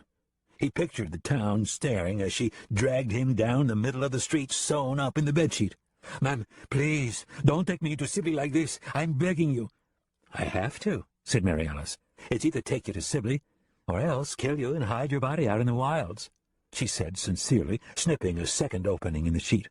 "I'm not turning you loose, and I can't sit here any longer doing nothing while the world falls down around me." "I can't ride like this," Rojo offered, still hoping to get himself cut loose. "There's a wagon wheel in the barn," Mary Alice said, more to herself than to Rojo. "I'll put you on it and pull it with a rope." "Pull me on a wagon wheel? You can't do that," said Rojo. "All that dust will choke me to death. I'd never make it to Sibley." "I'm not asking you to," Mary Alice said coldly. "Keep in mind that if you die, that's one less problem for me to have to deal with." As she spoke, Rojo watched her snip the scissors open and closed in her hand, as if in grim contemplation. Judge Bass looked out of place, seated at the battered wooden desk in the dusty sheriff's office, wearing his crisp white shirt and black linen suit. On the corner of the desk lay his black flat-crowned hat. With his head bowed over a stack of paperwork, he did not see the faces of Claude Price and Frisco Phil appear first at the window before they opened the creaking door and slipped inside. Upon snapping his attention up from his paperwork, Bass said in surprise, "Well, it's about damn time. What took you two so long?" Price and Frisco looked at one another. Then Price said, "Your Honor, you just can't believe the trouble we ran into out there." "Trouble? What sort of trouble?" Bass jerked his wire-framed glasses from his eyes. Before they could answer, the judge said, "I suppose some trouble could be expected from a man like Texas Bob. The main thing is you did drag him out of his lair. Am I correct?" He gave them a fierce stare. "Judge Bass, this Texas Bob is a bigger deal than you or us either one realized," said Frisco Phil, stepping forward. "He's done a lot of other things you need to know about. He's killed Sheriff Thorne." "Thorne is dead?" The judge stared, stunned. You know this for a fact?" "Yes, we do, Your Honor," said Price. "We heard shooting while we were on Texas Bob's trail. When we caught up to the gunfire, we saw Thorne laying dead in the dirt beside the Cottonwood stage. Texas Bob robbed the stage and killed Thorne and the two stage men, too." The judge realized the story he'd been told left a lot to be questioned, but he ignored that for now. Hearing the terrible things Texas Bob had done caused him to have to hold back a slight smile. "Do tell me you killed this monster, that his body is lying across a horse out there?" He sidestepped and craned his neck for a glance out the window. No, Your Honor," said Price sheepishly. Seeing no body on any of the horses lying along the hitch rail in the waning evening light, Bass turned his chilly stare back to the two men. "Well, where is his body, then?" "I'm afraid he got away from us, Your Honor," said Price. "So he's not dead," Bass replied coldly to Price. "I am very disappointed in you." His eyes swung to Frisco. "In both of you." "But we thought you'd be glad to hear about him robbing the stage and killing the stage crew, Judge," said Frisco. "That's just one more crime he's committed. We thought it would be useful information for you." "The Cottonwood stage. Texas Bob robbing it," the judge said, letting things sink in a little more clearly now that he'd vented his anger. "I would never have pegged him as a stage robber." "But then you never would have pegged him as a murderer if you didn't know he'd killed your poor, dear brother," Frisco put in. "Very true," said Bass, ignoring Frisco's mocking attitude. As the judge thought about what the two had told him, his eyes lit with possibilities. "This man killed my brother, went on the run to keep from answering for his crimes, and now, apparently, has sunk to the level of a common criminal rather than face justice." He paused, then added as his mind worked over the situation, "Perhaps he had planned on the stage robbery to finance his flight from the country. To Mexico, no doubt." "No doubt," said Price. "In fact, I'd bet on it," Frisco cut in. The two looked blankly at one another. "There is one small problem, Your Honor," said Price. "Ranger Burke is riding with him. They're headed here with the stage." "But that's not a problem I can't handle," said the judge, not about to let anything sway his sense of sweet revenge. "It's the ranger's job to bring in fugitives from the law." Smiling now, he said, "He brings him in, you two arrest him. He goes to trial and hangs. That's how justice is supposed to work, and work it will." His mood improved. "He robbed a stage, killed a law officer, and 2 stage company employees. Yes, that will do nicely." The two looked relieved. Then Price said, "So I figure we'll still get the reward for doing the best we could?" "Don't push your luck with me, Deputy," the judge warned. "You and I know you both have failed. There's no reward for almost bringing in Texas Bob Gray." "But all this information about the sheriff, the stage robbery and all," Price insisted. "No reward, Deputy, so put it out of your mind. You're lucky to still be wearing a badge. Besides, after you two left, I sent out a professional manhunter to bring in Texas Bob in case you two failed, as now we see you have." Frisco said guardedly, "Judge, there's a possibility this Ranger and Texas Bob are both going to try blaming that stage robbery on us." He gestured between Price and himself. "Oh?" The judge looked leery. "Now, why, pray tell, would they attempt to do something like that? Texas Bob is a murderer, but Ranger Burrick is known for his sense of fairness in matters of the law." He rubbed his jaw as he thought things over. "He'll take me to task. He's peculiar when it comes to seeing to it that the law is upheld in an impartial manner. I wouldn't be surprised if he tried to have me replaced as presiding judge over the case if he had time to do it." "A ranger can do that?" Price asked. "He can request it, certainly. I don't want him to get the chance." Bass considered things, then said, "Too bad the Apache aren't on a raiding spree. They would cut the telegraph lines. We'd have plenty of time to make sure things go the way they should." He gave the pair a look. "The Apache ain't the only ones who know how to cut wires, Your Honor," Price offered. "I didn't hear you say that, Deputy." Bass smiled, knowing he'd made his meaning clear. "It'll be our word against Texas Bob's anyway, is the way I see it," said Frisco, realizing the ranger hadn't seen them rob the stage, kill Thorne, or do anything else illegal. "Whose word means more, gambling, gunfighting rounders like Texas Bob, or a sworn deputies like Price here and me, a man sent to assist him?" Seeing the judge thinking his words over, he added quickly, "I could even be a sworn deputy myself, if it helped matters." "Indeed you could, and you will if you do as I tell you," said Bass, coming to some sort of conclusion. He looked at them both closely. "I don't know what went on out there, and I get the feeling it's better that I don't know. If both of you saw Texas Bob rob the stage, then yes, your word is certainly worth more than his, provided the ranger can't attest to anything different." "He can't, unless he lies," said Frisco, after the two looked at one another again. "The ranger will not lie, I assure you. So we've got Texas Bob for the stage robbery." Bass balled a vengeful fist and said, "But I want him to die for killing my brother. I don't care if it's a legal hanging or an out-and-out mob lynching." The two looked at him, seeing how far he was willing to go to avenge his brother's death. "We'll back your play, however you call it," said Frisco. "Good," said the judge. He lowered his voice and said, "For a legal conviction to take place, there is still something standing in the way." He stared hesitantly, thinking about Lady Lucky and her account of the shooting at the Sky High Saloon. "Whatever it is, you just tell us, Judge," said Frisco. "Don't pussyfoot around about it." "No, please, by all means, Your Honor," said Price. "We want to see to it Texas Bob swings for the stage robbery just as bad as you want to see him swing for killing your brother Davin." Bass saw something dark at work in Price's eyes. He had no idea what these men were hiding from him, or what they'd been involved in since he'd sent them searching for Texas Bob. He dared not ask. He would soon have Bob where he wanted him. That was his only interest.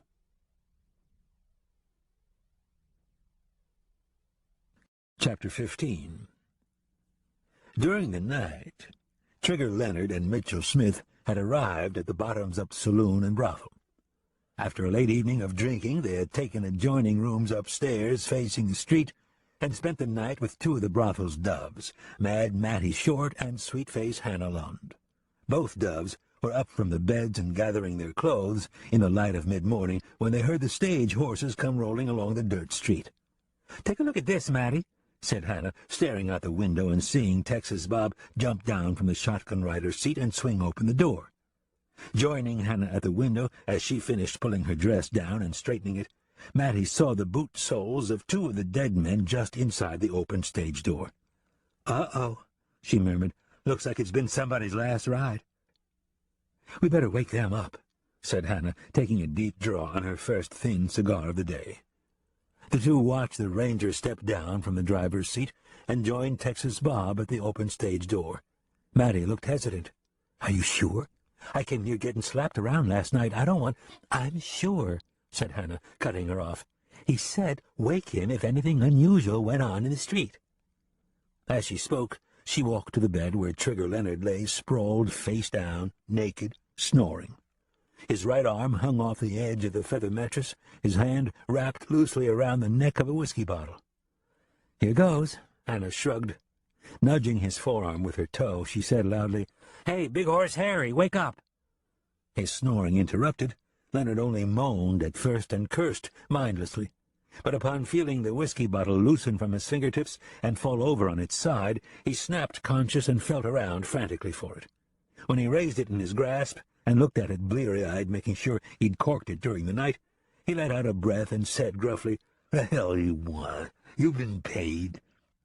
"But not enough," Mattie whispered with a look of contempt. "Come on, Big Horse, wake up," Hannah persisted, reaching down and shaking him by his shoulder. "You said wake you if we saw anything going on."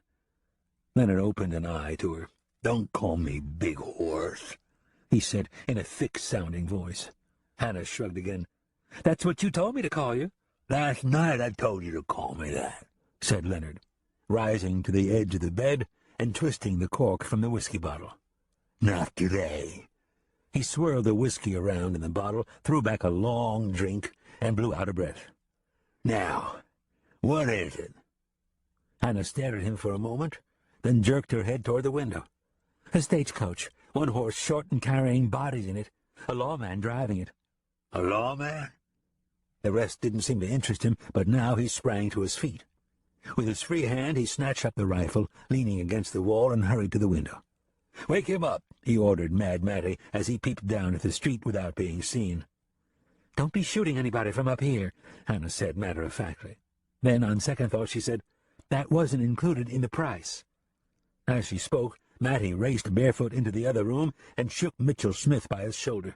"Shut up, woman. You'll be taken care of," Leonard growled over his shoulder at Hannah without taking his eyes off the ranger's dusty sombrero, watching him reach inside the stage and fan flies away from the dead. "I'm not letting this chance get past me." He levered around into the rifle chamber.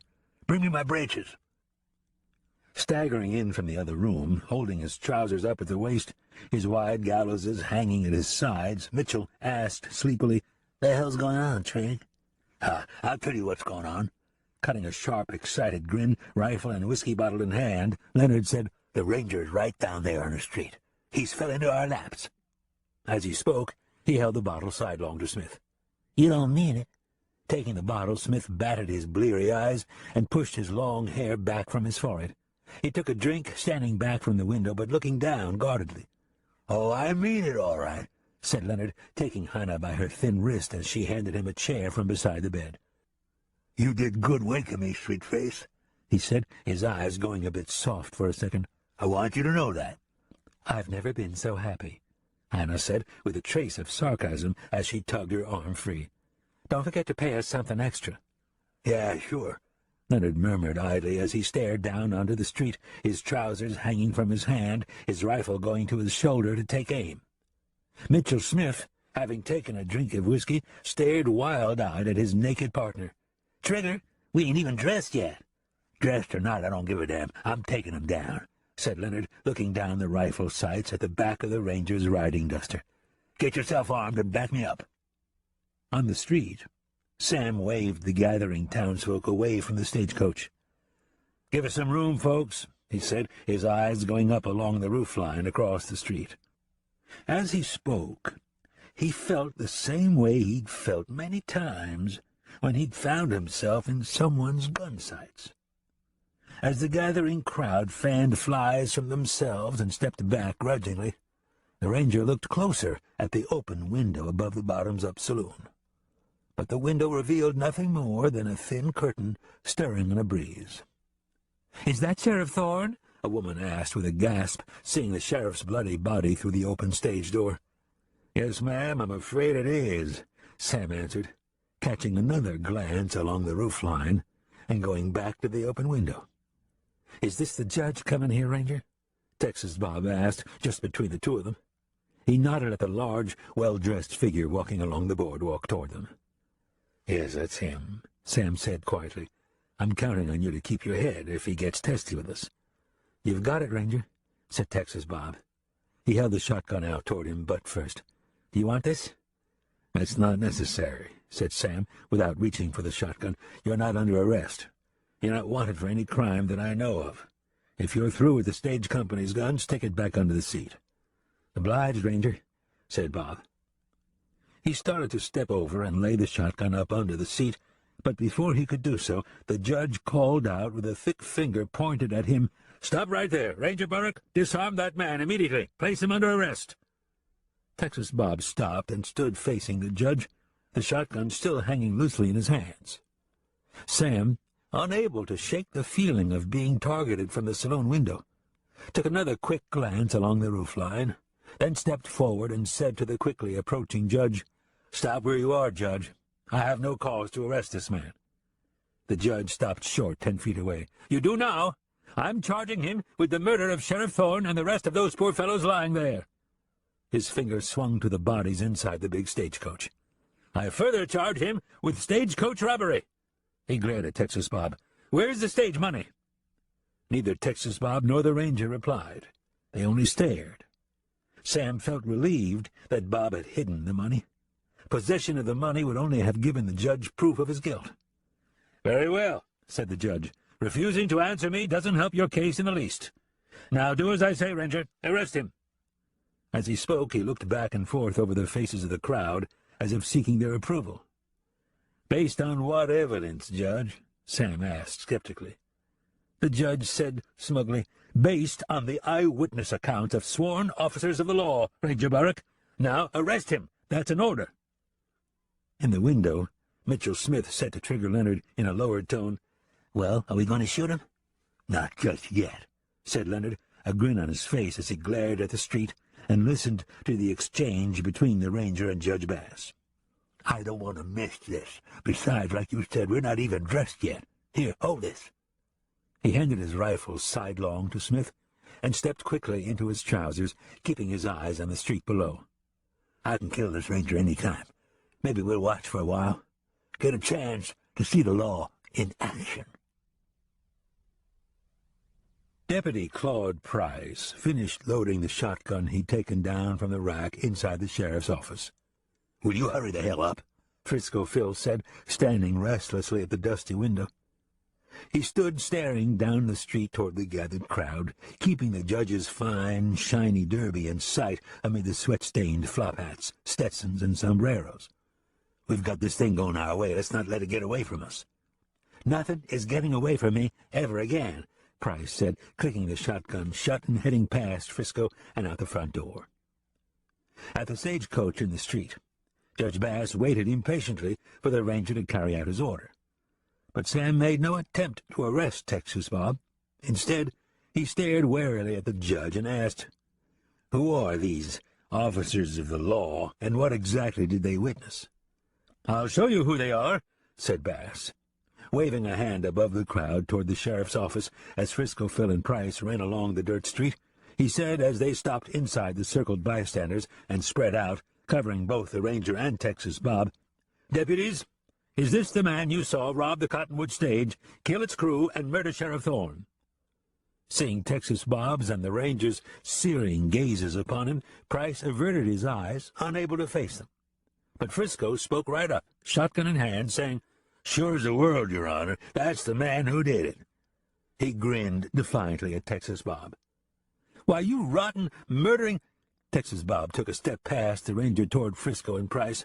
"These are two of the men who robbed the stage and did all the killing." "Oh," said the judge haughtily, "then I suppose it will be your word against the word of two lawmen." "This is nothing but a jackpot you're putting me in because of your brother, Judge," Bob said, his stare turning to the judge, his hands poised on the shotgun, raising it into a firing position. 3 feet behind him, Sam said, "Hold it, Bob. Let's not start a bloodletting here in the street." He watched the crowd step back, their eyes widening at the sight of so many shotguns in so small an area. "Speaking of my poor brother," said Bass, "that is one more murder I intend to see you hang for." The ranger noted that the judge seemed unconcerned about the many innocent bystanders. It was as if he wanted to goad Texas Bob into a gunfight. "He's trying to goad you, Bob. Don't let him," said Sam. "We've got our own eyewitness when it comes to you shooting Davin Bass. Lady Lucky will testify it was self-defense." "Lady Lucky's luck ran out." The judge cut in with a dark stare at the ranger. He gestured with his hand toward Frisco Phil. "Tell them, deputy," he ordered Frisco. "She died in her sleep last night from a mortal gunshot wound she received from you," Frisco said bluntly, his nasty smile still on his face. "She won't be testifying to anything." As Frisco adjusted the shotgun slightly in his hands, Sam caught a glimpse of the shiny new deputy's badge on his chest.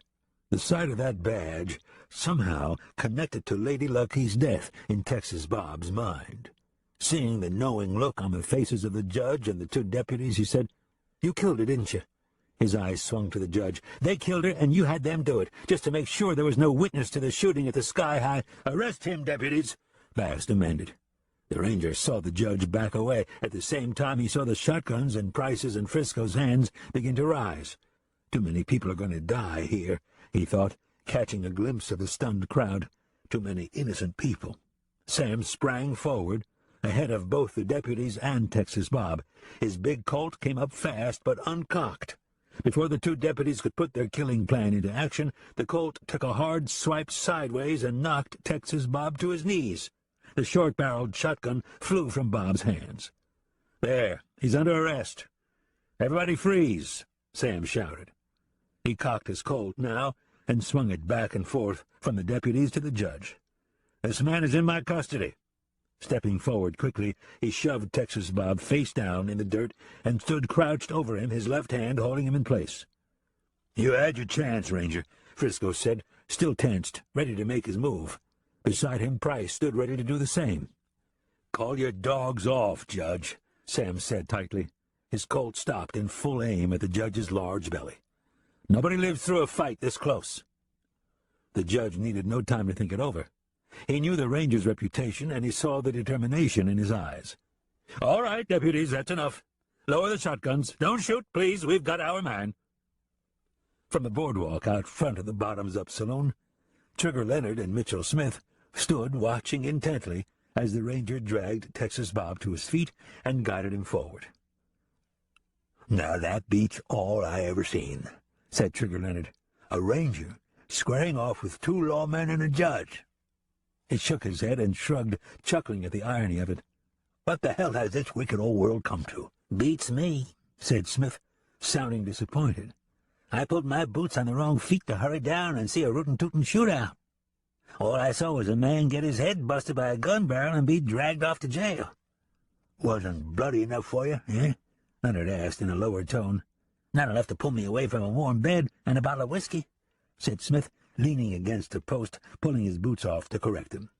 "I've seen more bloodshed at my family reunions, especially when my mom and pa was alive."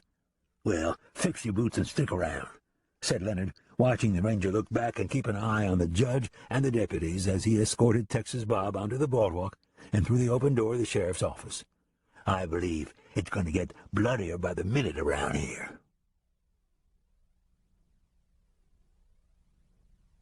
Chapter 16.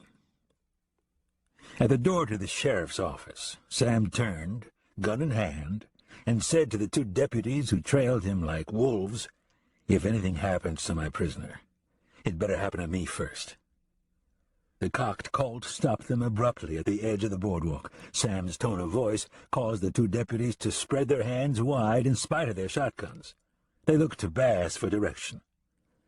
"Stand down, deputies," the judge said quietly, not quite sure himself what the ranger might do at any moment. "He has the right to use any jail in the territory. Give him room. He'll cool down." Hearing the judge, Sam halted for a second in the open door and said, "I am as cool as I'm likely to get until I see justice done." "Justice indeed. Ranger, we are both after the same thing," the judge said smugly, concerned more with what the following onlookers heard them say. "You're out for revenge, Judge," said Sam, with no regard for what anybody heard him say. "Before this is over, I've a feeling you will regret it." "Ha!" the judge scoffed. "When this is over, I will have no regrets whatsoever. The guilty will have paid for their transgressions." For the crowd's sake, he raised a finger for emphasis. Remember my words when that time comes." Seeing the judge pander to the crowd, Sam nudged Texas Bob forward, the tall, broad-shouldered plainsman still staggering a bit from the blow of the gun barrel. When the door closed behind the ranger, Bass said to Price and Frisco, "All right, stay outside the door for a while. We've got the man we wanted in custody. He's not going anywhere." "You got it, Your Honor," Frisco replied. He bounded up onto the boardwalk and took a position on one side of the door, his shiny new badge reflecting the mid-morning sun. Price stepped up and took the other side.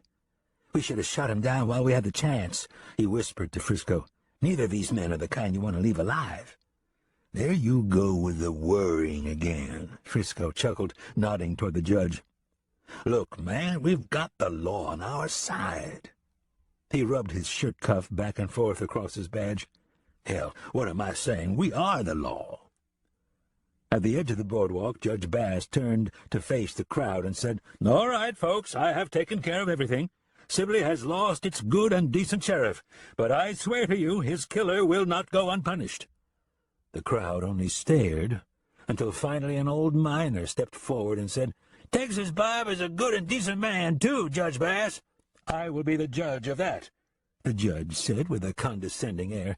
"This is a legal matter. Unless you are an attorney, I suggest you leave this matter to those of us who know the law." "He'll get a jury trial, won't he?" a woman asked. "Yes, of course he will," said the judge. "What about an attorney?" a man's voice called out. "There's no lawyers within miles, none worth a hoot anyways." "Territorial law says that if no attorney is available, a man can appoint whomsoever he pleases to represent him," said the judge. "For all I care, he can represent himself." He paused for a second, and, although no one made mention of it, said loud enough for all to hear, "I'll have none of you going off and deciding to take the law into your own hands. I won't stand for a lynching here in Sibley." The townsmen looked at one another, confused. "Who said anything about a lynching?" the old miner asked a man standing next to him. The judge pointed quickly at the miner. "You there, stop it right now. I told you I won't have it. I admired the sheriff as much as any of you, but there will be no lynching in Sibley, even though we only have 2 deputies to keep things under control." Beside the office door, Frisco leaned sideways and whispered to Price, "It's a pleasure to watch His Honor at work." Inside the sheriff's office, once he had locked Texas Bob safely inside a cell, Sam wet a cloth he'd found hanging above a pan of water in the rear corner, carried it to the cell, and handed it to Bob through the bars. "I'm sorry I had to hit you out there, Bob," he said. "Me too," said Bob, managing a thin, tight grin. Pressing the wet rag to the back of his head, he winced, then said, "But I've been hit harder.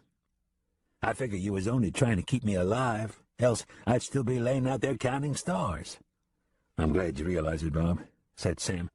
3 shotguns blasting away in a crowded street like that. By the time it was over, it wouldn't matter who was innocent or guilty. There would be enough of us left to bury the dead. "I saw the judge and the deputies wanted it to happen," said Bob. "But the longer they talked, the more I began to see what kind of jackpot the judge has me in. Finally, all I saw was a hangman's noose waiting for me." He looked questioningly at the ranger. "I sure hope you've got something in mind." "I'm not going to lie to you, Bob," Sam said. "Right now, with Lady Lucky dead and these 2 men wanting to frame you, I wish we'd never rode into Sibley."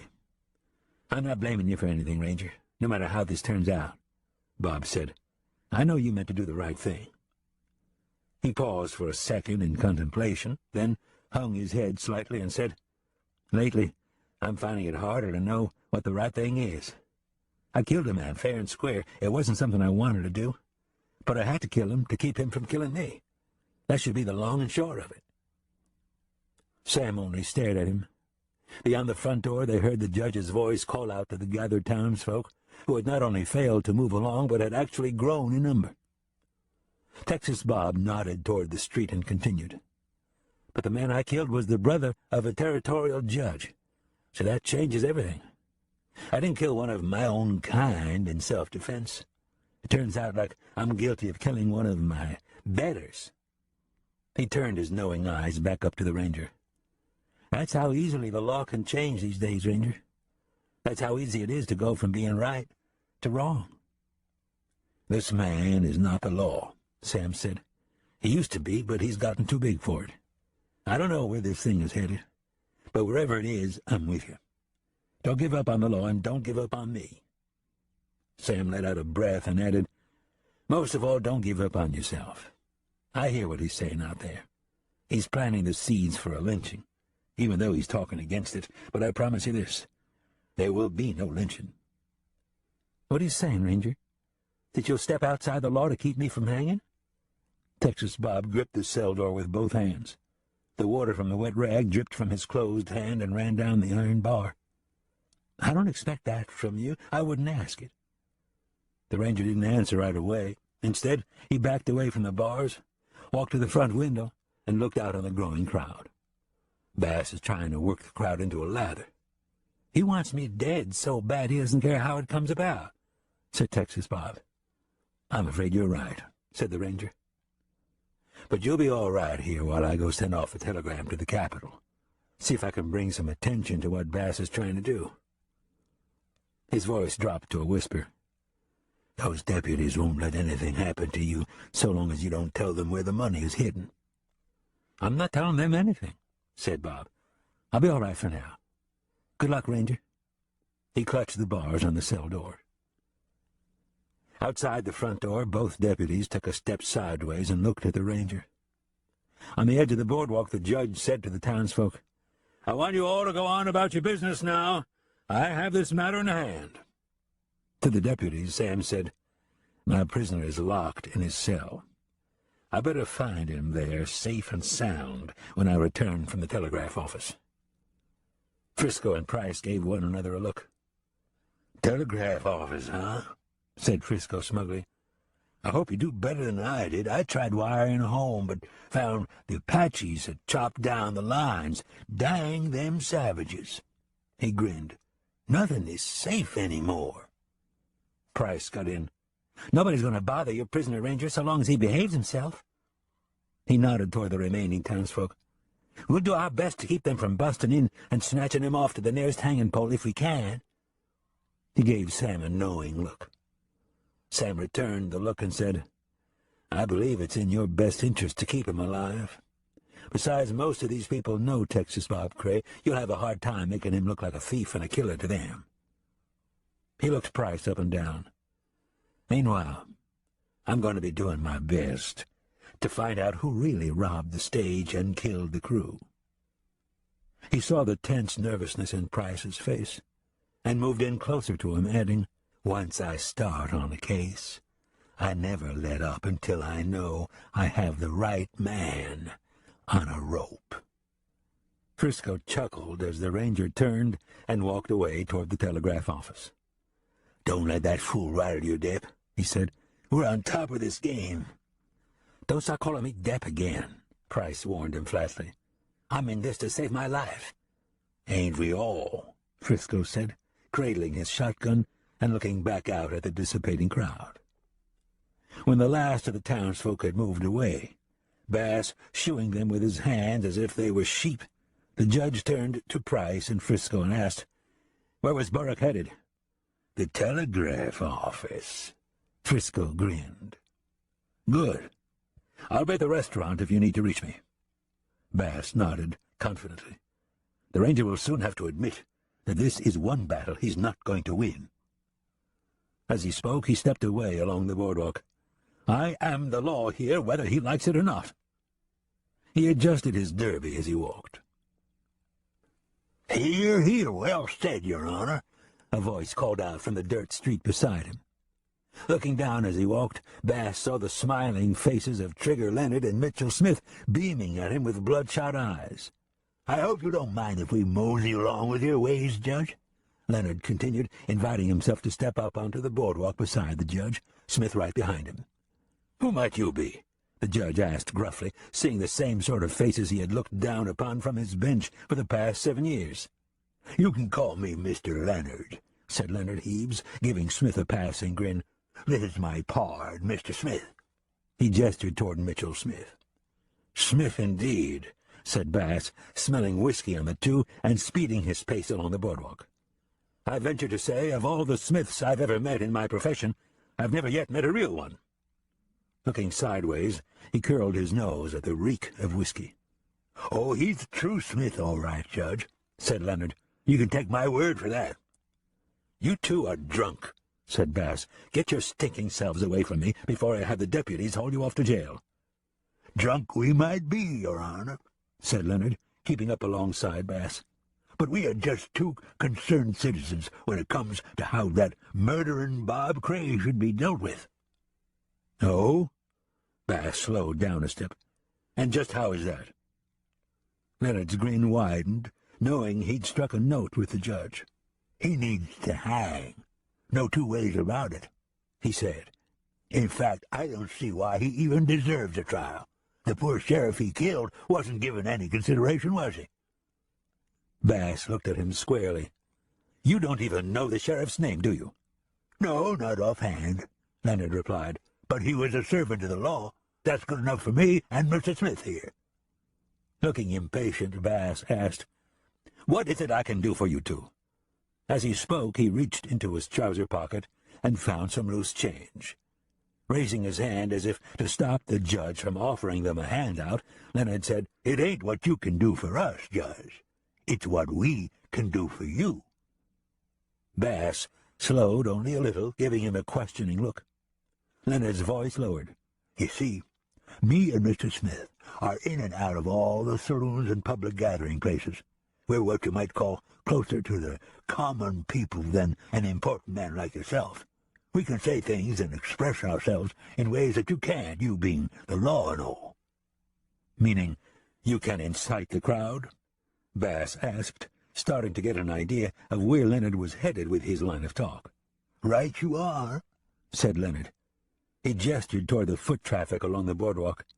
"You have to admit your talk didn't exactly get them reaching for a rope, did it?" "Reaching for a rope? How dare you imply such a thing?" Bass said, incensed. "Come on, Judge," said Leonard. "We're all three men of the world here, just from different levels of it." He gestured a dirty hand down his whiskey-soiled clothes. "If I'm wrong, we'll take our leave now, but if I'm right, and you want this town to come busting forward with fire and brimstone in its eyes, then me and Mr. Smith are your huckleberries." Bass paused for a second, giving himself time to consider Leonard's words. Leonard turned a nod toward the street and began to veer away. "Come on, Mr. Smith. Looks like we misjudged the judge." "Wait," Bass said quickly, stopping the two and stopping himself on the boardwalk. "I have to admit I wouldn't be disappointed if something like you're suggesting happened to Bob Cray. The man killed my brother." "So we've heard, Your Honor," said Leonard. "That's why we offer ourselves to your cause." Bass looked him up and down, seeing that this was probably the sort of lowlife who could stir a drinking crowd into a frenzy, given a little time and enough whiskey. "What is it you want from me in return, if something like that should happen?" "Now here's where I have to go out on a limb and trust you, Judge," said Leonard, guiding the judge from the middle of the boardwalk as he looked back and forth. "We all three know that if we instigate a lynching, that ranger's going to come at me and Smith with both horns down. All I ask is that when that happens, I can face him knowing that the law is going to be sympathetic to me having to blow his damned head off." Bass just looked at him for a moment, trying to picture him shooting the ranger, knowing how many fast guns had stood and fallen before Sam Burrick's big Colt. "Sure," he said, "if that's all you want. I promise you the same as I promise any man who stands before my bench. Whosoever has acted only in a manner of self-def—" "Save it, Your Honor," said Leonard. "All I need to know is where we stand. Now me and Mr. Smith are going to get to work." He wiped his hands on his trousers. "I can tell you from experience, though, the more money I can wave in a bartender's face, the quicker I can get a crowd liquored up. It's been proven time and again." He grinned expectantly. "I thought as much," Bass grumbled, reaching down into his trousers again, this time avoiding the loose change and finding a thick roll of bills. "I better see some results," he warned, keeping the money out of sight as he passed it into Trigger Leonard's dirty hand. "You rest assured," said Leonard. You'll hear a rope creaking from a pole before you know it. Just think kindly of me when I kill that ranger." "I never heard you say that," the judge replied solemnly, looking away from the two and tugging down on his vest. He glanced both ways quickly. "In fact, I think it best if this entire conversation never happened." Leonard gave Smith a quick glimpse of the money before tucking it away inside his clothes. He gave an even wider grin this time and said, "Hell, what conversation, Your Honor?" Chapter 17. Inside the telegraph office, Sam asked a young clerk about wiring a message to the commission of the territorial court in Bisbee. At the counter, a rough-looking lineman with a thick beard and a strand of telegraph wire plaited and strung around his neck said with a scoff, "You do as well tying a message to a rock and throwing it toward Bisbee." Sam gave him a scorching look. The young clerk cut in. "What Lon here means, Ranger, is that the lines are down. We haven't been able to send anything out of here for the past day and a half. Lon is going out tomorrow morning to search for it." "Yep, that's so," said the burly lineman, Lon Beck. "But if it's the Apache cutting them, I'd just as soon leave them down a while, let everybody get back into practice writing letters again." He gave a gruff smile, recognizing the ranger. "No offense intended, Ranger Burke. Sometimes I talk when I ought to listen. The fact is, I don't like hanging atop a pole when there's Apaches slipping around." Seeing that the lineman hadn't meant anything by his remark, the ranger nodded and said, "No offense taken. I understand your concern. What if you had a rifleman covering you while you tracked down the break and repaired it?" "If you be that rifleman, Ranger, I expect I could be swayed into doing it." He narrowed his gaze and asked cagily, "This message ain't something that's going to help the law convict Texas Bob for anything, is it? 'Cause if it is, I ain't going, Apache or no Apache." "No," said Sam. "I believe Texas Bob is innocent. I'm trying to send a message that'll keep him from hanging for a crime he didn't commit." "Then I expect I'll go along with you," said Lon. "As much as I enjoy seeing a good hanging, I have nothing but respect and admiration for Texas Bob Cray. I've never known him to come up bad on anything." "Neither have I," said the ranger. Then he stood quietly while the lineman considered it. "Well," Beck said after a pause, speaking as he rolled down his shirt sleeves and stooped to pick up a wooden toolbox full of repair wire and hand tools. "To be honest, as long as I've been in this trade, I've never personally known of the Apache cutting any wires." Hefting the toolbox, he said, "But that's just what you call a personal observation." "This is one time I'm certain the Apache had nothing to do with it," said Sam. "Whatever the case, I've got to get it repaired quick and get a message to Bisbee." As the big lineman straightened up, he said, "I hope you realize that the break can be anywhere between here and the next office. That's in Kiley, nearly 100 miles across the hills."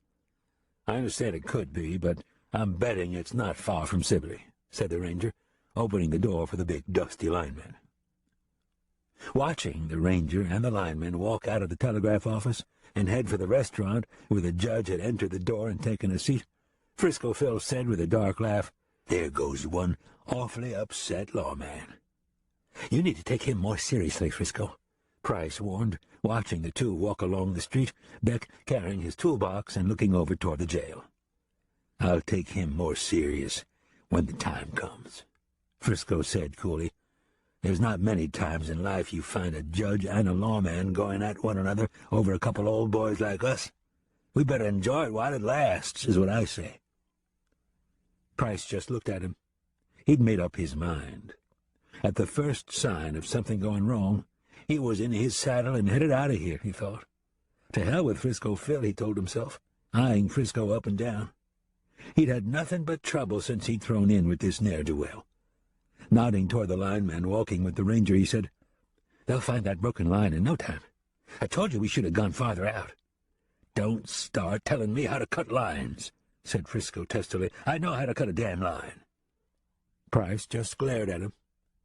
At the boardwalk out front of the restaurant, Sam told Beck, "Meet me at the sheriff's office as soon as you get your horse and mule." "Right you are," Beck replied. He cut away to gather his animals from the livery barn while Sam walked inside the restaurant. He walked straight to Bass's table as an old man wearing a white apron poured the judge a steaming cup of coffee. Seeing the ranger's demeanor and the look on his face, the old waiter shrank away, coffee pot in hand. "I just came from the telegraph office, Bass," Sam said, noticeably dropping the judge's title. "I don't think it'll surprise you to hear that the lines have been cut." "Oh, cut down by some raiding Apache, no doubt," Bass said, giving him a blank stare. Sam didn't reply. Instead, he spoke in a calmer tone, looking down at the judge, keeping the conversation between the two of them. "I'm headed out with a lineman to find the break. I hope for everybody's sake you keep your two deputies away from Texas Bob." "It's the law Bob Crane must answer to, Ranger, not me," Bass said in a rehearsed and insincere tone. Sam took one more try at reaching the judge, showing him the error of his ways. "There are times when a man finds he's overstepped himself and needs to back up and get his actions in check before he ruins his whole life, Bass." "Do tell, Ranger," the judge said smugly. "It's ironic you should say that to me." He pointed a finger at the Ranger. "You have overstepped yourself in such a manner that it would be hard, if not impossible, for you to ever make recompense. You have sided against my court in favor of a murderer." "He's not a murderer, Bass, and we both know it. I'm not here to argue this case with you. I'm coming to you one last time and telling you to step back and look at what you're doing. I've never agreed with your decisions, but I've always respected your office, until now." "He killed my brother," Bass said, pounding the tabletop. "For that he hangs." "Any man who kills has killed somebody's brother or father or son. From your bench, you've had to tell the family to accept the verdict the law hands them and go on with their life. But now it appears that the law you ask them to live by doesn't apply to you. You hold yourself above the very law you administer." "Yes, indeed, I do consider myself an exception, Ranger. If not for me, this place would continue to be a barbaric wasteland for the next 1,000 years. He thumbed himself on the chest. "I am the exception because I have done what I have done to tame this land." Sam shook his head slowly. "Don't you see, Bass? Every man I ever faced down has his reason why the law doesn't apply to him. Some because fate dealt them a bad start, some because whatever they put their hands to didn't turn out the way they wanted it. Everybody has their excuse. But these excuses are the very reason we have the law. The law is there to rein us all in, make us abide things in spite of how wrong we feel we've been done. Don't let go of those reins because this time it's you who's been wronged. Don't ally yourself with lowlifes. Be what you're supposed to be. Do what's right, no matter how bad it hurts you to do it." Bass stared squarely at him. "Are you quite through with your lecture on ethics, Ranger?" Sam stopped and took a breath. "Yes, I'm through talking, Bass. I figured I owed you that talk for the years you've put into serving this territory. But now you're just one more gone wrong in a place overfilled with gone wrongs. Stay away from my prisoner, and stay out of my gun sights. We're on opposite sides of the law, you and me." He turned to walk to the door. Before he left, Bass said to him, "You pious fool! Tell me, Ranger, how far will you go to stop me from doing what I know needs to be done? Will stopping me be your excuse for not reining in when the time comes to cross the line of legal restraint? Will it justify you spilling blood to save Texas Bob Cray?" Without answering the judge's question, Sam said, "Nothing justifies spilling blood, Bass. But some things make it easier to live with." Bass sat there, tapping his fingers on the tabletop, watching the Ranger walk to the door and out onto the boardwalk. For a moment he considered the Ranger's words, but then he shrugged, not taking them to heart. The old waiter appeared with a steaming plate of eggs, gravy, and fresh hot biscuits, and asked the judge meekly, "Is everything all right, Your Honor?" Bass breathed deep, shook out a white cloth napkin, stuffed it down behind his collar, and spread it on his chest. "Yes, just fine, thank you," he said curtly. "I hope these eggs are fresh." "Oh, yes, Your Honor," said the old waiter. "For you, nothing but the best." Before riding out of Sibley, Sam walked back to the sheriff's office and through the door without a word to the deputies standing out front. At the cell he sent to Texas Bob. "I tried wiring Brisby to tell the commission what's going on here, but the lines have been cut. "I'm not surprised," said Bob, holding the bars with both hands. "Now what?" "I'm riding out with a lineman to find the break and repair it while there's still time," said Sam. "I'm counting on you being all right here until I return. These two are going to want to find out about the money." "I can play them off for as long as I need to," said Bob, glancing past the ranger toward the door. "But I don't know about a lynch mob." Sam gave a grim smile. "You've got 2 armed deputies who have every reason not to want you lynched." "I know," said Bob. "Look at it this way," Sam added. "Bass wouldn't have been baiting the crowd for a lynching if he was sure of himself. He at least has enough respect left for the law to keep up a pretense." "I suppose that helps. Some," Bob said, calm but with a look of uncertainty. "I'll get back to town as quick as I can, Tex," said Sam. "You have my word on that." "Obliged, Ranger," Texas Bob said as he watched the ranger turn and walk out the door. At the hitch rail out front, Lon Beck sat atop his horse, a lead rope to his mule in his free hand. The mule carried his toolbox, along with a canvas-covered load of other tools and supplies necessary to the lineman's trade. When Sam stepped out the door, he saw the 2 deputies standing close to the edge of the boardwalk, talking to Beck. "I'd be careful who I sided with, lineman, if I was you," Sam heard Frisco Phil say to him. "I've never been careful who I side with," the burly lineman said, "but I've never had to. I always side right to begin with." "Not this time you didn't," Frisco said, his hand tightening on the shotgun stock. "This time you've started rubbing the wrong cat the wrong way." The lineman slipped a hand down to the large bowie knife sheathed at his hip. "I didn't think much of you as a bartender, Page.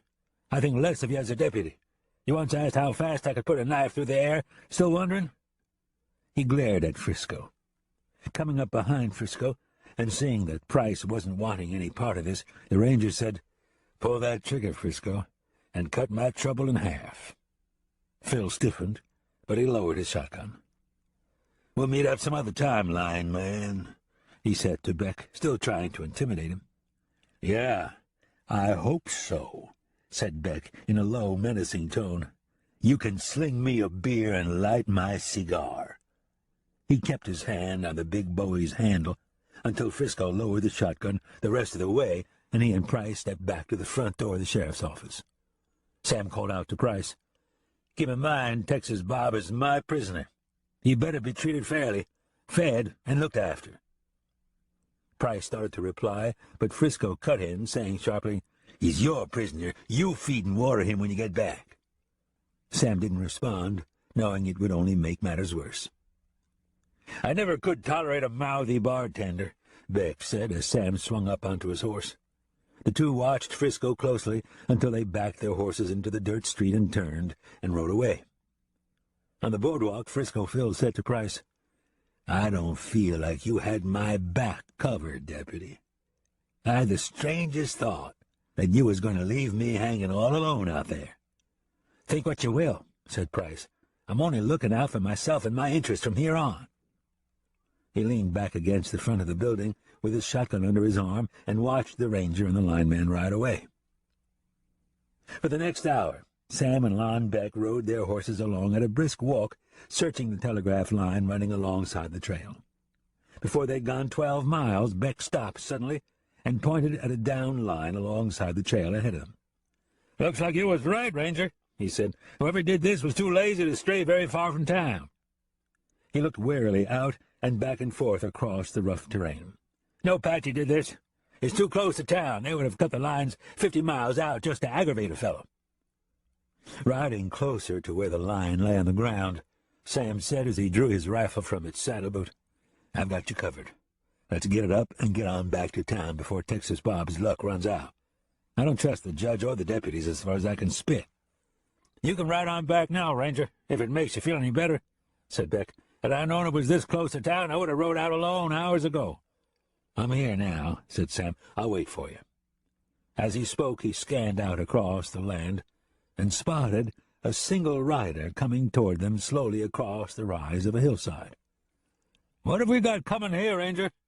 Beck asked as he stepped down and walked to the mule for his tools. "I don't know," said Sam. Looking closer through the wind and sand, he recognized the lone rider to be a woman, pulling a travois behind her horse, a big dog trailing alongside her. "While you work, I'll ride out a ways and find out, unless you need my help." "No, go ahead," said Beck. "I'll likely have this wire spliced and strung before you get back." Sam turned his horse, rifle in hand, and set the big animal into a trot across the rolling hillside. As he drew closer to the woman, she stopped the horse and sat with her hand on the stock of the shotgun lying in her lap. "Easy, Plug," Mary Alice said sidelong to the dog, who stood with his head lowered, a deep growl rumbling inside his chest. "Well, what's going on up there?" Rojo asked, half delirious from fever and pain. "Is it Indians? Is it? You best cut me loose now, you hear? Please don't leave me trussed up this way." Mary Alice did not answer until the ranger drew close enough for her to recognize him. Then she said over her shoulder to the babbling Rojo, "Shut up back there. It's not Indians. It's Ranger Sam Burrick." "Oh, no," Rojo groaned in humiliation. "Please go ahead and shoot me."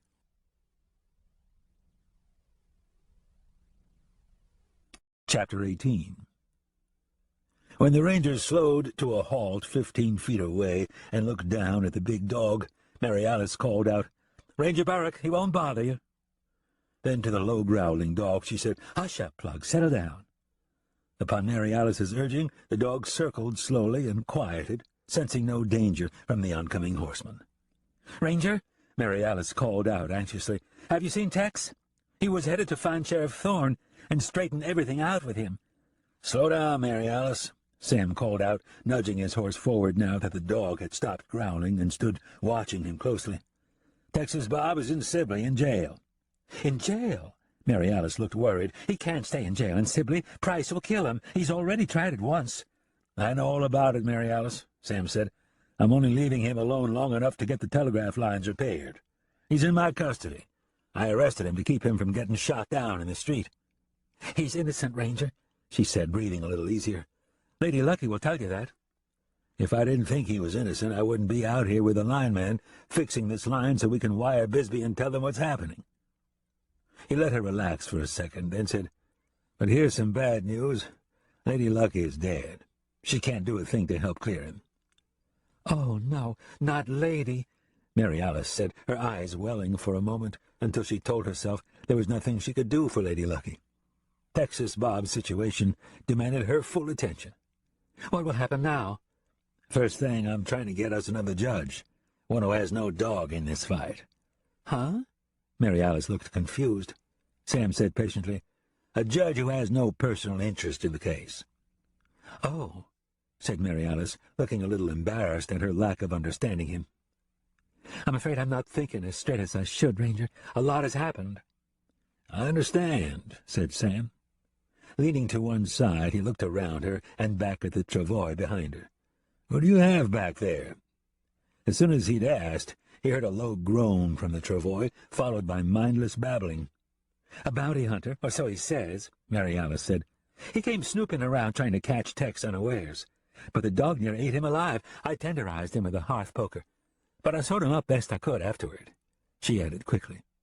"That was considerate of you." Sam winced at the thought, but nudged his horse forward, having a good idea who he'd find lying on the travois. "His name is Tom Rojo," Mary Alice said, seeing the ranger step his horse back for a closer look. "I would have guessed that, Mary Alice," the ranger said. "I warn everybody not to turn their back on him. I expect I needn't warn you." "No, I wouldn't let him out of my sight," Mary Alice remarked. "He's half out of his head right now." "I would have guessed that, too," Sam said. He stopped alongside the travois and looked down at Rojo's swollen, battered, stitched-up face, barely recognizing him. "How's bounty hunting treating you, Tommy?" he asked dryly, seeing the battered man wrapped up like a mummy, save for his gruesome face. "Ranger, you've got to get her to turn me loose," Rojo gasped. "She's the devil. Look at me. Look what she's done. I can't go into town like this." "Careful what you ask for, Tommy," said Sam, looking at the red puffiness along his stitches, the black bruises striping his face and head. "If she'd turned you loose out here, where would you go? What would you do?" He nodded at Plug, who sat watching intently. "Like as not, this dog would make another run at you before you got 5 yards. Rojo's eyes went wildly to Plug. "Somebody needs to shoot that dog. He's the devil. I swear he is." The dog's ears perked up, as if he knew Rojo was talking about him. "You're talking crazy, Tommy." Sam gave a faint smile. "These aren't devils. She was just protecting herself, and this dog was just doing his job." Circling his horse back to Mary Alice, he said, "I'm in a hurry to get back to Sibley as soon as the lineman finishes his repairs. Can you keep up?" "If I can't, you ride on without me," Mary Alice replied. "I'd rather you get back and keep an eye on Tex. I'll be right along." "Ranger, don't leave me here," Rojo begged. Sam ignored him and asked Mary Alice, "Did you make this yourself?" He gestured toward the travois behind her horse. "No," said Mary Alice. "I was hauling him on a wagon wheel, but yesterday an old Mexican happened along on foot and made this out of some oak saplings. Good thing, too. Dragging that wheel was wearing this horse to death." She patted her horse's withers as she spoke. "That was no Mexican!" Rojo shouted, sounding half delirious again. "It was the devil!" he raved. "I saw his horns. He's still following us. I saw him twice over there watching us." His hand raised shakily and pointed along the horizon to the left. "He's not gone. I swear he's not." Mary Alice saw the questioning concern on Sam's face and reassured him. "I'll be all right, Ranger. Plug won't let Rojo get out of hand." "I'm asking Lon Beck to stay behind and ride in with you," Sam said. "All right," said Mary Alice. "I know Lon. He'll knock Rojo cold if he acts up." "Lon is the devil!" Rojo cried out behind them with an insane laugh. "All of yous, devils!" Sam shook his head. With no more to say on the matter, he turned his horse and rode back to the broken telegraph wire. "What is that back there?" Beck asked, wiping his dirty hands on a cloth that hung from a leather tool belt around his waist. "That's Mary Alice, one of the doves from the bottoms up in Sibley. I'm hoping you don't mind riding back to town with her. She's got a wounded bounty hunter named Tommy Rojo on a travois. Tex's dog has worked him over pretty good." "Good for him," said Beck. "I know Mary Alice. She lit out with Texas Bob. I'd be pleased to escort her on into town." He loosened his tool belt and hung it over his shoulder. "I told you I'd have this fixed by the time you got back here," he said. "Good work," said Sam, looking up at the line, spliced and restrung from the pole. "I left a tag in case you want to send your message from here," said Beck. "It'll save you some time." "You bet I would," said Sam. He looked at a long wire hanging from the top of the pole connected to the main line. "Then let's get it done," said Beck, taking a striker plate and telegraph key from his supplies. "I'll have you ready in less than a minute. Just tell me what to say, and I'll cap it on out for you. It'll be in Brisbane before you drop a rock." He grinned. "Ain't science remarkable?" "It is," Sam said seriously. Considering things, he said, "Once I get this sent, I'd appreciate it if you wouldn't tell anyone in Sibley I sent it." "If the clerk is at the set, he'll hear it," said Beck. "But like as not, he won't write it down since it's not coming directed to anybody in Sibley." "Good," said Sam. "I'm ready when you are."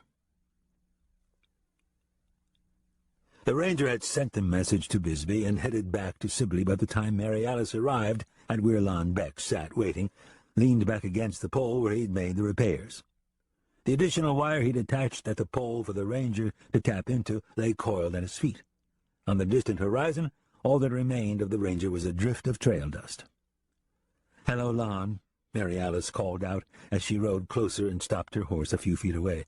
"Good day to you, Mary Alice," Beck said, tipping his sweat-stained hat. "The ranger said for me to escort you safely to Sibley, if that's all right with you."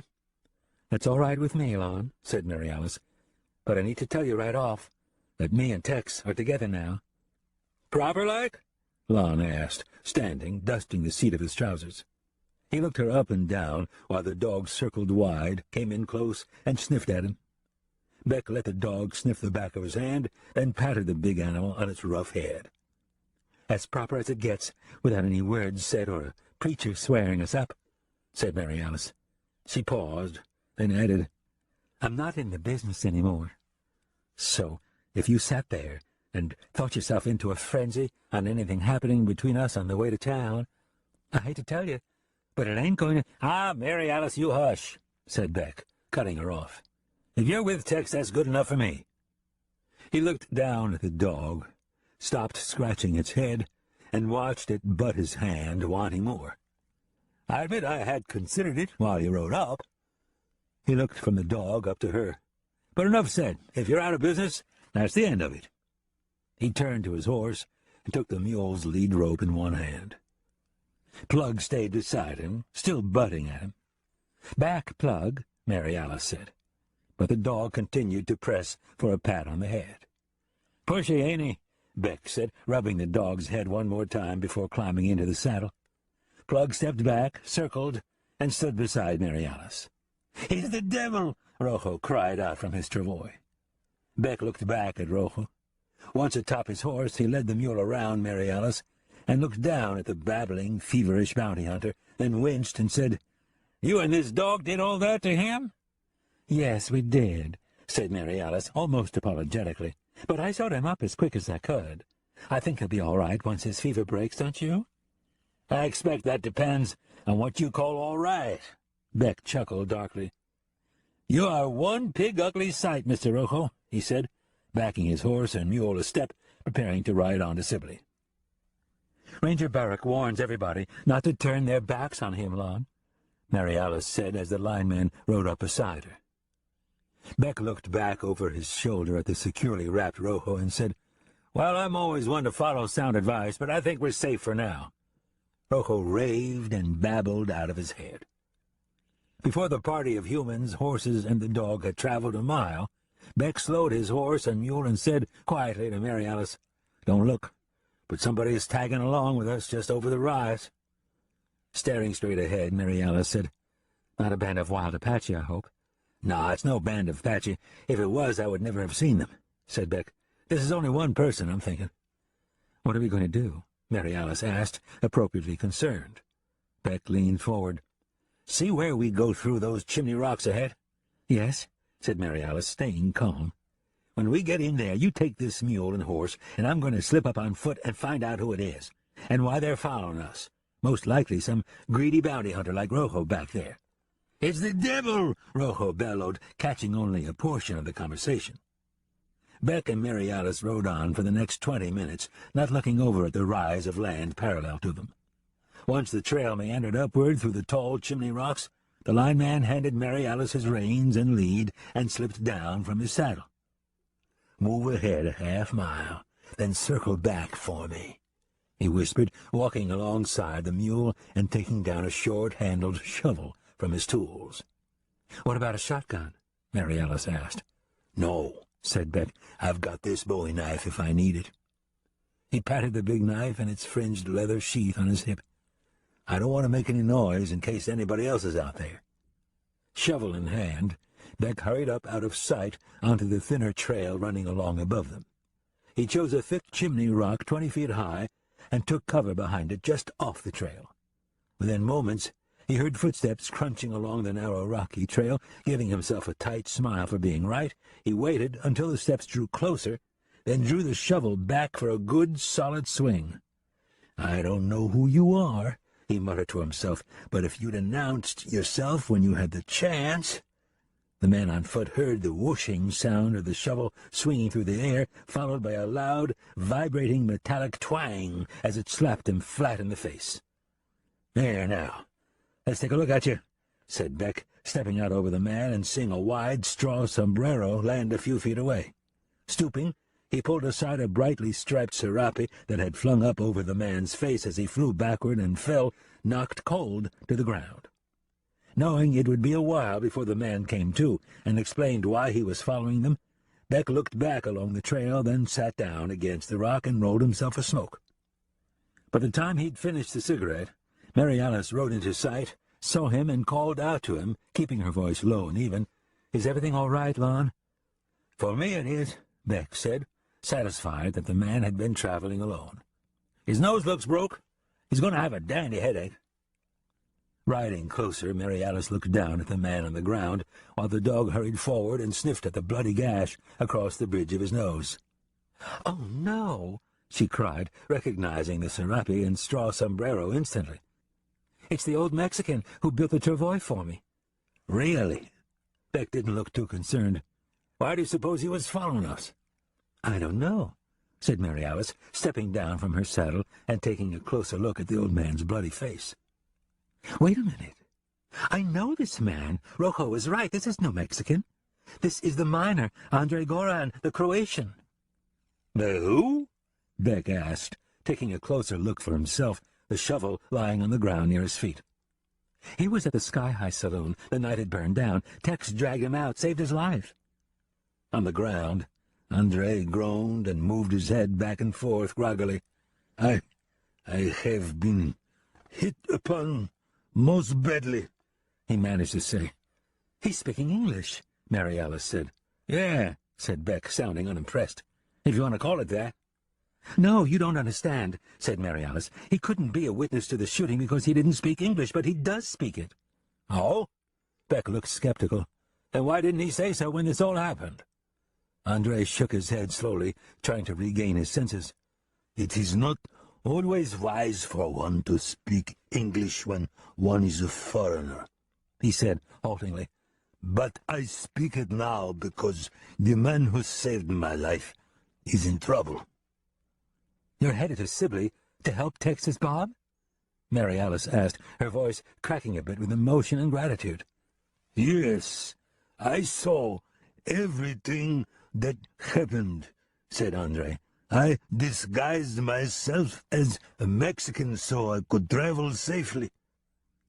A Croatian disguised as a Mexican so he can be safe? Said Beck. That's not something you hear of every day. I wanted to tell you who I was when I helped you build the frame to carry this man on, said Andre, pointing at Rojo and the travois. But I was afraid. He touched his fingers to his flattened nose. As it turned out, I could have done no worse. Wait, said Mary Alice. Let me get you some water. Stay awake, please. She hurried over and grabbed a canteen of tepid water from her saddle horn.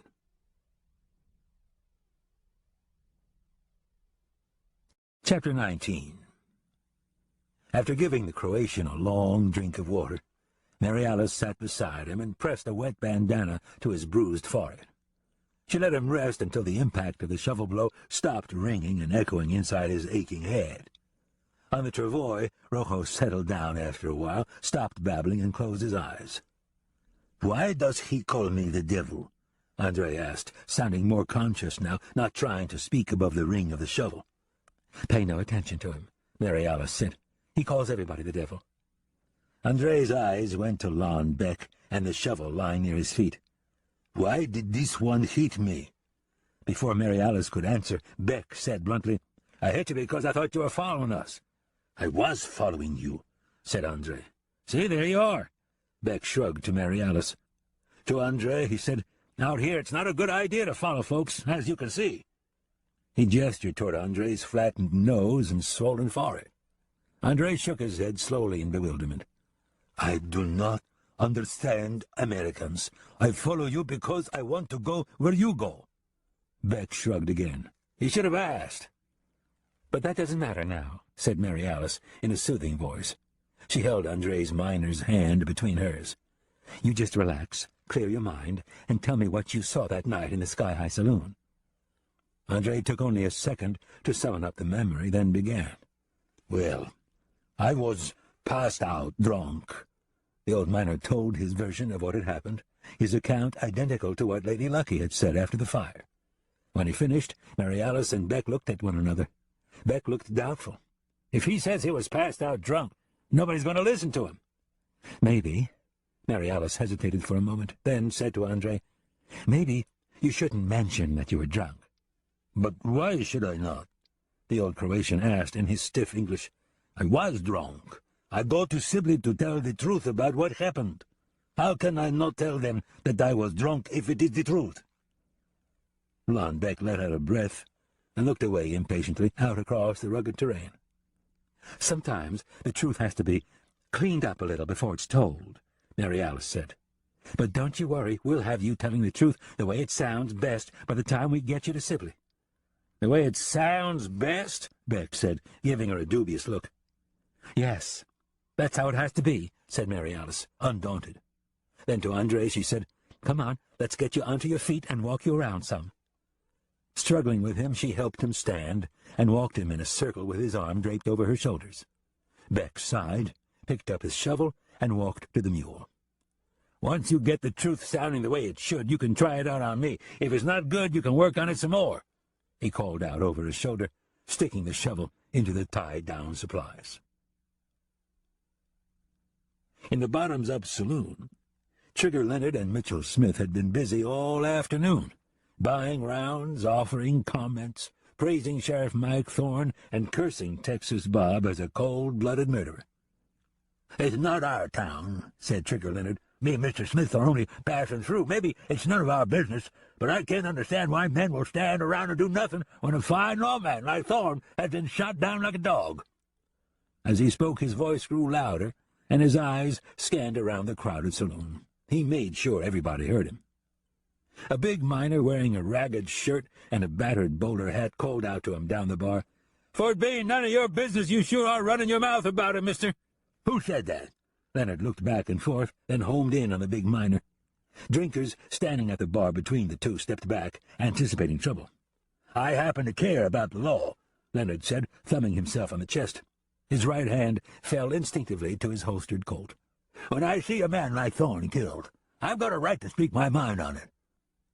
He reminded himself that he was here to stir up the crowd, not get into a fight. He took his hand off his pistol. "I've got a right to speak my mind, too," said the big miner. "I've never known a better man than Texas Bob. You've been sore-talking him ever since I walked in here. I think you're just an agitator." He narrowed his gaze on Leonard. "What's your angle in this, mister? Who's buying your dinner?"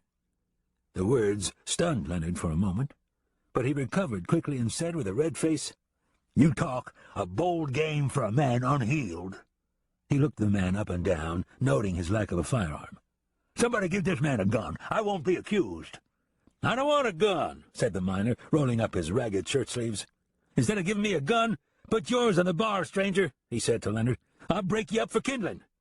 "Hold it, gentlemen," said Smith, acting as though he and Leonard weren't together. "This is not the time to fight among yourselves. There's a man in that jail who needs hanging." "That's right," a drunken teamster called out. "I don't know Bob Cray, but I did know Sheriff Thorne. I'm sick of seeing time and money wasted on trials. Cray's a murderer. Hang him. It's that simple." "Here's a man who makes sense," said Smith. "Somebody get a rope. Let's go do what needs doing." From the open front door of the sheriff's office, Frisco Phil smiled as a roaring cheer came from within the saloon. "It won't be long now," he said to Price, who stood at the battered desk, a cup of coffee in hand. "They're building up a strong head of steam." Price turned and faced Texas Bob, who stood holding the bars with both hands. "Look at all the trouble you've caused, Cray," he said seriously. He started to say more, but before he could, Frisco cut in. "It won't matter much longer," Frisco said to Texas Bob. "They'll soon come charging in and take you away from us." He grinned and gave a shrug of helplessness. "What can we do to stop them? Just us two hard-working deputies up against an angry mob, them all liquored up and bent on hemp justice. Hell, we won't stand a chance. Will we, Deputy Price?" "No," Price said flatly, staring at Bob. "I suppose we'll have to step aside and let them have him, unless there's something in it for us." Bob only returned the stare, offering no response. He knew Price was hinting at the stage money. "All right," Frisco said impatiently. "Let's not dally around like three schoolgirls." He walked over to the cell and said, "We want that money, Bob Cray, and we want it now." "What money?" Bob asked calmly. Frisco's gun came up quickly from his holster and cocked only inches from Bob's chin. "You know what money. Now where is it? I won't ask you again." Texas Bob stared him coldly in the eyes. "If I die, the money dies with me. If I live, the money is all mine. That's a 50-50 chance of me staying alive and getting rich. I can't turn those odds down." Frisco batted his eyes, looking confused. "What does he mean by that?" he asked Price. "Well, I'll be danged." Price looked surprised, but only for a moment. Walking to the cell, he said, "Don't tell me that our honest, decent, do-gooder Texas Bob has a greedy streak in him."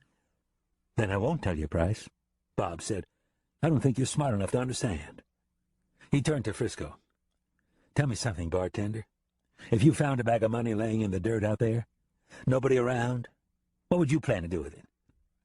Would you come toting it back to town like a good little boy so it can end up back to a bank somewhere?"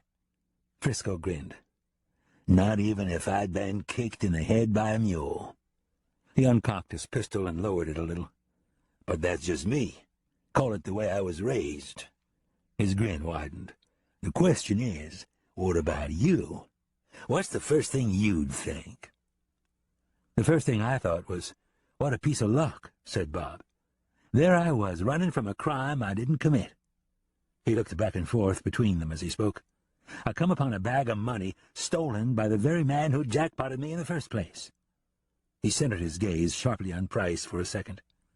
"I figured you owed me that money, Price.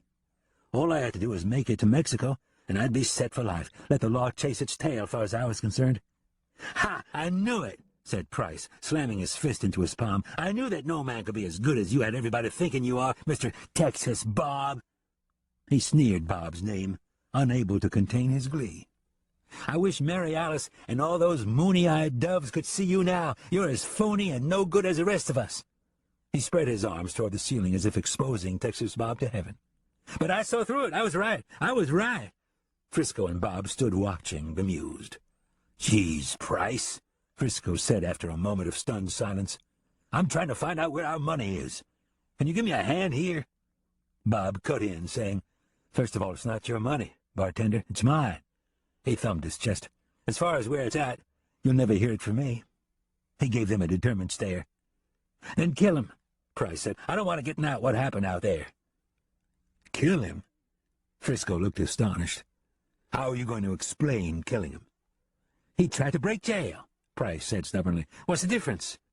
You said yourself Judge Bass will go along with whatever we tell so long as it ends up Texas Bob is dead." "Don't talk crazy," said Frisco.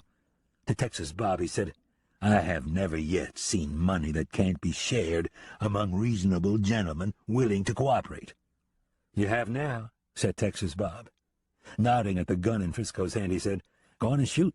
I'm not giving it up, not after what Price here put me through. Call this my act of parting vengeance." He gave Price a triumphant look. Frisco turned angrily to Price, his gun tightly in hand. "See? You and your danged vengeance. I'd to shoot you, you pig-headed son of a—" Price cut him off, his hand poised on his holstered gun butt. "Can't you see he's trying to play us against one another?" "Yeah, I see that," said Frisco, "and he's doing a dandy job of it. I want that money. Shenlin, Roby, and Kane all three died getting it. I want it." "In that case, you better make sure nothing bad happens to me," said Texas Bob.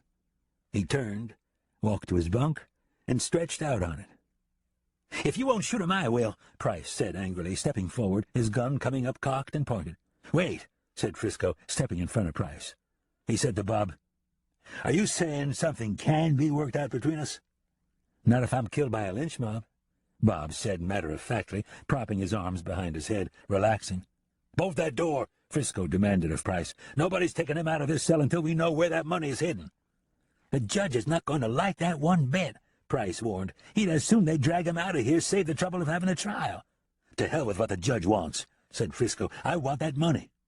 From his bunk, Bob said coolly, "You want the money? I want out of here without getting lynched. What did you say about reasonable gentlemen finding a way to share it?" Frisco gritted his teeth, turned, and walked to the front window, hearing cursing and gunshots coming from the direction of the bottoms-up saloon. "They're liquoring right up, Price," he said.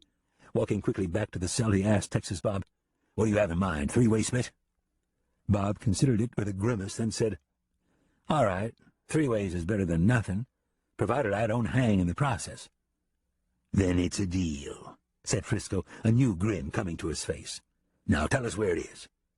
Bob saw he could play his hand no further without offering something to the pot. "I hid it beneath a cactus," he lied. "Oh, a cactus. There, you see," said Frisco, still grinning. "He hid it under a cactus." His pleasant mood suddenly turned black. "In a territory full of cactus from here to hell and back." He turned on Bob and said, "I'm getting my fill of you too, Texas Bob." He gripped his pistol tightly. "The best thing for you to do right now is settle down and keep me from hanging," said Bob, seeming to make himself more comfortable. "Tonight, when everybody's asleep, we'll take 3 fresh horses and slip out of town. It'll be morning before anybody knows we're gone. By the time they get onto our trail, it'll be too late. We'll ride straight to the money, split it up, and go our own ways." "I'll get us some horses lined up," Frisco said, "as soon as we see how this lynch mob is going to act." "Wait a minute, Frisco," said Price, looking at him in disbelief. We're busting him out? We're riding him to get the money? We're going to trust him? Have you got any better ideas how we'll get the money? Frisco snapped at him. What about the ranger? Price asked. No matter how much of a head start we get, Burrick will be right up our shirts. Frisco looked at Texas Bob.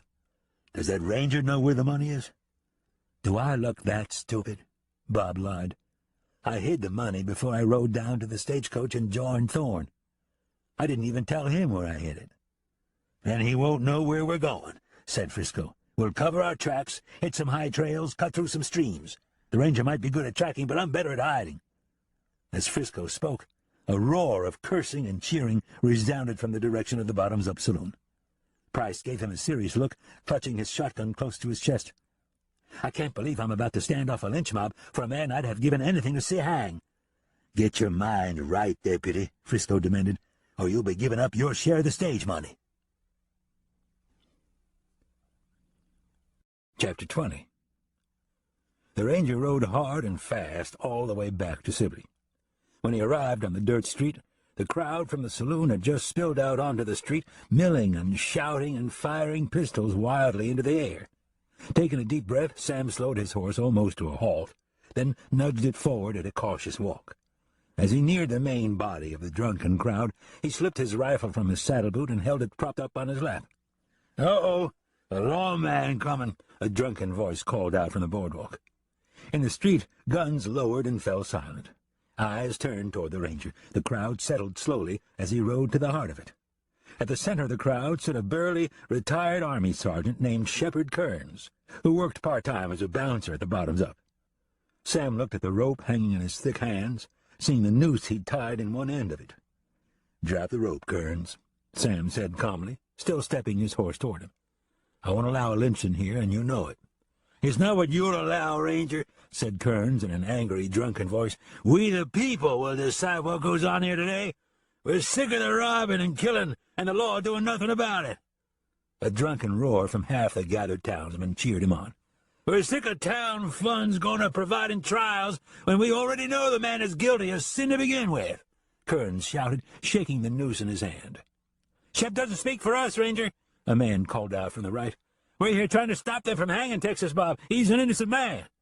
But the ranger didn't take his gaze off of Kearns. "It sounds like Bob Cray has as many folks on his side as he has against him, Kearns. If you're speaking for half these men, what about the other half? Aren't they the people, too?" "Not if they don't side with us, they're not," said Kearns. "Sheriff Mike Thorne's a damn good man, a good friend of mine. I'm seeing to it his killer swings." Again he shook the noose. "Sheriff Thorne was a good friend of mine, too," Sam said to Kearns, nudging his horse up even closer. The big man spread his feet shoulder-width apart, making a rigid stand for himself in front of a throng of supporters. "You know me. I don't play favorites, and I don't bend the law.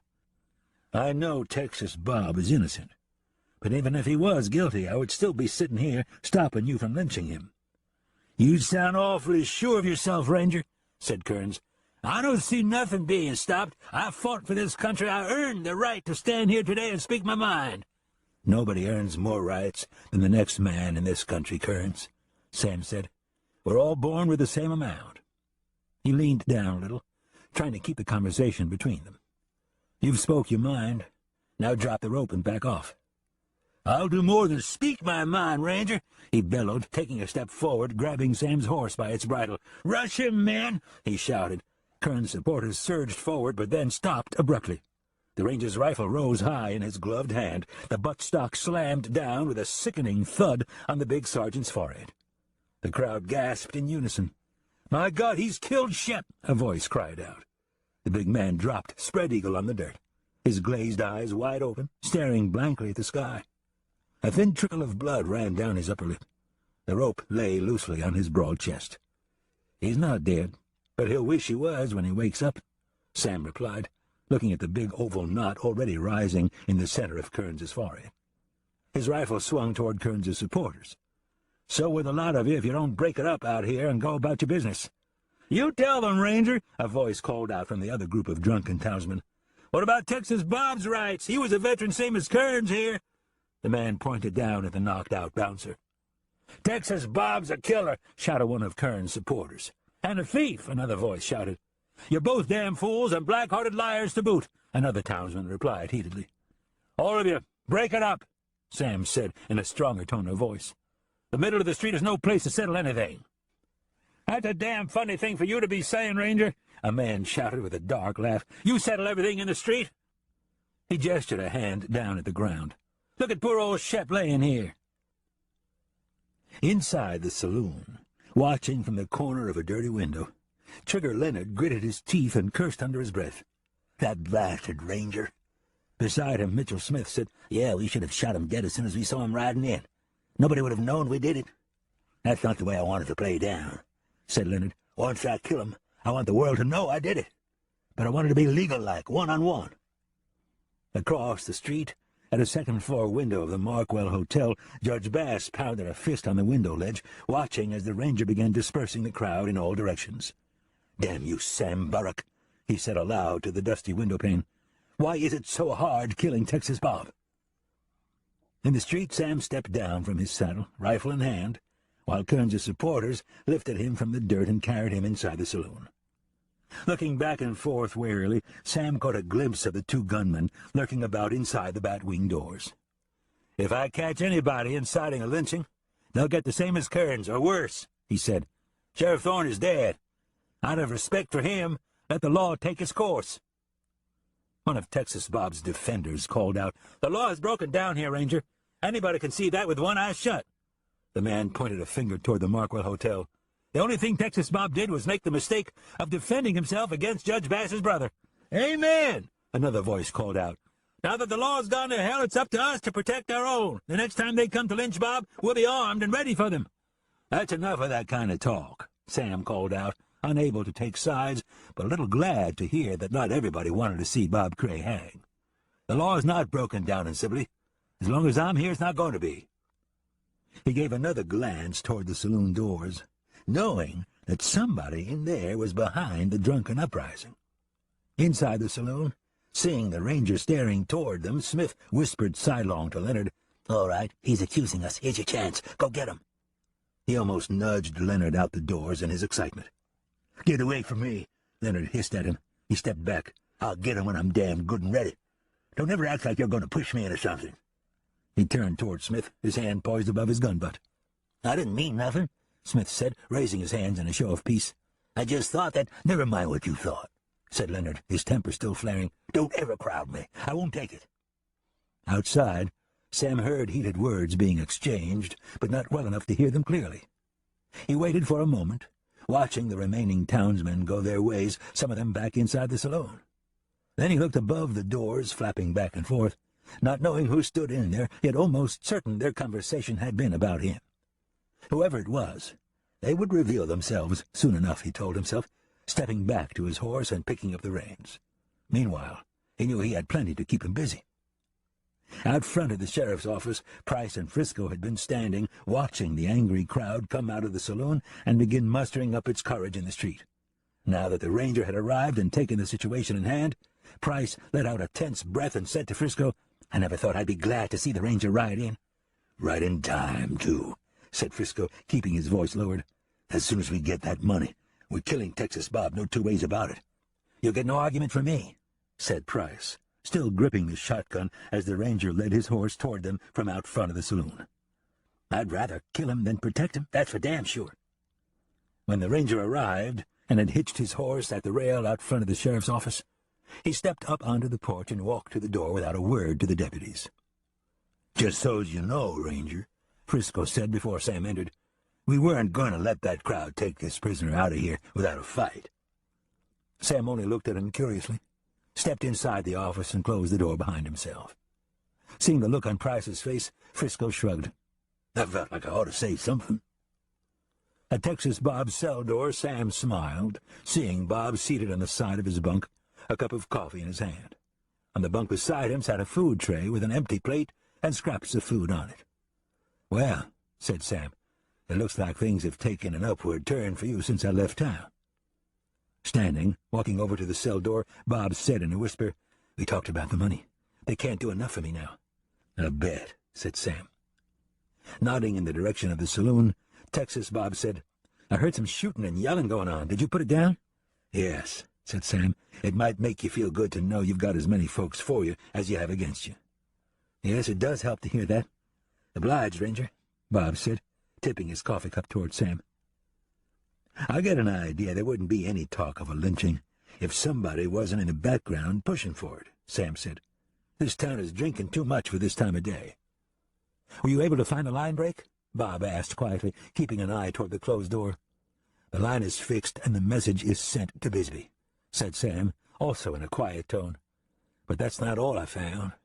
Mary Alice is riding into town with the lineman. She's got Tommy Rojo with her. Your dog just about ate him alive." Tex looked concerned, gripping the bars. "Is she all right?" "She's just fine," said Sam. "So's your dog. I don't know if Rojo will ever look the same again." "Plug got him bad, did he?" Texas Bob asked. "No worse than he deserved," said Sam. "Rojo is a back shooter I warn everybody about. He went snooping around there for you. If your dog hadn't tipped off Mary Alice, I hate to think what Rojo is capable of." "As long as she's all right," Bob said, sounding relieved. "She is." Looking around, Sam said quietly, "What about you?" "If it helps any," said Bob with a faint smile, "I've got these two doing exactly what I want." Sam didn't reply. He understood. On their way to Sibley, Andre Goran, Mary Alice, and Lon Beck decided it would be best if the Croatian slipped away from the group and camped out near town until they talked to the ranger about him. By the time Mary Alice, the lineman, the dog, and Rojo arrived in Sibley, the afternoon sun had sunk low in the western sky. Sam had grained and watered his horse and eaten his evening meal. Tension had eased between him and the two deputies, so much so that when drinkers from the saloon began to gather once again in the dirt street, Price stuck his head through the office door and told Sam. "It looks like they're back at it, Ranger," he said, unable to identify Mary Alice or Beck in the quickly waning light. "I better see what this is about, Tex," Sam said. Standing up from the desk chair, he picked up his rifle and jacked around into the chamber. On his way to the front door, he said over his shoulder, "Let's hope it's Mary Alice and Beck arriving. They should have been here half an hour ago." He stepped onto the boardwalk between the two deputies and out onto the street. Out front of the Bottoms Up, Trigger Leonard and Mitchell Smith stood before a newly gathering group of onlookers. Smith stooped slightly and squinted for a closer look at Tommy Rojo lying wrapped in the dusty bedsheet. "Is that Rojo?" he asked himself aloud, sounding more than just a little drunk. Then he chuckled and said, "Good Lord, it is that idiot! Look at this, Trigger! Rojo has fell face first into a barrel of straight razors." "Tommy?" Trigger Leonard grinned. "Man, what in the world happened to you?" Laughing, Smith said, "I told you he fell face first into a barrel—" "Shut up, Mitch, damn it," said Leonard, cutting him off, still angry over what had happened earlier. He could talk for himself. Smith quieted down and stood staring at Rojo with a sullen look on his face. "Yeah," Rojo said, giving Smith a look of hatred. "I'm hurt here. You think this is funny? I was attacked by that dog." He nodded toward Plug, who had sat down in the dirt and busied himself licking a front paw. "I'm lucky to be alive," he added. "I'm ruined for life." "You was ruined already, Rojo," Smith said solemnly, still stinging from Leonard's harsh words. Atop their horses, Mary Alice and Beck waited until they saw the ranger approaching from the sheriff's office before stepping down to the street. Seeing the two men standing over Rojo on his travois, with the townsmen gathered behind them, Sam stopped beside Beck and looked them over. Upon seeing the ranger look him up and down, Smith said, "What's the matter now, Ranger? Any law against standing on the street in Sibley?" "None at all," Sam said evenly, "so long as you behave yourselves." He let them see plainly that he was sizing them up, running their faces through his mind for the slightest recognition. He decided these two were the ones who'd been watching earlier from inside the saloon. He looked from Smith to Leonard. Neither of them looked familiar. "Behave ourselves," Leonard sneered, his thumbs unhooking from his holster belt and his hands dropping to his sides. He said to Smith, "Hear that, Mr. Smith? The ranger here must be used to correcting schoolboys." "Yeah, I heard it." Smith stepped to the side, putting a little room between himself and his partner. Sam knew that move. It was the move a man made when he and his pal had worked it all out between themselves. This one had been told to stay out of it, he decided, looking at Mr. Smith. The other one had said he wanted this lawman all to himself. But looking closely at Leonard, Sam could tell he wasn't quite ready yet. The rifle in Sam's hand had him unsettled.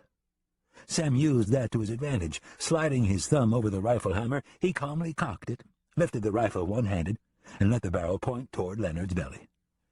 Do I know you boys from somewhere?" Something about the ranger's move with the rifle suddenly rattled Leonard. 1 minute he'd been standing there ready to call the ranger down, a one-on-one gunfight. The next minute his plan had crumbled.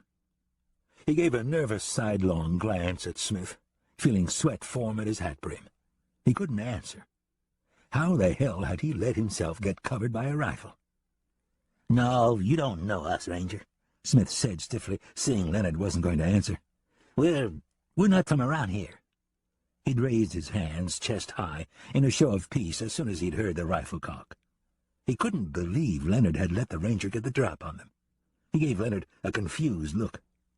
Leonard's mouth had suddenly gone dry, his hand feeling less steady than it had only a moment ago. He backed up a step, his legs feeling weak. The townsmen behind him parted and gave him room to retreat. As the two backed away, then turned and walked woodenly back into the saloon, Beck asked the ranger, "What was that all about?" "I'm betting those two are behind the lynch mob that was just about to make a move on Texas Bob when I got back to town," Sam said, watching the men until they were out of sight. The townsmen had also started drifting back to the saloon. "Is Bob all right, Ranger?" Mary Alice asked anxiously. "He's holding up real well," Sam said. "I expect he'll be glad to see you." She started to walk away toward the sheriff's office, but before leaving, she said in a hushed tone to Sam, "I heard one call the other Trigger." She gave Sam a knowing look. "Obliged, Mary Alice," Sam said. He looked down at Rojo. "I suppose you were going to tell me that, right, Tommy?" Rojo just looked away and mumbled hoarsely under his breath. "We've got a witness to the shooting at the Sky High, Ranger Varric," Mary Alice said barely above a whisper, calling his attention away from Rojo and back to her. "Oh?" Sam looked first at her, then at Beck. "Andre the Croatian," Mary Alice said. "It turns out he does speak English. He was just afraid to. We've got him hiding out at the old Minion mine shack until we come for him." "Good," said the ranger. "Now get on to the sheriff's office and see Texas Bob. It'll do him some good." As soon as Mary Alice had walked out of sight, Sam asked Beck, "Is she fooling herself? Or does the Croatian speak English well enough to help us out?"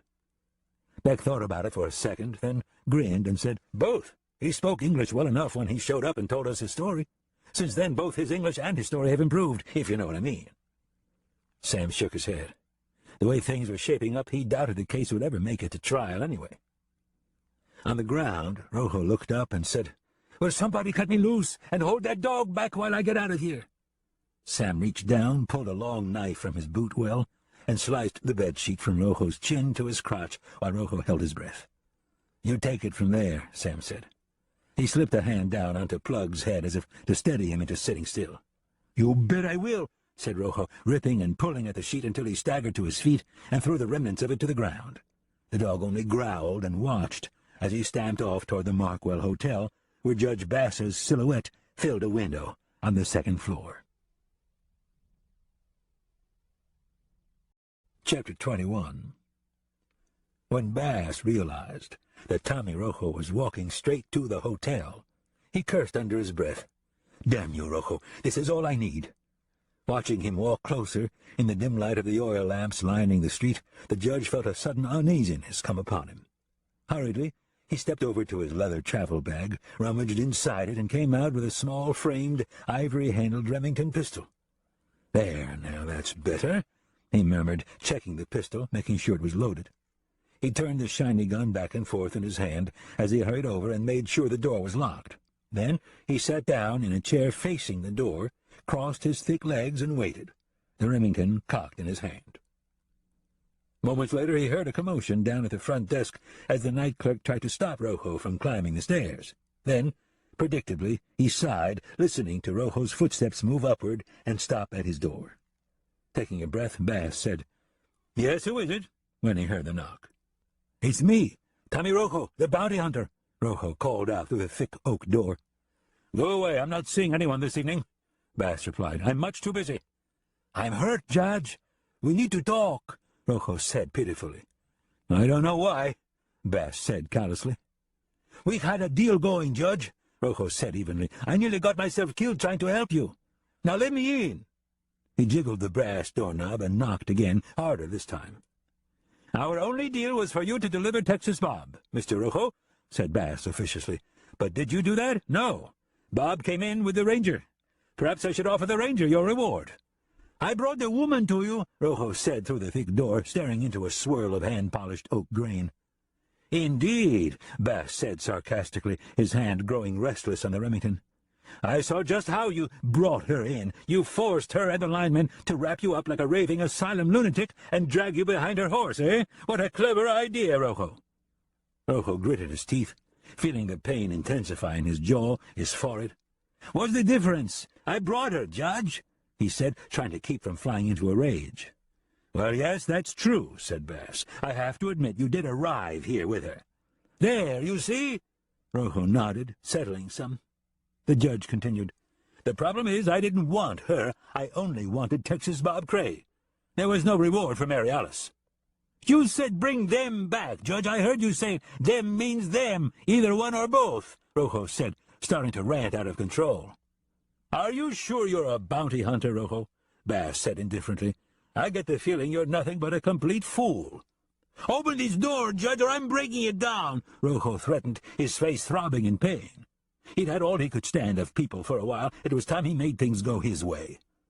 Bass smiled thinly to himself. It's about time. He raised the gun and held it firmly pointed at the door, at about chest level to Rojo, he estimated, prepared to fire. But Rojo took a deep breath, knowing how sore and stiff he felt now, and how much more sore and painful he would be after flattening a big oak door. All right, Judge, listen to me, he said, keeping control of himself. He could feel the blood rush to his stitches and throb with each thump of his pulse. Bass let out an impatient breath, wondering if the Remington's bullet would go through the door and still be capable of killing Rojo. But as he wondered, Rojo continued, saying, Mary Alice and the lineman brought the Croatian back with him. He's going to be a witness for Texas Bob. No, he isn't, said the judge. He doesn't speak English. That's the law of the territory. He speaks it, Your Honor, said Rojo. I heard him speak it, and I heard his account of what happened. He says your brother started the whole damn thing. He says it plain as day, and in English as good as any I've heard lately. Where is he? Bass asked, his voice sounding more interested.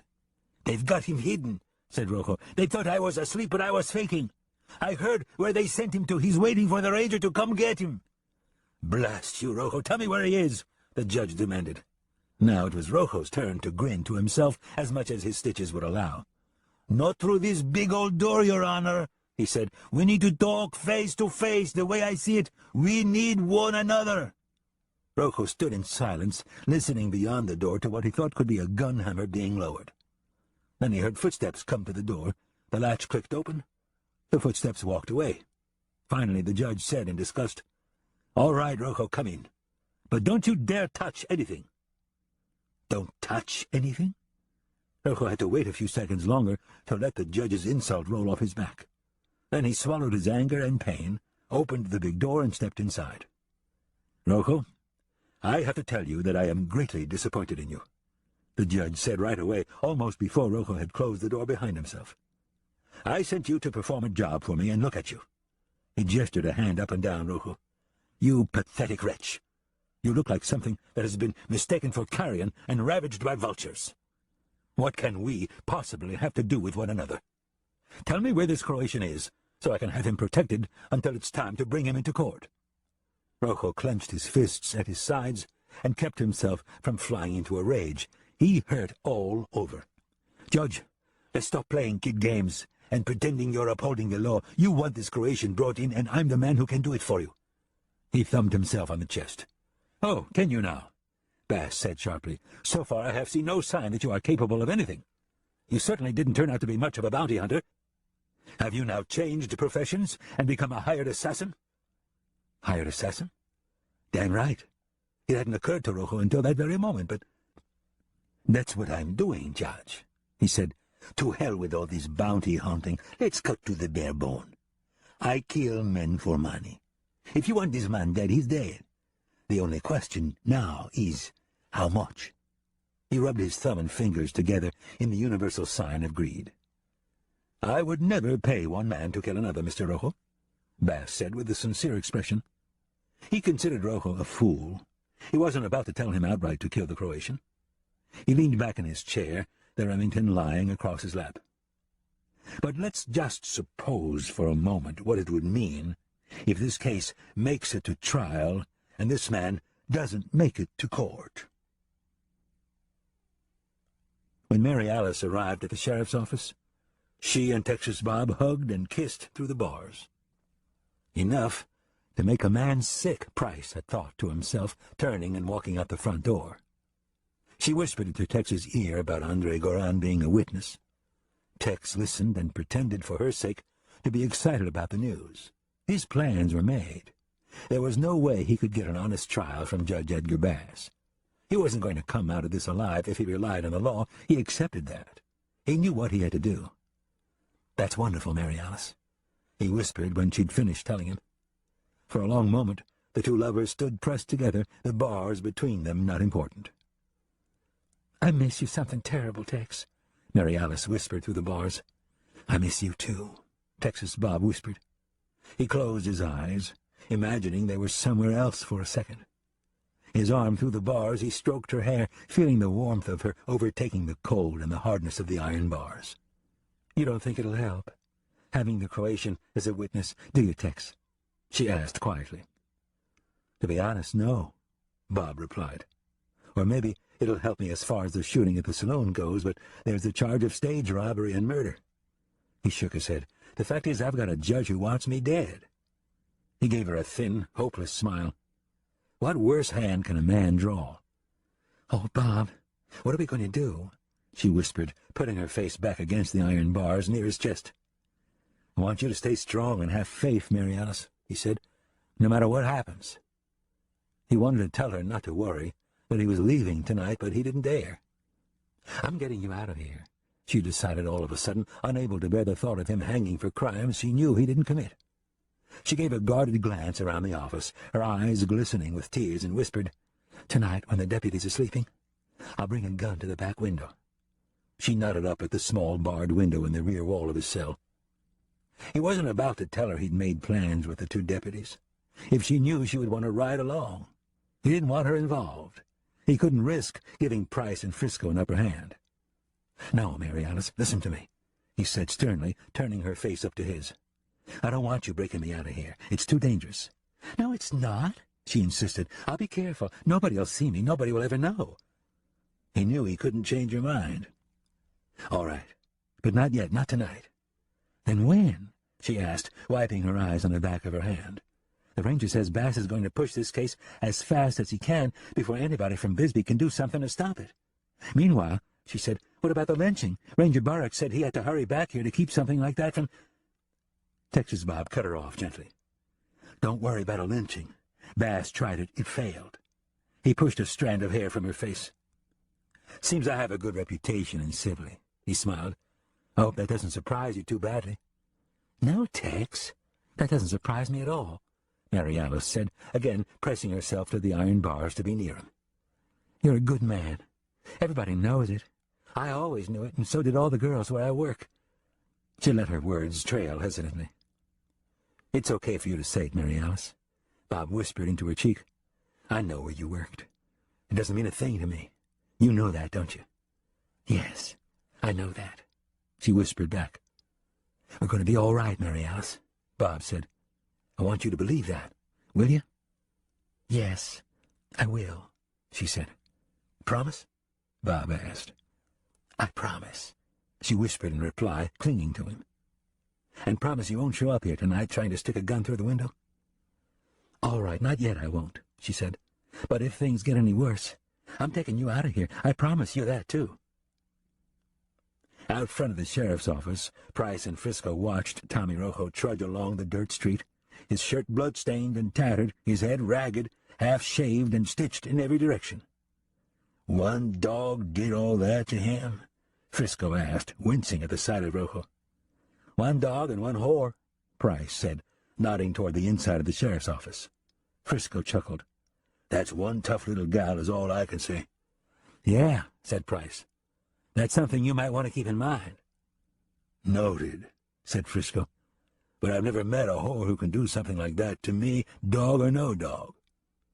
Price just looked at him and shook his head. Rojo made his way on up the dirt street. the glow of the oil street lamps casting dark shadows on his gruesome face. "Sons of bitches!" he growled under his breath when a man and woman veered quickly out of his path toward the bottoms-up saloon. "There's nothing wrong with me," he shouted over his shoulder at them. "You ought to see yourselves." Under his breath he muttered as he looked back and forth all along the dimly lit street. "I see that dog. I'm killing him." He felt his empty holster and added, "Soon as I find myself a gun." Chapter 22. Inside the bottoms-up saloon and brothel, Trigger Leonard and Mitchell Smith sat at a table in a darkened corner.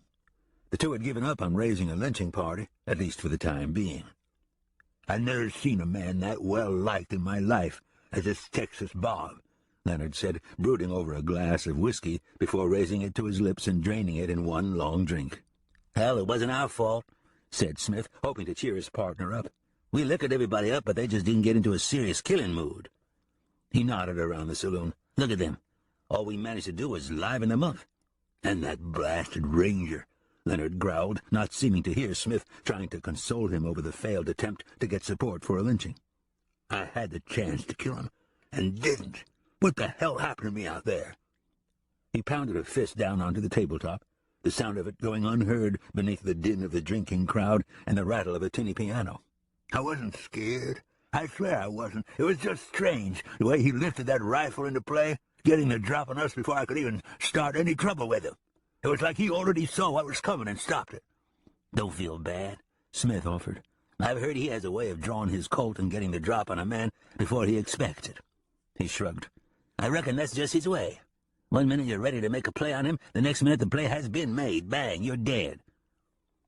While Smith spoke, Leonard had stared at him with a sour expression. "Are you through?" he said bluntly. Smith shrugged. "I'm only saying—" "I know what you're saying," Leonard growled, "and I know what you think. You're thinking I'm afraid of that ranger." He scooted his chair back and made the motion of rising to his feet, his hand on his gun butt. "What's the matter? Don't you have the guts to come right out and say it?" "Trey, you're wrong," Smith pleaded, seeing the look in his partner's red-rimmed eyes. "I know you're not scared of him or anybody else. I'm your pal, remember? I'm on your side, right or wrong." Leonard's shame had gotten the better of him.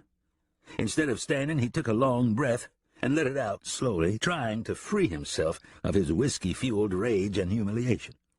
"Damn it, why didn't I kill him?" He backhanded a shot glass off of the table. It flew across the room in a low, straight line, missed a pair of drunken dancers, hit the brass, mud-splattered footrail, and shattered in a spray of broken glass. In the din and clamor, only one drinker standing nearby even noticed. He looked down for a second toward the disturbance, then looked back to the woman who stood leaning on the bar beside him as if nothing had happened. "Next time you will," Smith said, glad to see the worst of Leonard's storm had passed. "Yes, that's right. And there will be a next time," said Leonard, giving him a harsh, expectant look. "You can count on it." Knowing how easily one wrong word could rekindle their drunken argument, Smith looked all around, nervously, while searching for the right thing to say. When his eyes came upon the bedraggled Rojo walking into the bustling saloon, he gave a smile of relief and said, Well, if it ain't old dog meat Tommy Rojo." Smith waved Rojo to the table, seizing an opportunity to change the subject, or at least put someone between himself and Leonard's drunken fury. Upon seeing a fresh customer enter her world of gray smoke and whiskey vapor, a young dove started toward him from the bar. But then, at the sight of Rojo's face and ragged, blood-stained clothes, she stopped short and backed away. Rojo cursed her under his breath and walked to the table where he'd heard Smith call out to him. Sliding a chair out to seat himself, Rojo said to Smith, "I'd consider it an act of kindness if you'd not use the name dog meat. We all know how names have a way of sticking to a fellow." He sighed and slumped into the chair. "I swear, I feel like I've been through hell in a pushcart. You ain't going to believe what I've—" "Who said you can sit down here, dog meat Tommy?" Smith grinned cruelly, cutting him off. Looking at the brooding Trigger Leonard for some sort of permission, Rojo saw only a caged stare that revealed nothing. Rojo tapped his fingers on the tabletop for a second, keeping calm. "All right," he said, rising from the chair. "If I'm not welcome—" Sit down, dog meat Tommy," Smith said, chuckling darkly. "I'm funning with you." "All right," Rojo repeated. He let out another breath, nodded, and sat down. "I'm serious about the dog meat name, Mitchell. I'm obliged if you won't get that started." "Why, what's wrong with Dog Meat Tommy?" Smith said, getting rid of some of the anger Leonard had forced into him by passing it along to Rojo. "I saw that dog a while ago. He's gone all over town, bragging about how he ate you from the head down." Rojo tried to be a sport. "That's funny." He gave a weak, half-hearted grin, then turned to Leonard, seeing that Mitchell wasn't going to let up. "Trig, I've got some business we ought to talk about, if it's all right with you." Leonard only stared. "What kind of business, dog meat?" Smith cackled, cutting in. Rojo just looked at him, keeping calm, then said to Leonard, "It's gun business. I've been offered a piece of work. I might need some help." "Gun business? You don't even have a gun, dog meat," Smith said, his digs getting worse by the minute. "You couldn't shoot anybody if you wanted to." "Want to bet?" Rojo said tightly. His stitches throbbed, as did his forehead. "Bet what, dog meat?" Mitchell laughed. "That's enough, Mitch," said Leonard, interested in what Rojo had to say. He poured the last drops from a whiskey bottle into his mouth. "Get us a bottle and a couple of shot glasses." "And hurry back," Rojo said, getting in a dig of his own, seeing the look on Smith's face. Smith glared at Rojo, but then said, "All right, I'll get a bottle and glasses. I'm needing to relieve myself anyways." As he stood up, he said to Rojo, "The dog said he thought you'd be a bull elk, but you tasted more like pure pussycat." His grin went away. "If you ever find yourself a gun, come see me, dog meat." Rojo watched him walk halfway to the bar, call out to the bartender for a bottle and 2 glasses, then walk out the back door.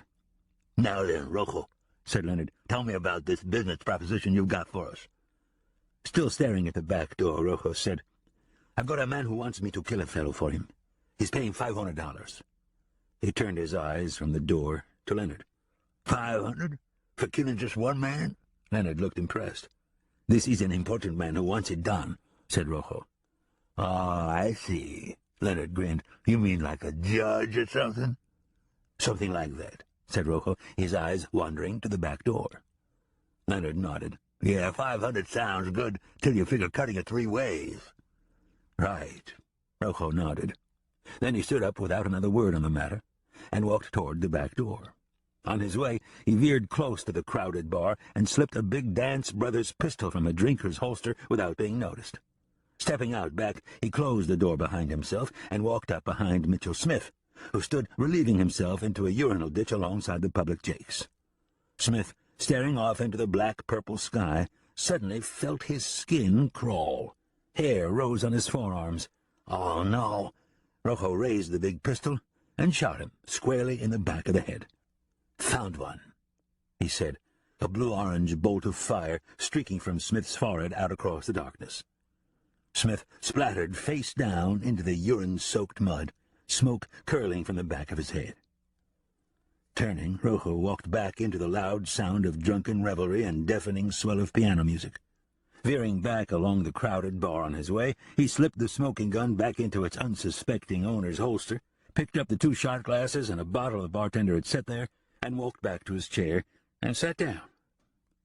"2 ways," he said to Leonard, standing the bottle in front of him. "Mitchell ain't coming." Leonard stared at Rojo in silence for a moment, letting it all sink in, having seen him walk out the back door and return so smooth and effortlessly. "Oh," he said, after a while, watching Rojo fill 2 glasses and slide one over in front of him. "Well, I suppose that's that," he offered. "Let's go do this piece of work. I need to get away from here for a while anyway, get my mind clear and think some things through. I'll be borrowing Mitch's horse, rifle, and whatnot, if it's all the same with you," Rojo said, lifting his shot glass as if in a toast. Trigger Leonard gave a knowing look, raising his shot glass in return and smiling. "If he's not objecting, neither am I." In the middle of the night, Texas Bob lay on his bunk, fully dressed, boots on, waiting for the deputies to arrive. Once freed from this cell, he had no doubts he could handle Price and Frisco Phil when the time came. The main thing was to get out of here, away from the threat of a noose hanging over his head. Ranger Burrick had done all he could to try and keep him from hanging, but it wasn't enough.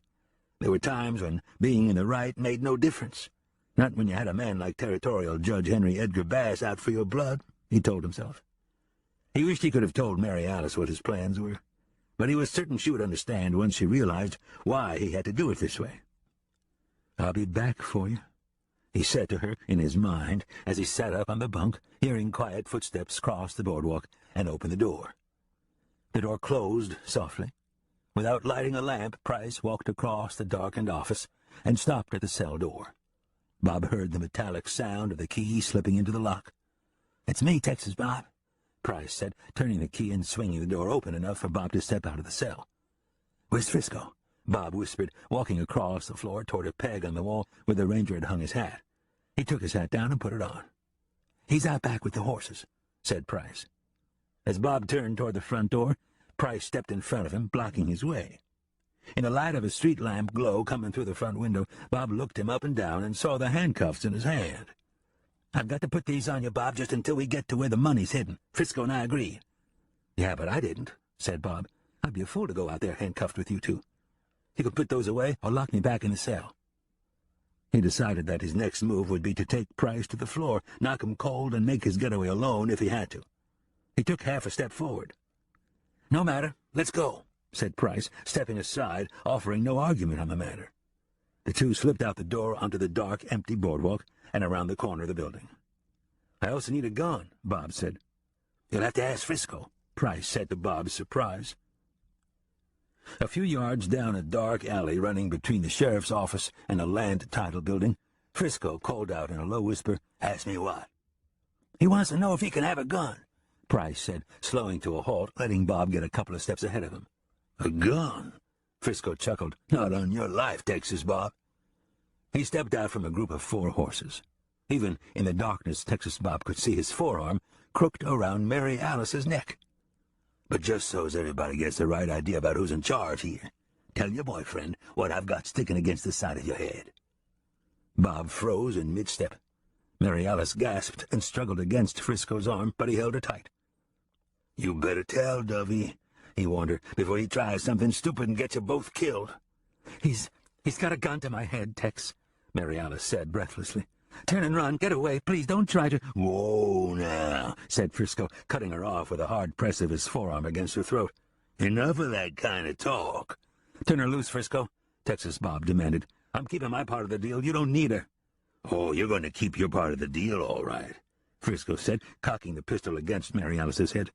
"But with my gun against the dove's head, let's just say your heart will be more into it." Texas Bob stared, trying to figure his next move. Behind him, Price stepped in, stuck a gun into the small of his back, and jiggled the handcuffs on his finger.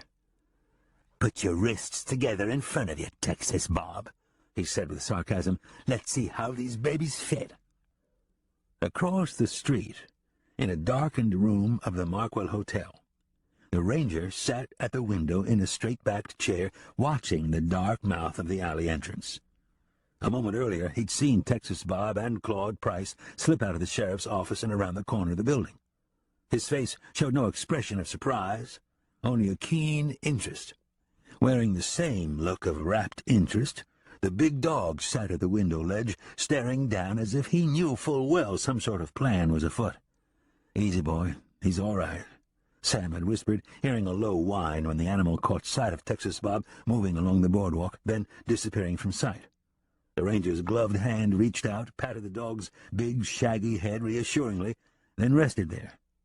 A moment later, the dog turned his head from the window and faced Sam in the darkness, whining long and low, as if asking the ranger's permission. With his free hand, Sam picked up a piece of jerked beef from a plate and held it down to the dog's wet, cold muzzle. "This isn't your fight," he said quietly. "Here, have some supper. Rest yourself. I'll bring him back to you."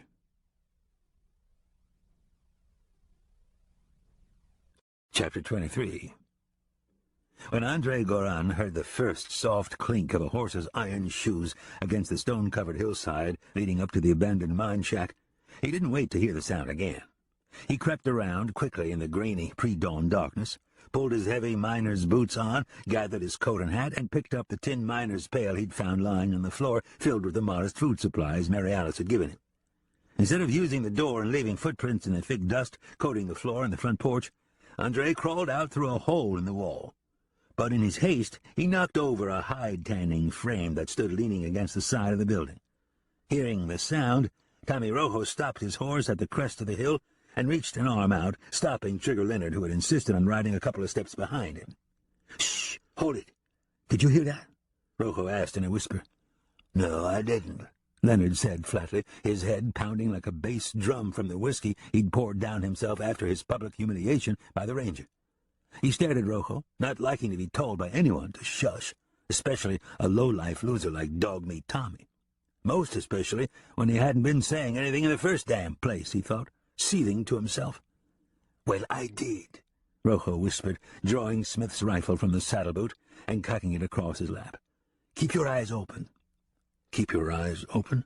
I'll try," Leonard said dryly, his jaw clenched. He nudged his horse up beside Rojo's, slipping his Colt from his holster, looking all around the littered, weed-stricken yard of the Minion Mining Company. "Look, over there," Rojo said, pointing with the rifle to a pile of scrapped wagon wheels, pick heads, and shovels at the far side of the yard. "I saw somebody move." The rifle exploded in his hand, less than 3 feet from Leonard's aching, unsuspecting head. "My God, man!" Leonard raised a gloved hand to his ringing ear. "Come on, there he goes!" Rojo shouted, gigging his horse into a run across the dark yard. Leonard cursed but followed, his Colt out, ready to fire. On the other side of the yard, the hillside broke off sharply, so sharply that the Minion Mining Company had built a fence there years ago to keep its employees from walking off into the darkness and plunging headlong onto stones and cactus some 40 feet below. But Andre had not seen the broken board fence or the steep drop as a hazard. He saw it as his advantage. As soon as he'd arrived and looked the place over, he'd decided to keep the horse Mary Alice had given him, the one that had once belonged to Rojo, somewhere at the bottom of that deep chasm for just such an emergency. At the fence, Andre squeezed between 2 loose boards and hurried along an eroded 1-foot-wide stretch of loose rock ground. Near the end of the broken fence, he scrambled down off the edge onto a long, thick hemp rope he'd found coiled up in the corner of the shack. He'd tied the rope to the base of a cottonwood stump, clinging by its roots to broken ground. Gigging his horse back and forth in a littered pine yard, Rojo called out stiffly, his face stinging with pain from his effort, come out, wherever you are!" "Huh?" Leonard stopped his horse and stared at Rojo again. What was wrong with this fool? He was ready to call this deal off and go back to Sibley. Maybe, if he'd felt better... "I see him! Come on!" Rojo shouted suddenly, spurring the horse toward the broken fence, where he'd just caught a glimpse of Andre going over the edge in the grainy early light. Rojo pointed the rifle and fired again, one-handed as he rode. The wiry Croatian lowered himself quickly, hand by hand, down the steep bank of dirt and loose rock. His boots stirred up a dusty avalanche around him as he dug and kicked and scurried downward. "Down there!" Rojo shouted, jumping from his saddle, running to the fence, shoving his way through it, and aiming the rifle down at the cloud of gravel and dust. "I've got him!" Right behind Rojo, Leonard winced as another rifle shot exploded, yet, looking down and seeing the Croatian drop the last few feet to the ground and take off running to the cover of boulders along the hillside, Leonard joined in, firing his Colt until it clicked on a spent round. "Damn it," said Rojo. Wide-eyed with the excitement of the chase, he looked around at Leonard. "What do you think? Did we hit him?" Not wanting to be this close to Rojo with an unloaded gun, Leonard spoke as he punched the spent rounds from his Colt and hurriedly replaced them. "I don't think so," he said. "At least not enough to slow him down any. There he goes." He nodded down at the wiry Croatian as he ran in and out of sight from rock to rock, like a ground squirrel, the tin pail looped over his shoulder by a long strip of rawhide. Rojo raised his rifle to his shoulder in reflex, but then held his shot, seeing no way to get a bead on the running miner. "Damn it!" he cursed again, lowering the rifle as Andre disappeared behind another land-stuck boulder. A second later the Croatian reappeared, this time in the saddle, batting his boots to the horse's sides. "Hey, that's my horse!" Rojo said, recognizing the animal even in the grainy morning light. He grinned. "He won't get far. That horse'll stop dead still when he hears it's me." Leonard drew his head away as Rojo raised 2 fingers to his lips and let out a loud, shrill whistle. But instead of stopping dead as he'd predicted, the horse appeared to panic and speed up, almost bolting out from under the Croatian, who had to hang on to the saddle horn and clamp a hand down on his straw sombrero. Leonard made no comment, but only looked away for a moment. "I guess you can't depend on any animal anymore," Rojo said, watching the horse cut in and out of the rocks as if fleeing for its life. "Dogs, horses, they're not really our friends, the truth be known." He watched with a disappointed look as the horse sped out of sight. "He laid that rope as his getaway," Leonard said, avoiding the animal's subject altogether. "Good thinking on his part." "Yeah," said Rojo, "but he won't get him very far." He stood and backed away from the edge. "We'll ride him down easy enough. I know that horse. He's not a long-winded runner." Leonard just looked at him and kept his mouth shut. He was pretty sure he'd have to kill Rojo before this job was over. The ranger had tried to leave the dog behind, securely locked in his room until the cleaning lady came in the morning and opened the door. But when he'd left the hotel room, he'd heard the animal whine and run back and forth frantically. On his way down the stairs, he'd heard a loud crash of window glass and realized what had just happened. Hurrying out front, Sam had arrived on the street just in time to see the fragments of broken glass and the dog racing out of sight into the blackness of the alley. Crazy dog. All he could do was shake his head. "Don't get yourself killed out there," he murmured, turning to his horse at the hotel's hitch rail. Once atop his horse and on the trail, he'd seen the dog's tracks in hot pursuit of the horses following his owner's scent. Thinking about it, he decided maybe it was a good idea having the dog ahead of him once he headed into the rocks on the trail of Bob and the deputies. He had a good idea where they were headed, but he wanted to lag back and give Texas Bob plenty of breathing room. No sooner had he picked up their trail than he'd counted 4 separate sets of hoofprints instead of 3. Another good reason to keep his distance until the right time, he thought. By first clear morning light, he'd ridden up into rock country on the same trail he and Bob had brought the stage in on. Judging by the closeness of 2 sets of hoofprints, he speculated that the 4th horse was carrying Mary Alice. It made sense, he told himself. Price and Frisco Phil taking her along as a hostage. A sure way to keep Texas Bob from making any move that might get her hurt. The ranger pictured 2 of the horses riding close together, one of the deputies holding a gun on the woman. With that picture in mind, he rode on steadily, judging the distance between himself, the dog, and the 4 riders on the high rocky trail ahead. He'd allowed them a half-hour head start to keep himself from being spotted crossing the flatlands. Now that he'd made the cover of the hills, he needed to close that gap, get ahead of them, atop of them if he could, he thought, looking up along jagged, broken cliff lines. He knew about where they were going. With any luck, he'd be there, waiting. 3 miles ahead of the ranger, the big dog loped on, tired but still running, the scent of his owner and the woman having grown stronger. Now that the riders had traveled up into the rock country, the winding trails had forced them to slow their pace. At a turn, the dog slowed to a walk. Then he came to a halt, seeing Price standing half-hidden behind a large rock. Price and Frisco had heard something on their trail, and Price had elected to stay behind to investigate. "Bob's blasted hound," Price cursed out loud to himself, taking a step closer. "I'll clip both your ears off." Raising his rifle to his shoulder, he took quick aim and fired. His shot fell short, missing the dog but kicking up dirt that stung the dog's forelegs and sent it scurrying out of sight. "That'll do," he said, stepping back into his saddle. Turning his horse to the trail, he hurried to catch up with the others. 40 yards up the trail, Frisco turned in his saddle and asked, "What was the gunshot?" "Bob's dog was following us," Price said, slowing beside Frisco, seeing Bob looking back from a few feet ahead. "Did you kill it?" Frisco asked, holding the reins to Mary Alice's horse, keeping the horse and its rider close at all times. "Nah, I wasn't trying too hard," said Price. "I sent him running, though. That's the last we'll be seeing of him." Texas Bob and Mary Alice both looked relieved that the dog hadn't been shot. Frisco shook his head and spit. "You don't know nothing at all about dogs if you think that," he said, looking back along the trail. "I expect I know as much about dogs as the next fella," Price said. "If he does come back, I'll send him flying again." He gave Bob a cross look. "Next time, maybe I will take closer aim." Frisco chuckled and pointed back along the rocky trail. "Then maybe you ought to do it now. Here he comes." "Damn dog, he's as hard-headed as his master," Price said, levering a fresh round into his rifle chamber. "He's harmless. Leave him alone," Texas Bob said, his cuffed hands gripping the saddle horn tightly. He shouted at the advancing dog, "Get out of here, Plug! Go, boy, go on, get!" "This time I'll make a good dog out of him," Price boasted, raising his rifle. But the dog, either from his master's command or from seeing the rifle pointed at him, ducked quickly out of sight behind a large rock. Once out of danger, he barked loudly. "Good boy," Bob and Mary Alice both breathed in relief. "Let's go," Frisco said to Price. "If you're all through playing with the doggy." He gestured Bob on ahead, keeping Mary Alice's horse reined in close beside him, his Colt still in hand. Price gave a sour look, shoved his rifle down into his saddle boot, and nudged his horse forward, grumbling, "Dang dog will be pestering us this whole trip." Even as he rode forward, the big dog slipped from behind the rock and loped along the side of the trail, warily keeping the cove of rock and cactus between himself and Price's rifle.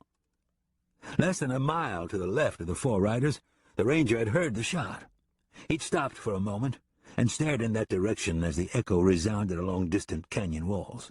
Then he'd pushed on, gaining ground on the riders, using a stretch of higher flatlands to his advantage. For the next hour and a half he'd stopped his horse only long enough to allow it to draw tepid canteen water from the crown of his sombrero. When Texas Bob led the other three down from the rock trail and onto the spot in the sand where he'd found Sheriff Thorne and the stagecoach, he pointed across at the rise where he'd found their bag of money lying on the ground. "Turn her loose, Frisco," he said. "You'll find the money under a flat rock right up there, to the right of where you laid it." Frisco said, "Nice try, Texas Bob," making no effort toward turning Mary Alice's horse loose. Instead, he pulled its reins tighter against him and tightened his grip on the colt. "Take us up there," he demanded. "I'll turn her loose when that money's in my hands." They pushed on toward the top of the rise, wind whipping up dust and licking at the tails of Price's riding duster. As their horses climbed the loose, sandy incline, Price looked back in time to see the dog circle wide of them and duck out of sight into a stretch of brush and cactus. Topping the rise, Bob led them to the flat rock and stepped down from his saddle. He stooped and turned the rock over with his cuffed hands. Lifting the bag, he turned it upside down and poured the money into the sand. "Well, I'll be damned," said Frisco, looking down at the money. "There's only one rock on this whole hillside. You'd think one of us would have looked under it." "Turn her loose now," said Bob, having no idea what his next move would be. His only interest was in seeing Mary Alice free and riding away. After that he would deal with his own fate, whatever it might be. Frisco started to speak, but something drew his attention toward the other side of the rise. "What was that?" he asked Price, tightening his grip on the colt. "The wind," said Price, not wanting to step away from the money even for a second. "Ride over and see," said Frisco. Price just stared at him. "It's the wind or the dog. Either way, let's get on with the money." Frisco looked back down and wagged his colt at Texas Bob. "Bag it up," he said. "Turn her loose," Bob insisted. "Let her ride away. You've got your money. I kept my end of the deal. Keep yours." Frisco gave Price a guarded look. "Think I should turn her loose, deputy?" Price made the slightest move of a finger, his hand resting on the rifle across his lap. "Sure, why not?" he said, both of them knowing these two would never leave here alive. "All right, Dove," said Frisco, throwing the end of her reins to her. "Take off." But Mary Alice only straightened the reins and backed her horse a step. "I'm not leaving without Tex," she said with finality. "Get out of here, Mary Alice," Bob said, the empty bag hanging in his cuffed hands. "Ride hard and don't look back, I'm begging you." Said Mary Alice. "We both go or we both stay. I'm not leaving." "Suit yourself, Dove," Frisco chuckled darkly, giving Price another look. "You can both sleep in the sand till Judgment Day." He cocked the Colt, ready to fire it. Past Frisco, Texas Bob saw the ranger stand up on the other side of the rise 30 feet away. "Drop the guns, both of you," the ranger called out. But Bob knew that Frisco was already making his move, turning the Colt toward Mary Alice. In a wild, desperate attempt to stop him, Bob leapt forward and swung the empty bag, slapping Frisco's gun hand away and spraying his face with a flurry of sand. Price swung his rifle toward the ranger, but Sam's first rifle shot punched him in the chest and sent him flying from his saddle into the sand. Sam stepped forward with deliberation, levering another round into his rifle. Atop his horse, Frisco recovered quickly from the face full of sand and turned his Colt toward Texas Bob. "I said drop it," Sam shouted, stepping closer. "Go to hell, Ranger," Frisco bellowed, swinging his Colt from Bob toward the ranger. The ranger's second shot lifted him from his saddle as well and flung him over the edge of the rise. Frisco slid a few feet in the loose sand, then came to a stop on the long hillside, spread-eagle, his chest bloody, his dead eyes staring blankly at the sky. Walking closer, Sam watched Price reach a bloody hand inside his vest pocket. "Don't try it, Price," he warned, levering another round into his rifle. Price coughed and chuckled grimly, blood trickling from his lips. "Or what? You going to shoot me?" he said haltingly. His hand fell from his vest pocket and dropped the watch fob he'd taken from Thorne's body. Sam stopped and looked down at the blackened finger of Heuto Vargas. "You know where I got that, Ranger?" "It belonged to Sheriff Mike Thorne," Sam said, recognizing the grisly trophy. "And I know the only way you could have taken it from him." "Yeah," said Price. "We killed him." A look of regret came to his face. "We killed him. Killed poor old Teddy Ware. And Norbert Block, too." He shook his head. "What a no-good son-bitch I turned out to be. All I wanted was to be admired." He managed to raise his eyes and point up at Texas Bob as Bob and Mary Alice stepped forward, Bob's shadow falling across Price's face. "Like this damned do-gooder," he murmured, his words trailing off with his final breath. Slipping over the rise and in between them, the big dog stuck his muzzle down to Price's face as if to make sure he was dead. "Get back, Plug," Bob said gently, reaching down and patting his big, shaggy head.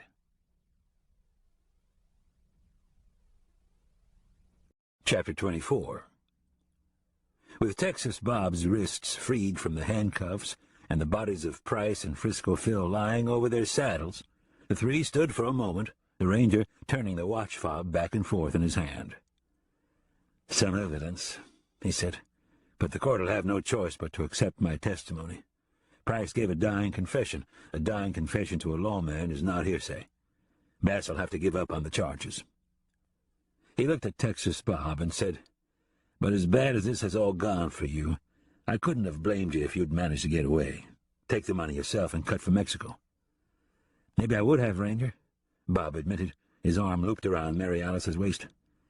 "But I could never have lived with myself doing something like that. It's not my way." He smiled down at Mary Alice, then said to Sam, "Does that sound foolish, Ranger?" "To some it does," Sam replied, "but not to me. I expect if a man is right, he stays right." He let out a breath and pocketed the watch fob. "I understand if you want to turn your horses toward Mexico right now, not look back. I can explain all this. You won't have to be there." "Obliged, Ranger," said Bob, "but it doesn't feel right to me. I think a man ought to speak for himself, don't you?" "You know I do." Sam gave a thin smile. "I just thought I'd make the offer." He slipped his rifle down into his saddle-boot. "Bass has tried everything to kill you, Tex. The townspeople of Sibley thought too highly of you to go along with the lynching. A man whose life you saved came all the way back to testify for you. You must be doing something right." He swung up into his saddle. Mary Alice and Texas Bob did the same. The dog stopped licking his paws and fell in behind them as the horses turned toward the trail back to Sibley. In the afternoon they turned onto a less-used trail that ran through a stretch of rocky hills and past a string of abandoned mines, including the Minion Mining Company. They stopped abruptly when they heard a volley of pistol and rifle shots exploding a short distance ahead of them. "Andre!" Mary Alice gasped. Seeing the ranger already boot his horse up into a run, Bob handed Mary Alice the reins to the two dead men's horses and said, "Wait here." But no sooner had he said it and ridden away than Mary Alice slapped her reins to her horse and followed, leading the two horses, the dog racing right along behind her. A half-mile ahead, in a maze of rock, sand, and cactus, Andre Goran's terrified horse had stumbled and fallen on a steep path leading down into a draw. The wiry Croatian slid, rolled, and tumbled, and came to his feet, running without looking back. When he got to a place where he saw nothing but high rocks all around him, he looked back, saw the two gunmen riding down on him, and ran up into the steep, jagged rocks and began climbing. "We've got him now," said Rojo. He slid his horse to a halt and looked at Trigger Leonard, who stopped right beside him.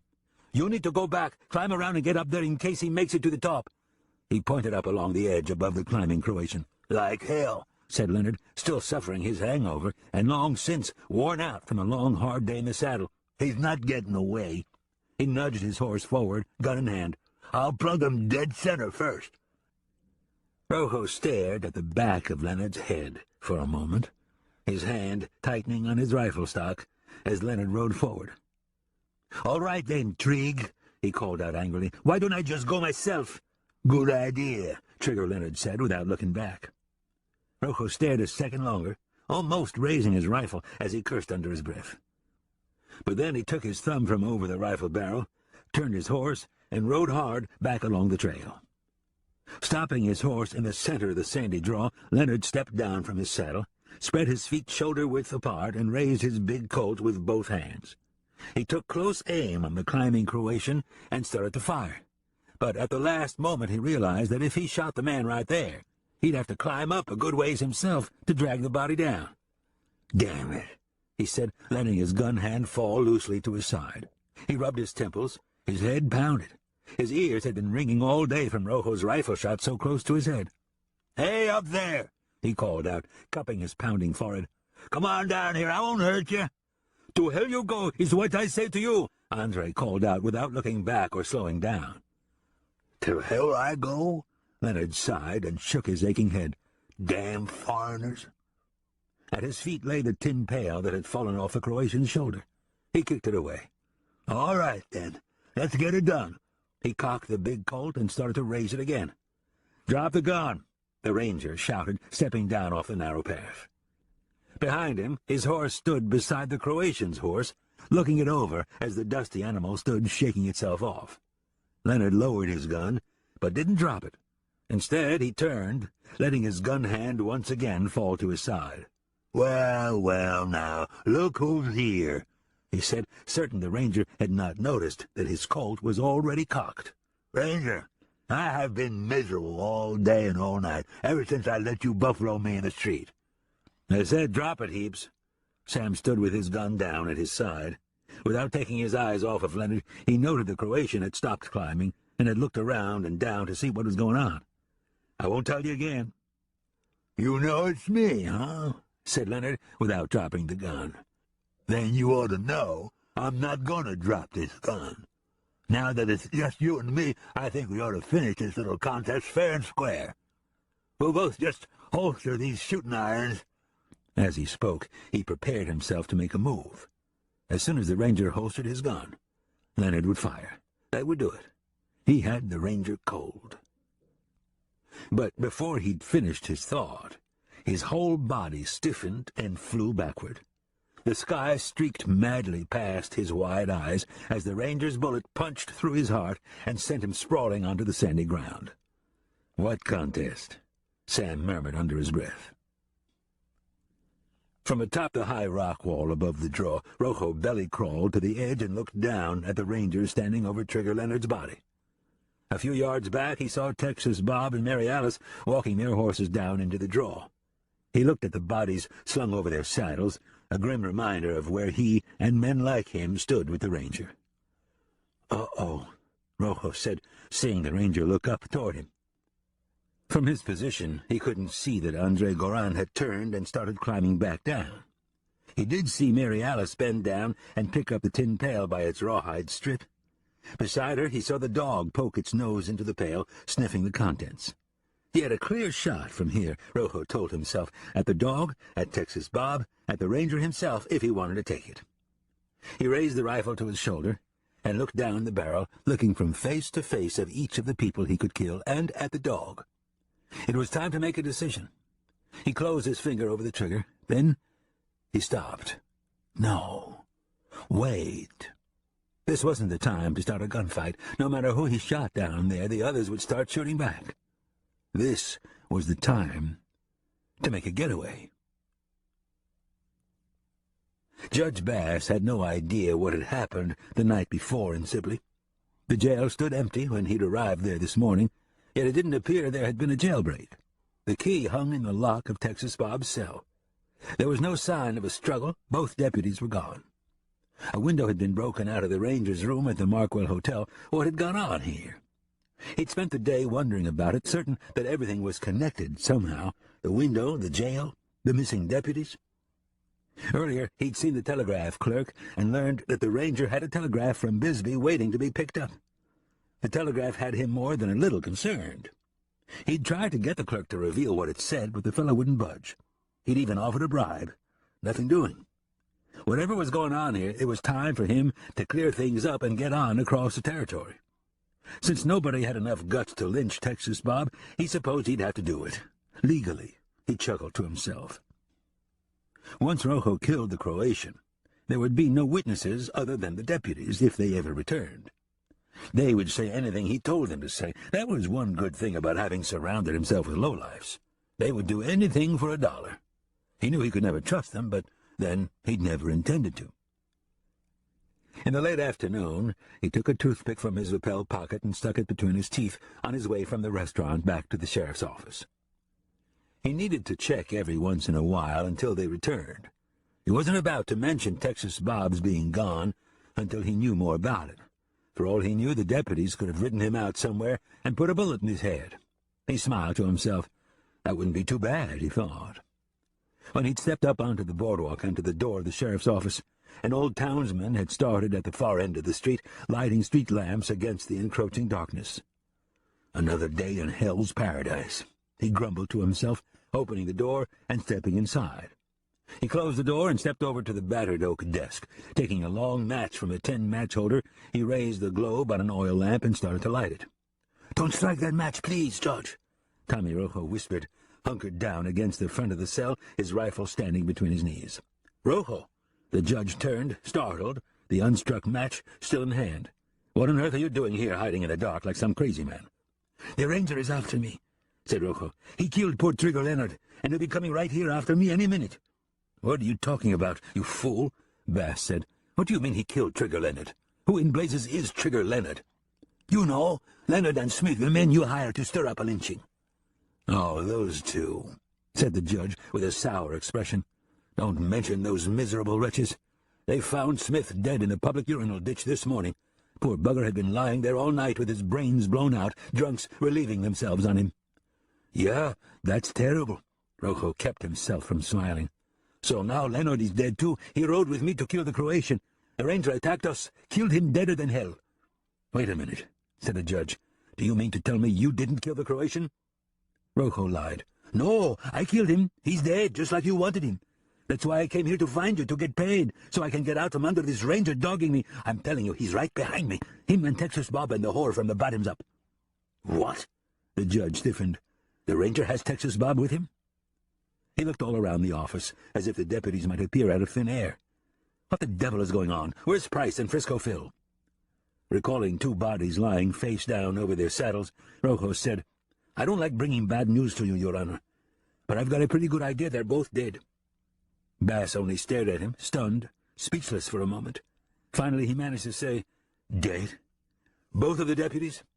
"The ranger has two bodies over their saddles," said Rojo. "If it's not the deputies, I'll be awfully surprised." He hesitated, then said, "I'll be needing my money now, Your Honor. I don't want to be here when he arrives. I hate to say it, but I don't believe he likes me much."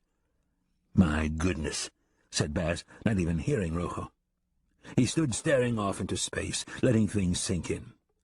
He has freed Texas Bob and killed two officers of the law. He seemed to be wondering what sort of charges he might bring against the ranger. He is simply running loose, doing as he pleases, isn't he?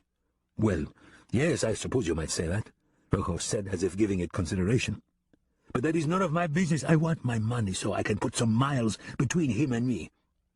"Your money, yes, of course," said Bass, as if snapping out of a mild stupor. He reached inside his coat, took out a roll of bills, and began counting off the blood money he'd promised Rojo. "You did your job. I suppose you have this coming." "Obliged, Your Honor, and it's been a pleasure doing business with you." Rojo grinned, his dirty hand stuck out for his pay. From outside, the ranger's voice called out, "Judge Bass, Tommy Rojo, this is Arizona Territory Ranger Sam Burrock. Both of you come out of there with your hands held high." "Oh, no," Bass said. He stopped counting and glanced at the window, money in both hands. "Tell him I'm not here," Rojo whispered nervously. Bass glanced out at the tired horse standing at the hitch rail. "They know you're here," he said sarcastically. "How?" Rojo whispered, looking bewildered. "Is that not your horse out there, ridden half to death?" Bass asked, already knowing what the answer would be. "Dang it," Rojo cursed through clenched teeth. "Allow me to handle this," Bass said. Without stepping away from the desk, he called out through the open window, "Ranger, what on earth are you trying to pull here? Where are the deputies, Price and Frisco Phil Page?" "They're right here, Bass," Sam replied. "Both of them dead across their horses. So is Trigger Leonard Heaves, one of the men you sent after Andre Goran. Luckily we got to Andre first." "What?" Bass said, giving Rojo a cold stare. "You said you killed the Croatian. You lying idiot. I should never have trusted a fool like you." "Andre will be a witness for Texas Bob," the ranger continued. "He saw your brother start the gunfight that night at the Sky High Saloon. Your game's over, Bass. Come on out. For your own good, send Rojo ahead of you." "Give me that money, Judge," said Rojo. "I'm cutting out the back door and getting out of here."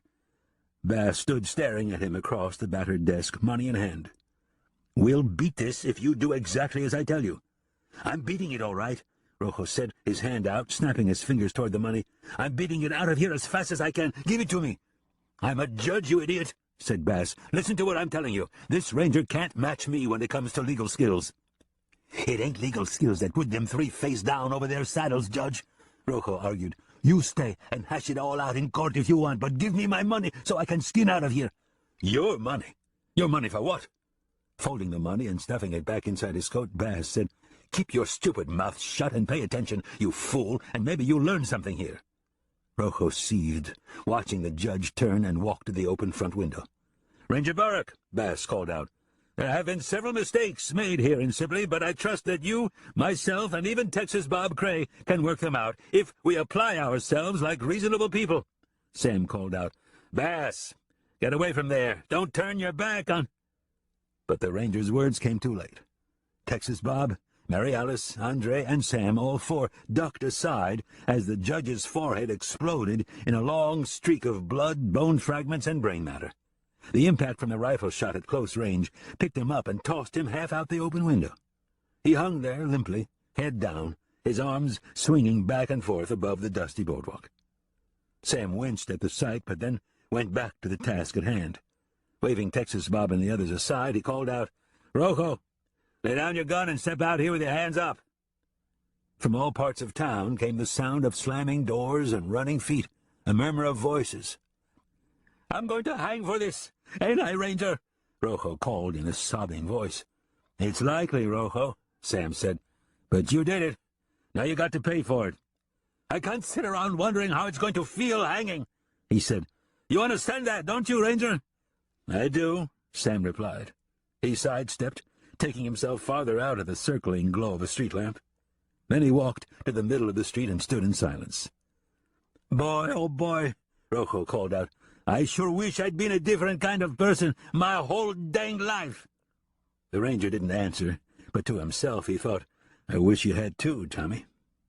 He watched the door burst open, and he heard Rojo yell as he lunged out, his rifle blazing, but the quickly levered shots going wild.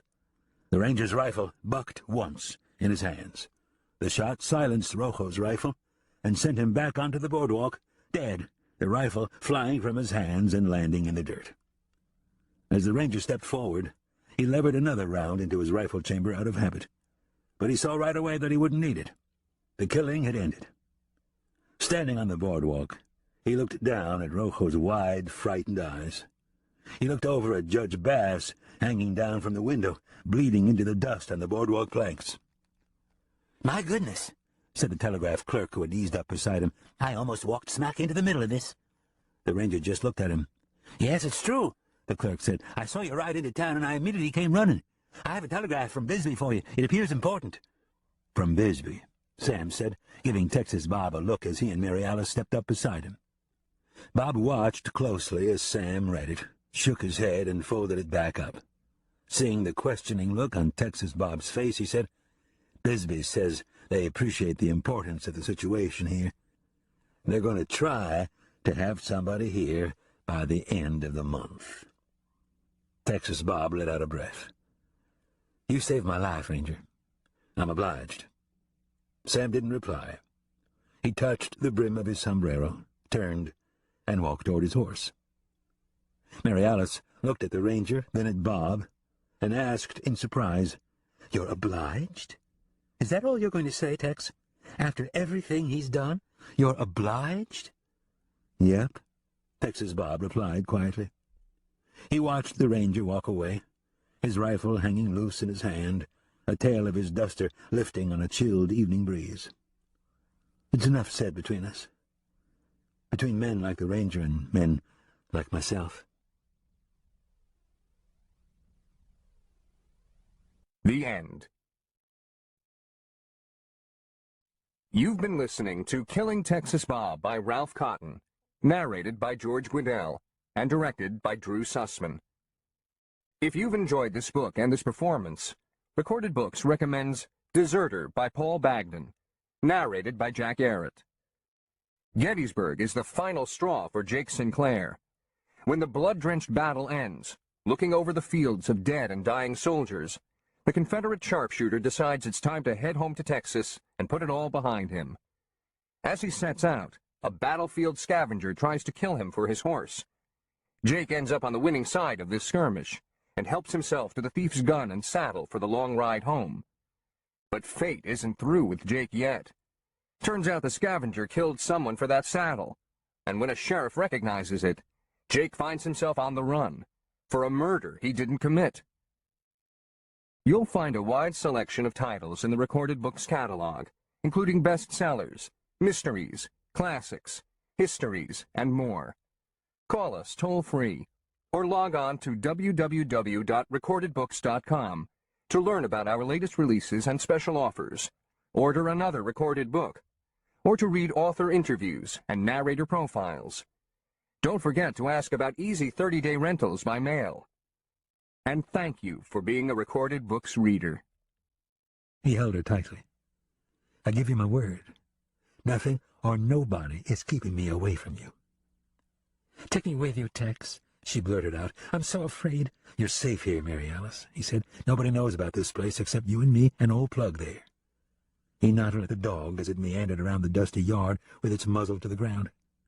"I'm not afraid for myself, Tex," she said. "I'm afraid for you." You've got to stop being, Mary Alice, Texas Bob said firmly. I will, Tex," she stammered, getting herself under control. She offered a feigned smile. "What's wrong with me, anyway? I'm never this foolish. Look how I'm shaking." She tried to be strong. Mary Alice, he said against her tear-moistened cheek. It's been a long time since either of us felt this way toward anybody. I expect it's got us both a little spooked. He tried a slight chuckle. But there's nothing says we're going to come to a bad end. Let's both show a little faith here. "I'm trying," she said, "but I just feel so—" He pulled his face back from hers and tipped her chin up to meet his gaze, cutting her off. "Look at me," he said with gentle finality. "I'm going to find Sheriff Thorne and tell him what happened. Then I'm coming right back here." He gestured toward his wounded shoulder. "This is nothing. I might wound easy enough, but I'm awfully hard to kill." He smiled at her. "Especially when I've given my word. Especially when I've got my very own angel waiting here for me."